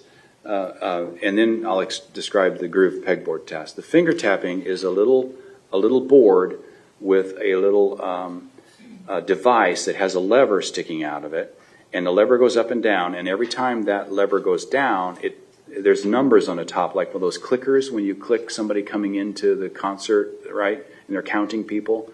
It's one of those kind of clickers, but it's designed with a lever, and then there's a knob on the side that resets it to 0. And the task is you set this in front of somebody and you say, okay, now I want you to tap like this on this little lever as fast as you can. And I'm going to time you and see how many taps you can do in 10 seconds. And then you do that, and you end up giving it to them at least 5 times. You'll give it to them somewhere between 5 and 10 times, depending on how the scores fall out. And then you take the average of that performance. So it's finger tapping, like that. That's a simple motor speed. There's not a lot of coordination involved. It's simple motor speed. Now, grooved pegboard is a device that you set on a table in front of them, and there are all of these holes in this board, and there's a little bin full of pegs. And the grooved pegboard, the pegs are shiny silver bars, and they're perfectly round, except they have a tab sticking up. So it creates a keyhole look from the end of it, with a bar up on the top and a round shaft. And so they'll go in these holes, but they're keyhole-shaped holes. So you have to turn the peg exactly to the right place to slip it in, and it'll fall right into its place.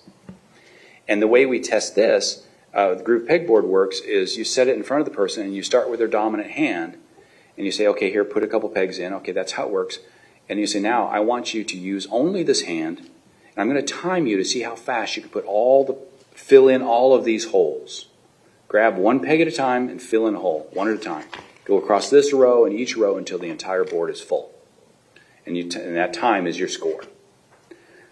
This test measures not only simple motor speed, but also more fine motor control and sensory perceptual skills. So this is an example of one test measuring multiple things, but one of those things it measures is included in another test. So tapping is simple motor speed. Grooved pegboard is simple motor speed, fine motor control, and sensory perception. So it measures all those things. And it's very insightful to compare somebody's grooved pegboard performance to their finger tapping performance. How did you do on the pegboard test? His scores, oh boy, they were much better. I think they fell in the broadly normal range. They might have been below average slightly, but nowhere near as low as the finger tapping score for his dominant hand. And his finger tapping score for his non-dominant hand was much higher, more midway between that, which is somewhat unusual because usually the dominant hand's a little bit faster than the non-dominant hand. But there was a striking difference between his grooved pegboard performance, which was really rather quite good, and his very, very poor finger tapping score. On the finger tapping test, is there a certain amount of pressure that you have to push on it, akin to pulling a trigger on a gun? Well, no. I mean, there's not like, 3 3 or 4 or 5 pounds of pressure on that. It's a very simple little lever that has virtually, I mean, there's some resistance because there's a little spring in there, but it's not any kind of hard resistance because you're tapping like this. And the average score for a male is 51. I've had people score as high as the high 70s on that test before. And how many did the defendant? His average score was 22 taps out of 10 seconds, which again was a T-score of 13. It's a very, very poor. The average score was what? I'm sorry. The average male score is 51. If someone was that impaired in a simple motor speed, would it show up in a real-world functioning? Well, yes, it would show up in 2 places. It would show up in real-world functioning for sure, but it would also show up like in that group pegboard test. If a person legitimately could tap only at a T-score of 13, they are not going to be able to do a group pegboard test in the approximate average, low average range. That's just not possible. And if it was really that impaired motorically, motor was that impaired on this dominant finger that can't tap any faster than that, I mean, I would expect spasticity and the kind of motor problems I would see in a brain injury at that speed. And that would certainly be very obvious in a real world situation.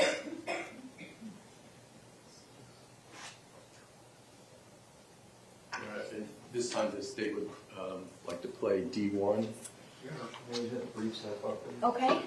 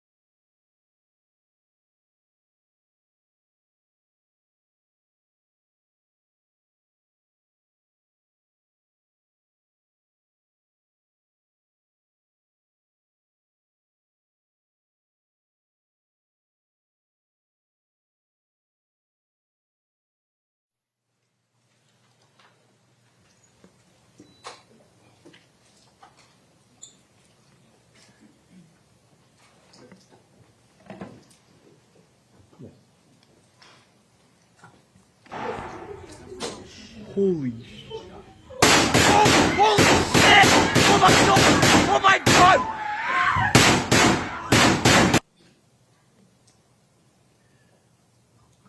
All right, if we can play D2 as well, but if this could be not shown to the public. Judge, may I just renew my objection to this as well, pursuant to DMIL 12, please? Sure. Ian, did you hear this? Okay, thank you.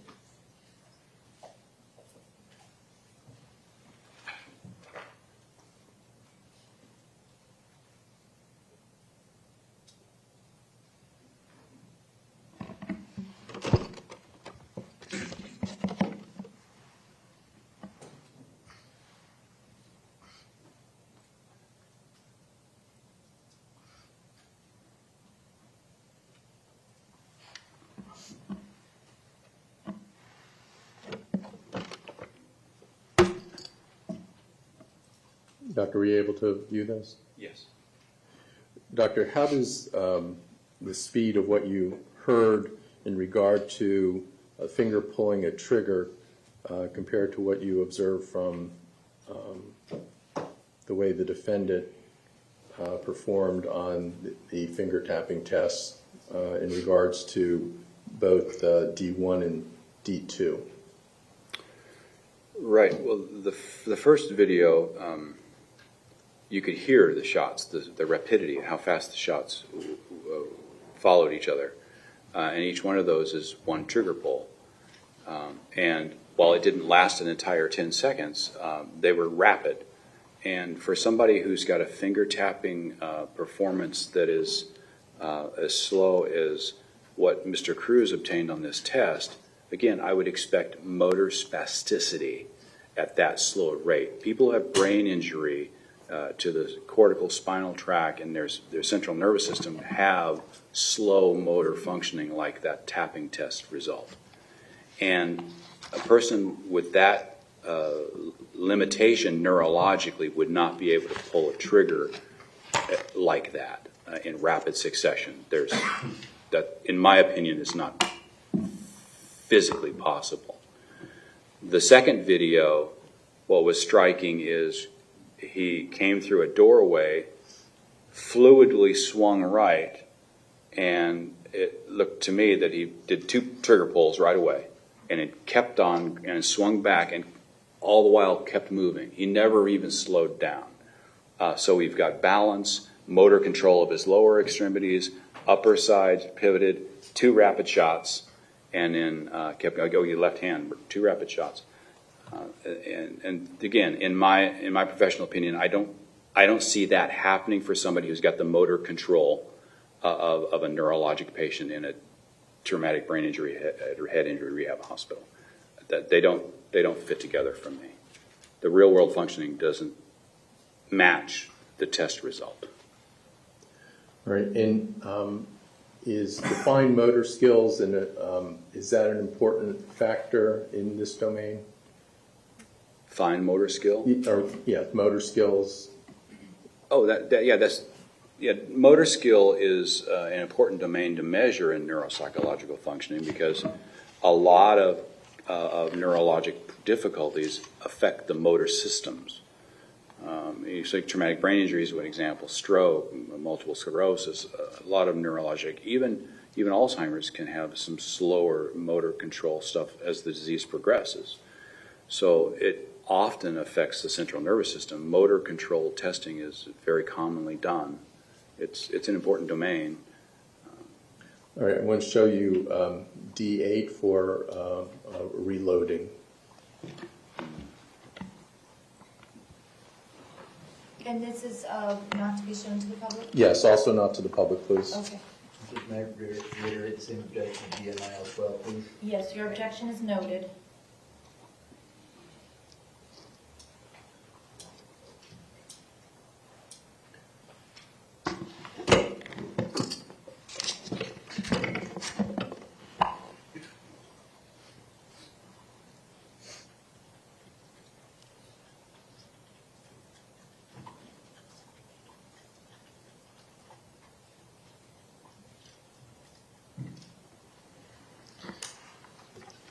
Doctor, if you could address the reloading of that gun by the defendant. Sure. What I saw in the video was the defendant going into the hallway and then heading down the hallway, and in the hallway filled with smoke. And then he reappeared coming out of the smoke, reached into his vest pocket, pulled out a magazine. Well, he dropped the magazine. It was not in the gun, so it was dropped. And he pulled out a new magazine, and he put it in, pivoted around, and then started walking back this way and charged the weapon and then resumed the firing position. All in a very smooth, fluid way that looked practiced and trained even. He was very smooth. And this pulling out of the magazine, putting it in, that's fine motor control and fluid smoothness.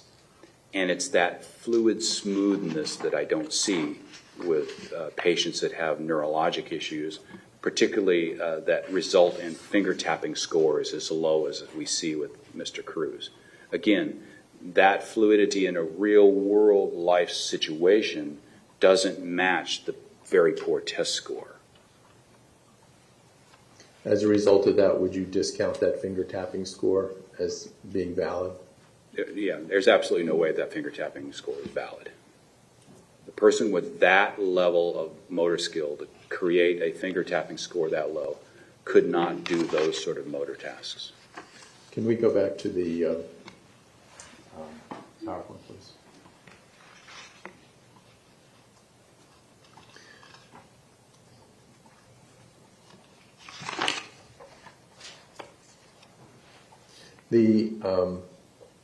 How would the low Ray copy score be evident in real world functioning? Well, the Ray copy score is a measure of visual spatial construction. In other words, it taps into the brain in a couple areas. One of the major areas it taps into is this, for most everybody, right parietal visual spatial part of the brain. And this part of the brain is what allows us to appreciate three-dimensionality. Okay? You can put together lines and create a geometric shape correctly. It's not warped and distorted. If there's damage here, it gets warped and distorted. And in real life, this part of the brain helps me understand my three-dimensional body space and the three-dimensionality of this room. For example, I can close my eyes right now, and inside my mind's eye, I still see the railing here. I see my seating here. I know my body position. I can see individuals in the room lined up here. I can see where the walls and the roof go. And as I move my body, this image changes. It actually rotates. That's this part of the brain analyzing the three-dimensional space. And so when we walk or run or even swim through the environment, our brain is constantly recalculating your body's three-dimensional position in three-dimensional space. And that's a major area of the brain that whenever the brain is disrupted, this tends to falter. And if you've got a Ray complex figure copy score that is that poor, that tells me that there's something wrong with this part of the brain, as well as probably more right frontal part of the brain, the planning that goes along with that. And so for that score to be genuine, I would expect more difficulty with movement in three-dimensional space, even orienting sometimes. That's the kind of difficulty we'll see in a rehab setting, or even at the U.S. Medical Center when I saw people with brain injury or stroke. They had trouble, like stroke victim, not a good word, sorry, a stroke patient with a stroke in the right side here, they have trouble with three-dimensional space and even moving a wheelchair around a hallway and getting it turned around, and they get lost even. You would expect to see that with his Ray copy score? Yes. And that is the absolute lowest score of the 145, correct? Yes, it is. Okay. And would this also encompass hand-eye coordination? Sure. I mean, you've got your body's representation in space. You've got the three-dimensionality of the room. And what I am doing when I'm interacting with this room is, hand-eye coordination. There's different parts of the brain that get involved also in my ability to grasp things. But where things are in three-dimensional space and how to orient to that in the proper way, that's all a part of this brain system. And is his testing of the Ray copy, is that consistent with what you know about, for instance, Sergeant Navarro's testimony, his JROTC instructor, as well as your own conversation with the defendant about JROTC?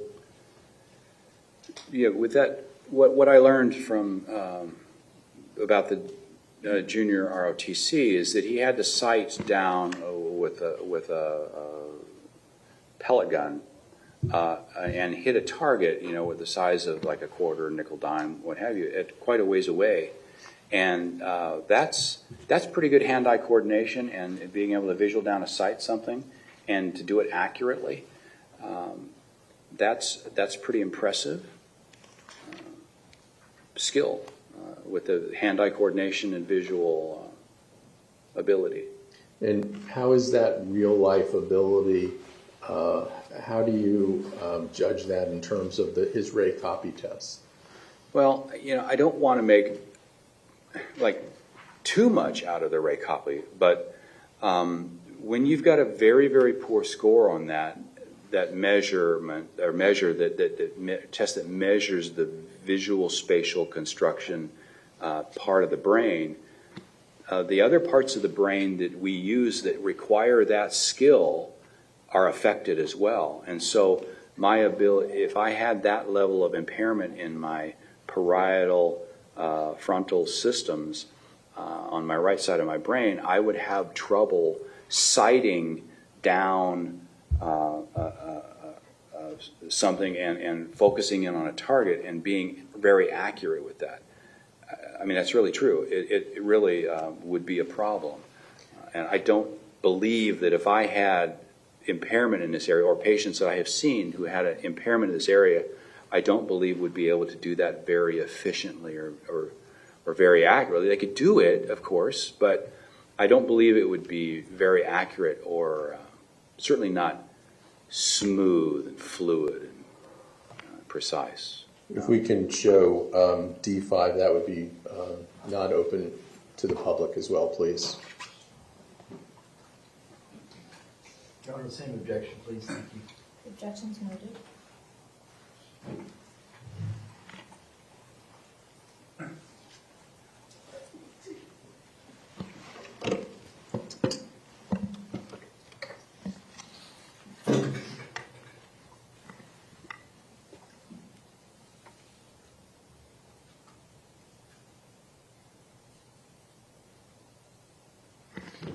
Okay, a very short clip. Did you were able to see it, Doctor? Yes, I did.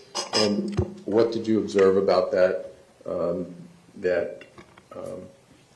In regards to visuospatial skill, hand-eye coordination. Yeah. What strikes me in that video clip is walking while sighting at the same time and keeping balance and moving right and targeting left and right, all in a fluid motion while moving down the hallway. That's the kind of skill of hand-eye coordination and sort of three-dimensionality in the room, or the hallway, that I believe would be impaired if this score was a genuine reflection of Mr. Cruz's brain. I don't believe he would have that capability to do that in a fluid motion and accurate way like what we saw in the video. I don't believe that is consistent with his test score. Next slide, please. So, Dr. Denny, out of the 145 scores, how many fell below the negative 2 standard deviation cutoff?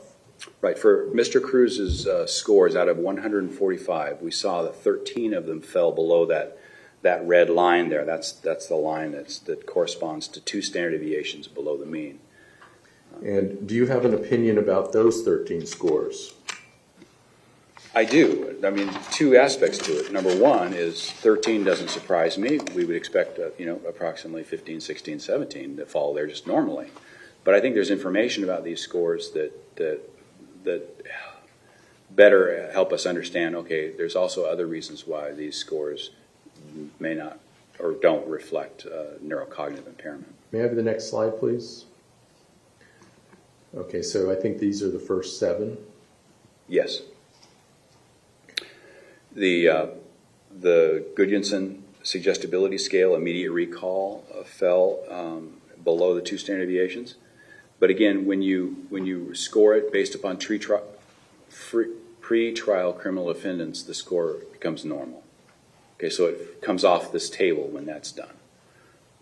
And so it may be a score suggesting something, but I don't think it's relevant for this particular situation with Mr. Cruz. The Ray complex figure copy we've talked about a lot. That low score is so poor it falls below cutoffs to indicate it's valid. So it would suggest it's a not valid score. Plus, it's not that test score is not consistent with real-world functioning, in my opinion. That's further indication in my mind that that score is not a valid reflection of his real ability. Again, the Ray complex figure immediate delay and the delayed recall, both of those come off of that copy score. If you have a very, very bad copy score, it's going to cause the other scores to be poor. That was certainly the case in my battery. In the original data set that the defense had, the immediate delay actually also fell below validity cutoffs. So 2 of the scores on the Ray actually fell below those cutoffs during the examination a year ago. And so I don't believe that any of those Ray complex figure scores are valid, a reflection of his real ability, because they fall below cutoffs and they're not consistent with real world function. Then we have the finger tapping dominant hand. I've already talked about that. It's a ridiculously low score. For that to be genuine, we will have motor spasticity and motor control problems that we simply do not see with Mr. Cruz. So that is not a valid score. Mr. Cruz performed poorly on the Act 9 and Act 18. This is the auditory consonant trigrams test. This is a task where you have to, where the person is tasked with remembering 3 consonants, and then while there's a distraction going on for 9 seconds in the Act 9 and 18 seconds in the Act 18, that's a 9 or 18 second delay where they're either counting numbers and doing things that's a distraction for keeping those letters in your mind, and then be able to respond with the proper consonants again. He performed poorly on those 2 scores, but that's a simple working memory sort of construct, the ability to keep something in your mind while you're being distracted and give it back. That level of functioning in the executive domain is very simple. And I've written here, compare that to the Iowa gambling tasks, the Tower of London task, and the Wisconsin card sorting tests, which are big, powerful executive function tasks that he performed within normal limit zone. And so he only produced these 2 scores in the impaired range out of the executive function domain. All of the other scores are up in the normal range.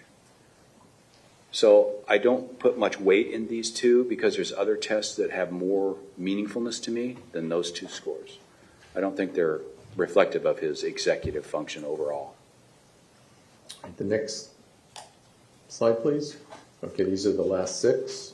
These are the last of those 13 scores falling below 2 standard deviations, and you can see them listed down the left with their respective Z-score. All of them come out of the Wechsler Individual Achievement Test, and we know, and you can see that total achievement is the summary score for the battery, and in their subtests, phonemic fluency, that's the person's proficiency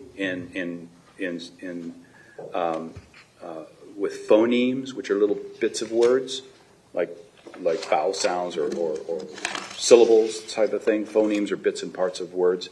And his proficiency with that was very slow. His composite processing, phonological composite was low. His sentence composition, which is writing sentence, was very low. And essay composition, writing an essay, was very low. And his overall written expression composite. So we see that it's a problem with phonemes in words, it's a language issue, and writing. Okay?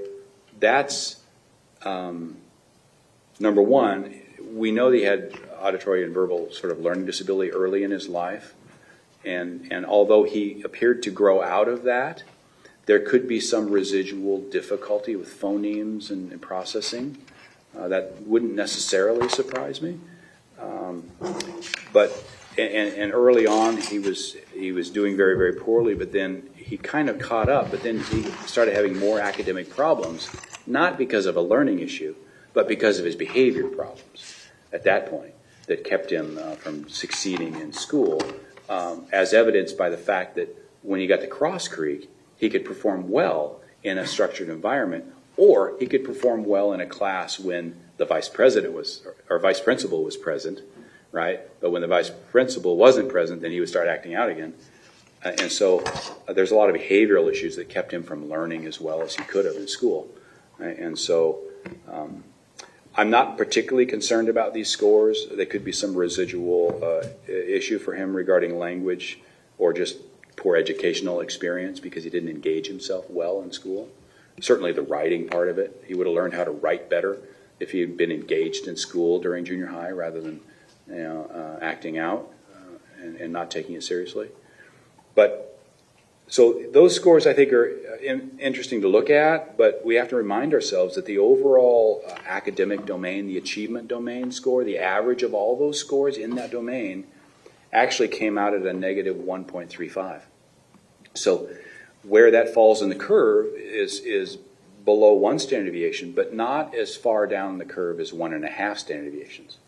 So it fell in the below average range, but the overall domain area is not as impaired as these scores, by and large. And the last point is, when somebody has a low average IQ, you don't expect their academic achievement to improve beyond their level of intelligence. Somebody with an IQ of 83, fine. But I don't expect somebody with an IQ of 83 to be able to write essays at a 115 IQ level. Okay, that's just not going to happen, and it never will.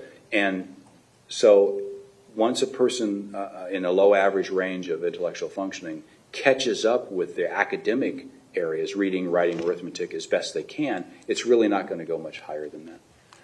And so his overall domain score, a negative 1.35, is a little bit worse than his average, his IQ, which would equate to a z-score of a negative 0.79. So it's a little bit worse than that, but not a huge difference.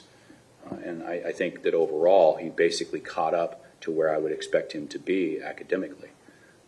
So even though he had a few low scores, the overall domain is within a reasonably acceptable level for him.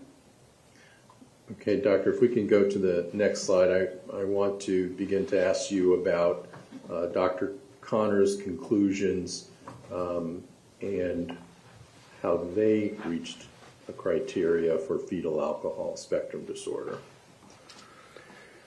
Well, I listened to the testimony and I've seen the test data, and it sounds to me like that he said, in essence, he took portions of one classification and he wanted to use that, but some parts of it were not detailed out very well, so he took those other parts from a different classification and combined them together to mix and match classification systems. And those classification systems cover, the DSM-5, but also the CDC and the IOM classifications. And he said that, in his testimony, he said that Mr. Cruz met all of the criteria for all of these. And in my professional opinion, I don't believe that's accurate. Okay, you used 3 sets of abbreviations in one sentence, so I'm going to have to call you on that.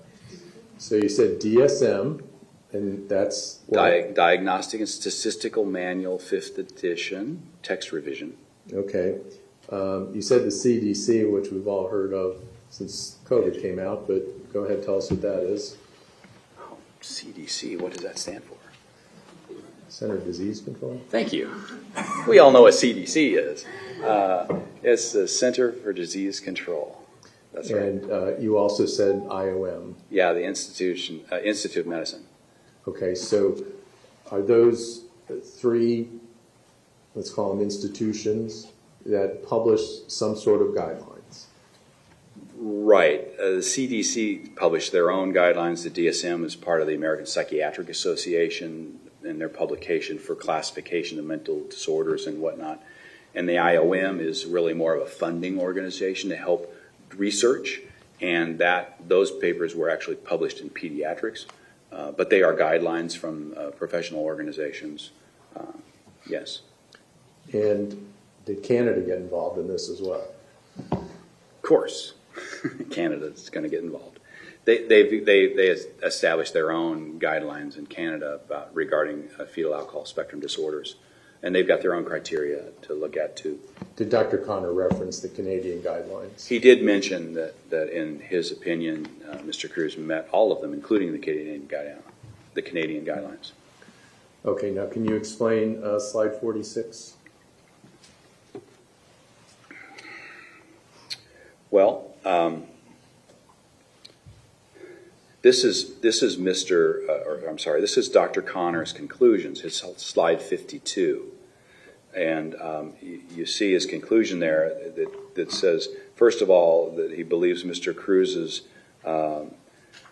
functioning is consistent with the neurodevelopmental disorder associated with prenatal alcohol exposure, NDPAE, which is listed in the DSM-5 criteria, and that area still yet to be determined section. And then he mentions consistent with both CDC and IOM guidelines for neuropsych impairments consistent with fetal alcohol spectrum disorders. And then overall, the final conclusion was that he met the criteria here for this medical condition, alcohol-related neurodevelopmental disorder. Okay, if we could go to the next slide. Now, can you help to break this down with DSM-5-TR? Where do these pages come from? Yeah, these were pages that I scanned directly out of the DSM Diagnostic and Statistical Manual for Mental Disorders, and pages 31 and 87. And these are the table of contents that are focusing on that neurobehavioral disorder associated with prenatal alcohol exposure. Now, there's two different terms used in the DSM. In one place, it says neurodevelopmental disorder associated with prenatal alcohol exposure, and in another place, it says neurobehavioral disorder associated with prenatal alcohol exposure. I could find nowhere in a book where it gives any meaningful indication that those are different. I suspect it's just a typographical. They just named them differently without realizing it, but I don't know. I don't understand that. But I heard no clarification on that issue throughout the testimony that I heard either. And you have on here that the classification is vague. What do you mean by that? Yeah. First of all, when you look at the actual classification of DSM, it just talks about impairments in these areas. It doesn't say what level of impairment or how to determine that impairment. It just says impairments. So it is rather vague. The thing also so it's a little bit hard to get one's mind around exactly what fits that criteria. And it's also located in the DSM in a certain section that tells us that it's for emerging things in the future. It's actually under the section you see on the right here, section 3, under the heading Conditions for Further Study. And that's very meaningful because that means that classification system is not yet ready for prime time. And it should not be used in clinical use. There's further research that needs to happen for it before it's ready. And actually, some of the recent conclusions were that the domain organization in there don't make sense and don't hold together very well. So it's a work in process. Next slide, please. Now, what is the area that you have highlighted under condition for further study? Right. This is pulled right out of the DSM-5-TR, page 903. It's under that heading Conditions for Further Study. And you can see the task force, and in reference here is the task force are the people that are working on the DSM-5, the psychiatrists trying to decide what mental disease and disorders and classification systems should be included. And that task force on the issue of prenatal alcohol exposure, that's who they're referring to here. It says the task force ultimately determined that there was insufficient evidence to warrant inclusion of these proposals as official mental disorder diagnoses in Section 2 of DSM-5. That would be the standard diagnostic criteria in Section 2. And it says further, these proposed criteria sets are therefore not intended for clinical use. Only the criteria sets and disorders in Section 2 of DSM-5 are officially recognized and should be used for clinical purposes. Okay, now you mentioned the CDC. If we can go to the next slide. What is this? Right. The CDC guidelines, this is a page lifted directly out of the CDC guidelines, page 6, pertaining to fetal alcohol spectrum disorders or fetal alcohol problems. So, and I highlighted a couple sections here because it's very important to understand the CDC's understanding of the alcohol-related neurodevelopmental disorder, the ARND, which we've heard a lot about during this trial. So I'll read, if I may. Please. The top here I'll highlight, it says, at that time, and that's this is talking about ARND, they had a third meeting of their FAS referral and diagnosis subgroup that came together to draft guidelines. And when they were meeting to determine what the guidelines would be and whether there was enough support for those guidelines to be used in practice, at that time, and I'll quote, at that time, and based on review of the available scientific evidence concerning the diagnosis of ARND, the scope of the guidelines was limited to fetal alcohol syndrome, with future efforts to be devoted to other prenatal alcohol-related disorders. And it expands on this elsewhere, but it tells us that ARND was not determined yet to be scientifically sound to be included in the CDC guidelines. The CDC guidelines do not include ARND. And if you recall, ARND is the classification for when somebody does not have the facial features of fetal alcohol spectrum. That you have fetal alcohol disorder, right? And then you've got partial FAS. And these both have facial features. And then there was ARND, which is for those cases that don't have the facial features. But they determined there was not enough to go on to actually endorse any criteria for ARND at that time. And then the next highlight here is the deliberations of their special work group pertaining to physical criteria. The SWG concluded that a strict definition of FAS should be established first, not including diagnostic terms such as fetal alcohol effect, alcohol-related neurodevelopmental disorder, and alcohol-related birth defects, at this time because of insufficient scientific evidence on which to base diagnostic criteria for these related conditions. In a nutshell, CDC requires 2 out of 3 facial abnormalities to have a diagnosis of fetal alcohol-related disorder.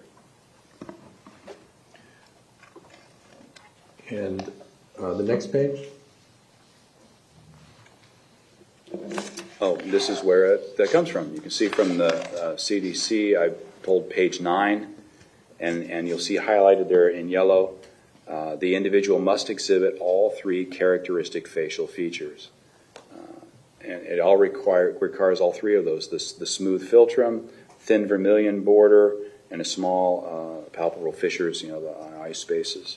Mr. Cruz, as we've learned, does not meet those facial abnormalities, so by definition, he does not meet the CDC guidelines. And the next page, please.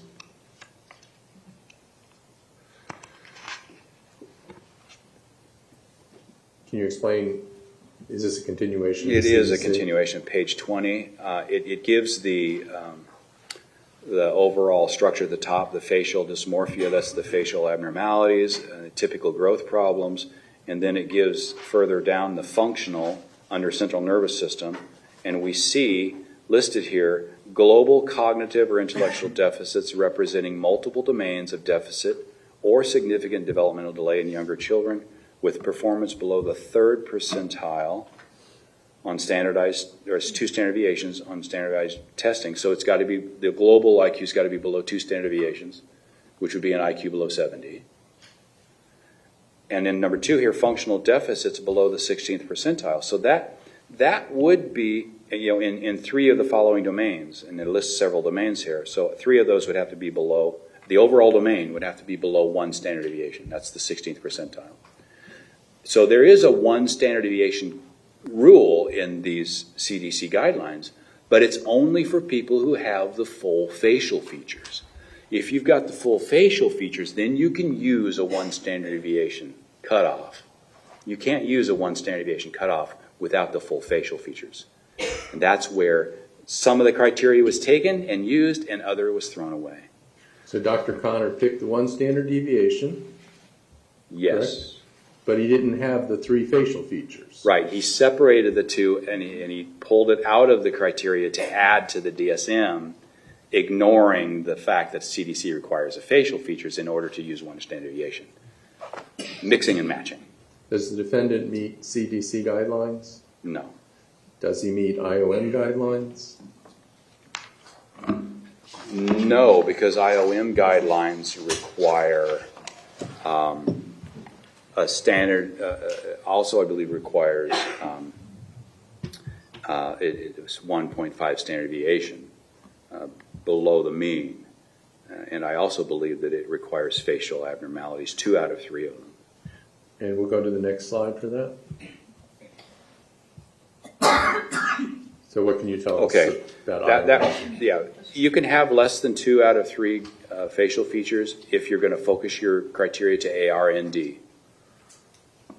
Okay, with IOM's guidelines. But you must use 1.5 standard deviation on the cognitive testing for the global IQ, or at least 2 domains positive out of these 4: executive, academic, memory, or visual spatial. And that does not mean 1 test in that domain or 2 tests in that domain. That means the entire domain is impaired. Okay, remember, you can't just base a whole domain on 1 or 2 tests and ignore all the good tests in that domain. The whole domain has to be impaired, and substantially so. And we see it has to fall below a negative 1.5 standard deviation. So that's a more strict cutoff than just 1 standard deviation. Okay, does he meet IOM guidelines? For ARND, he does not have the facial features, so that's okay. He would meet that part of it, but he does not meet the at least 2 of those domains below 1.5 standard deviations. That I don't believe he meets. We saw the domain averages, and they were all above a negative 1.5. So none of them fell below that.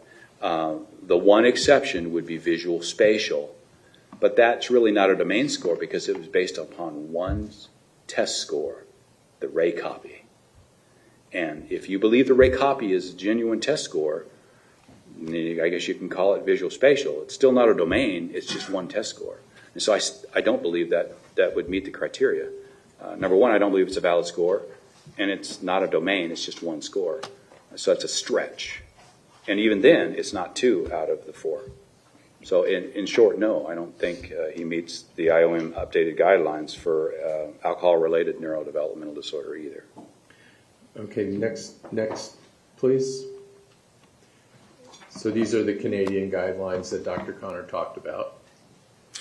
Yes. And from page 193 of the Canadian guidelines, I found this text. It says, severe impairment is defined as a global score or a major subdomain score, major subdomain score, on a standardized neurodevelopmental measure that is greater than or equal to 2 standard deviations below the mean. In other words, worse than the 2 standard deviation cutoff. It's got to be below that, and it's got to be a major domain. So either the IQ score or the major subdomain index scores or major domain score in the neuropsych testing.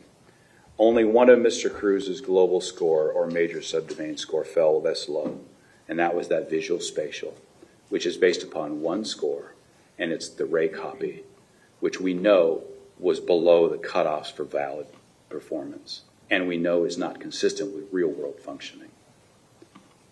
And Dr. Connor chose not to use the 2 standard deviations in the Canadian guidelines.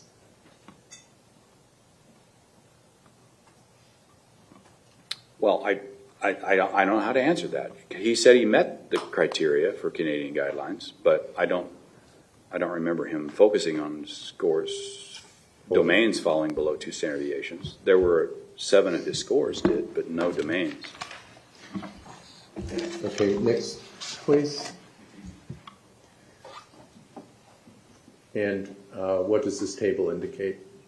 Well, this is the other thing about the Canadian guidelines, is that they also require those sentinel facial features to be present. The Canadian guidelines don't allow for diagnosis related to fetal alcohol, prenatal alcohol exposure in the absence of the facial features. So without the facial features, it doesn't matter what scores you get on the neuropsych test based on the Canadian guidelines. They're not going to meet it. So do you disagree with Dr. Connor's finding that even under the Canadian guidelines he meets fetal alcohol syndrome? Yeah, I can't even fathom where he makes that conclusion or why he made that conclusion. Because there are no sentinel features. Right, that's the issue. Plus, there's no domains that fall below that 2 standard deviations. The only one that could be construed that way would be based upon 1 score, the Ray copy. Okay, under 4.2 of this table that's on display, it talks about a very low base rate in the population, less than or equal to 3% of the population. What is the significance of that regarding the WAIS-4 that you spoke about before? Yeah, I made reference to this a while back when I was talking about the WAIS-4 index scores, the difference between those scores. And I brought you kind of a long way to it, but eventually we got to a table that talked about the base rate of those differences. They can be statistically significant, but how common are they in the population? And the greatest difference was like 10.8% of the population. And I said, you don't really get too uptight about the difference until it falls below 10, and in some classifications it has to be below 3%. Here it is. The Canadian guidelines require that the differences between IQ domain scores, which we would call index scores, that difference has to be so rare as to only occur in less than 3% of the population. Can you go to the next slide, please? Oh. Is this the there it is. We were talking about earlier? Yes, it is. That's it. You can see the one on the base rates overall sample on the right. The lowest one there is 10.8, and that's nowhere near below 3%. It has to be a rare occurrence. Otherwise, the diagnostic classification would be overly inclusive, and it would include way too many people that don't have the disorder. And so they have to define what the level of impairment is. Different tests have sensitivities and specificities, and that gets kind of complicated. So, Doctor, based on all of these guidelines, CDC, IOM, now I'm doing what you're doing with all the initials, Canadian, and DMS. DMS? Does the defendant meet FAS guidelines? In my professional opinion, I don't believe that Mr. Cruz's cognitive profile or his clinical presentation meet any of those classification criteria for fetal alcohol related, fetal alcohol spectrum disorder, or any of the related subcategories of it.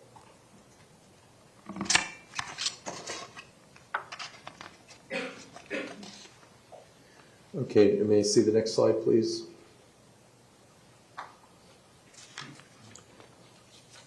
Did you create this slide? Yes, I did. And can you explain it, please? Sure. This is a summary slide, in essence, using Dr. Khanna's original listed scores for each domain. And what we see, and it includes all scores, so it's all 145. I'm sorry if that's confusing. It's his original listing, but with all scores added. And then I calculated the means for each domain with all the scores, right? There was a table a while back where I showed you which of them changed and which of them didn't. These are the results with all the scores, and so the domains are listed down the left, and then the Z-score for each domain, and then the American Academy of Clinical Neuropsychology consensus labeling criteria for what to call that level of performance is on the right-hand column. And so for intellectual, you can see the overall score there is a negative 0.86. That's the overall average of the IQ subtests and things and the domains in there. That's the overall average of it. But again, we also have a good indication here with a full-scale IQ of 83, which is a negative 1.1. So either one of those is fine to take. I like the IQ one, but it's a Z of negative 1.1, so it's not below 1.5. Attention, overall domain score is a positive 0.45. That's in the average range. It's actually above the mean by a little bit. Processing speed, negative 0.77. That's in the low average range, but it's certainly above one cutoff. It's well above standard deviation and a half below. It's above that. Language domain is below average, a Z-score negative 1.46. That's close, but still not below that cutoff. Motor is a negative 1.40. But in my opinion, I believe that average score for motor is not valid because of that very, very poor and finger tapping score, which was way out in the distribution. And so to include that, I think would be wrong. But so that score, that domain score, I think is not valid. I think it's higher than this. Visual spatial, we've talked a lot about it. I have it here as a domain. It's really not a domain because it's only one test score, the copy of the ray. And as you know, I don't believe that's a valid representation of his genuine visual spatial ability. Learning and memory domain is a negative 0.58. That's in the low average range, well above the cutoffs. Executive function is a negative 0.71. That's a low average range, again, well above the cutoffs. The academic, this would be achievement-oriented type of tests. The overall domain fell at negative 1.35. That's the below average range, but it's above that negative 1.5 cutoff, so it doesn't meet the criteria either. The reason I have these 4 asterisks on the left is because in the IOM classification system for fetal alcohol related disorder, you have to have 2 positive out of those 4. They don't even consider the others because they say, well, the effects of prenatal alcohol effects on babies ultimately cause problems in visual, spatial, learning, memory, executive, or academic type of difficulties. So that's what we're going to focus on.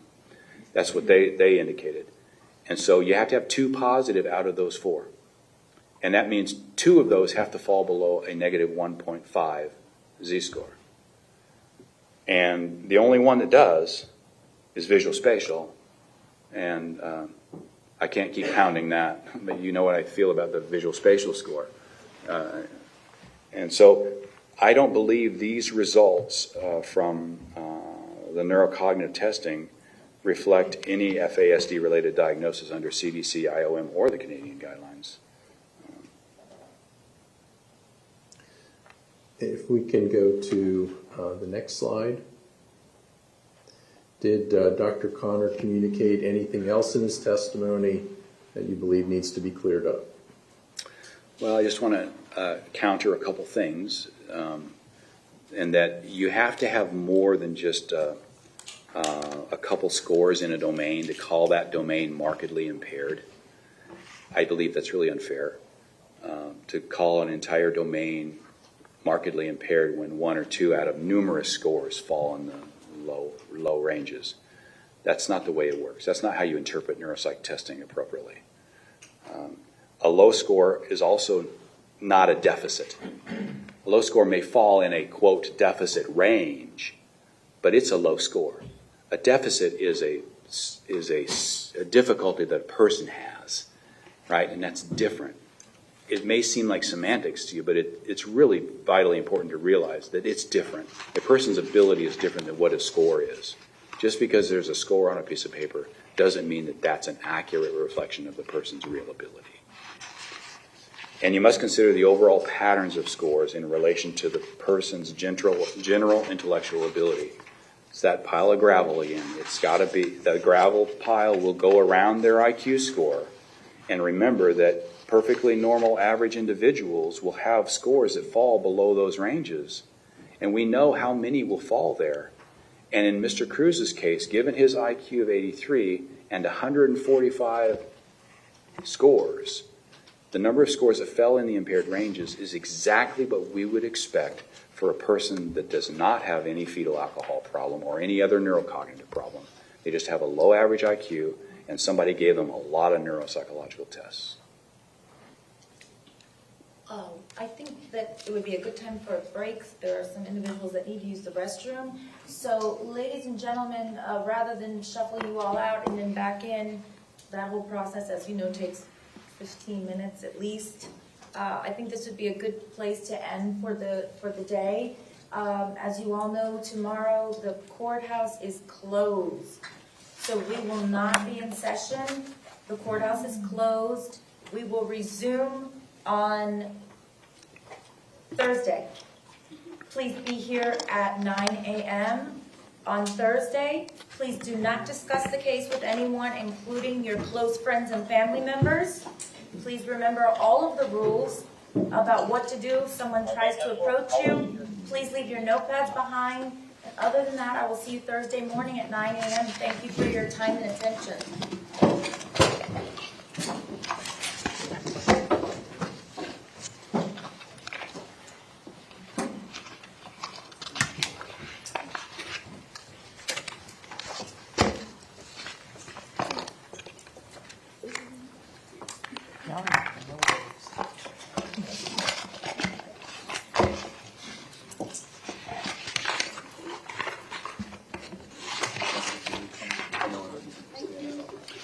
I was just trying to stay out of their way. So I'm sure I'd be happy to. Thank you.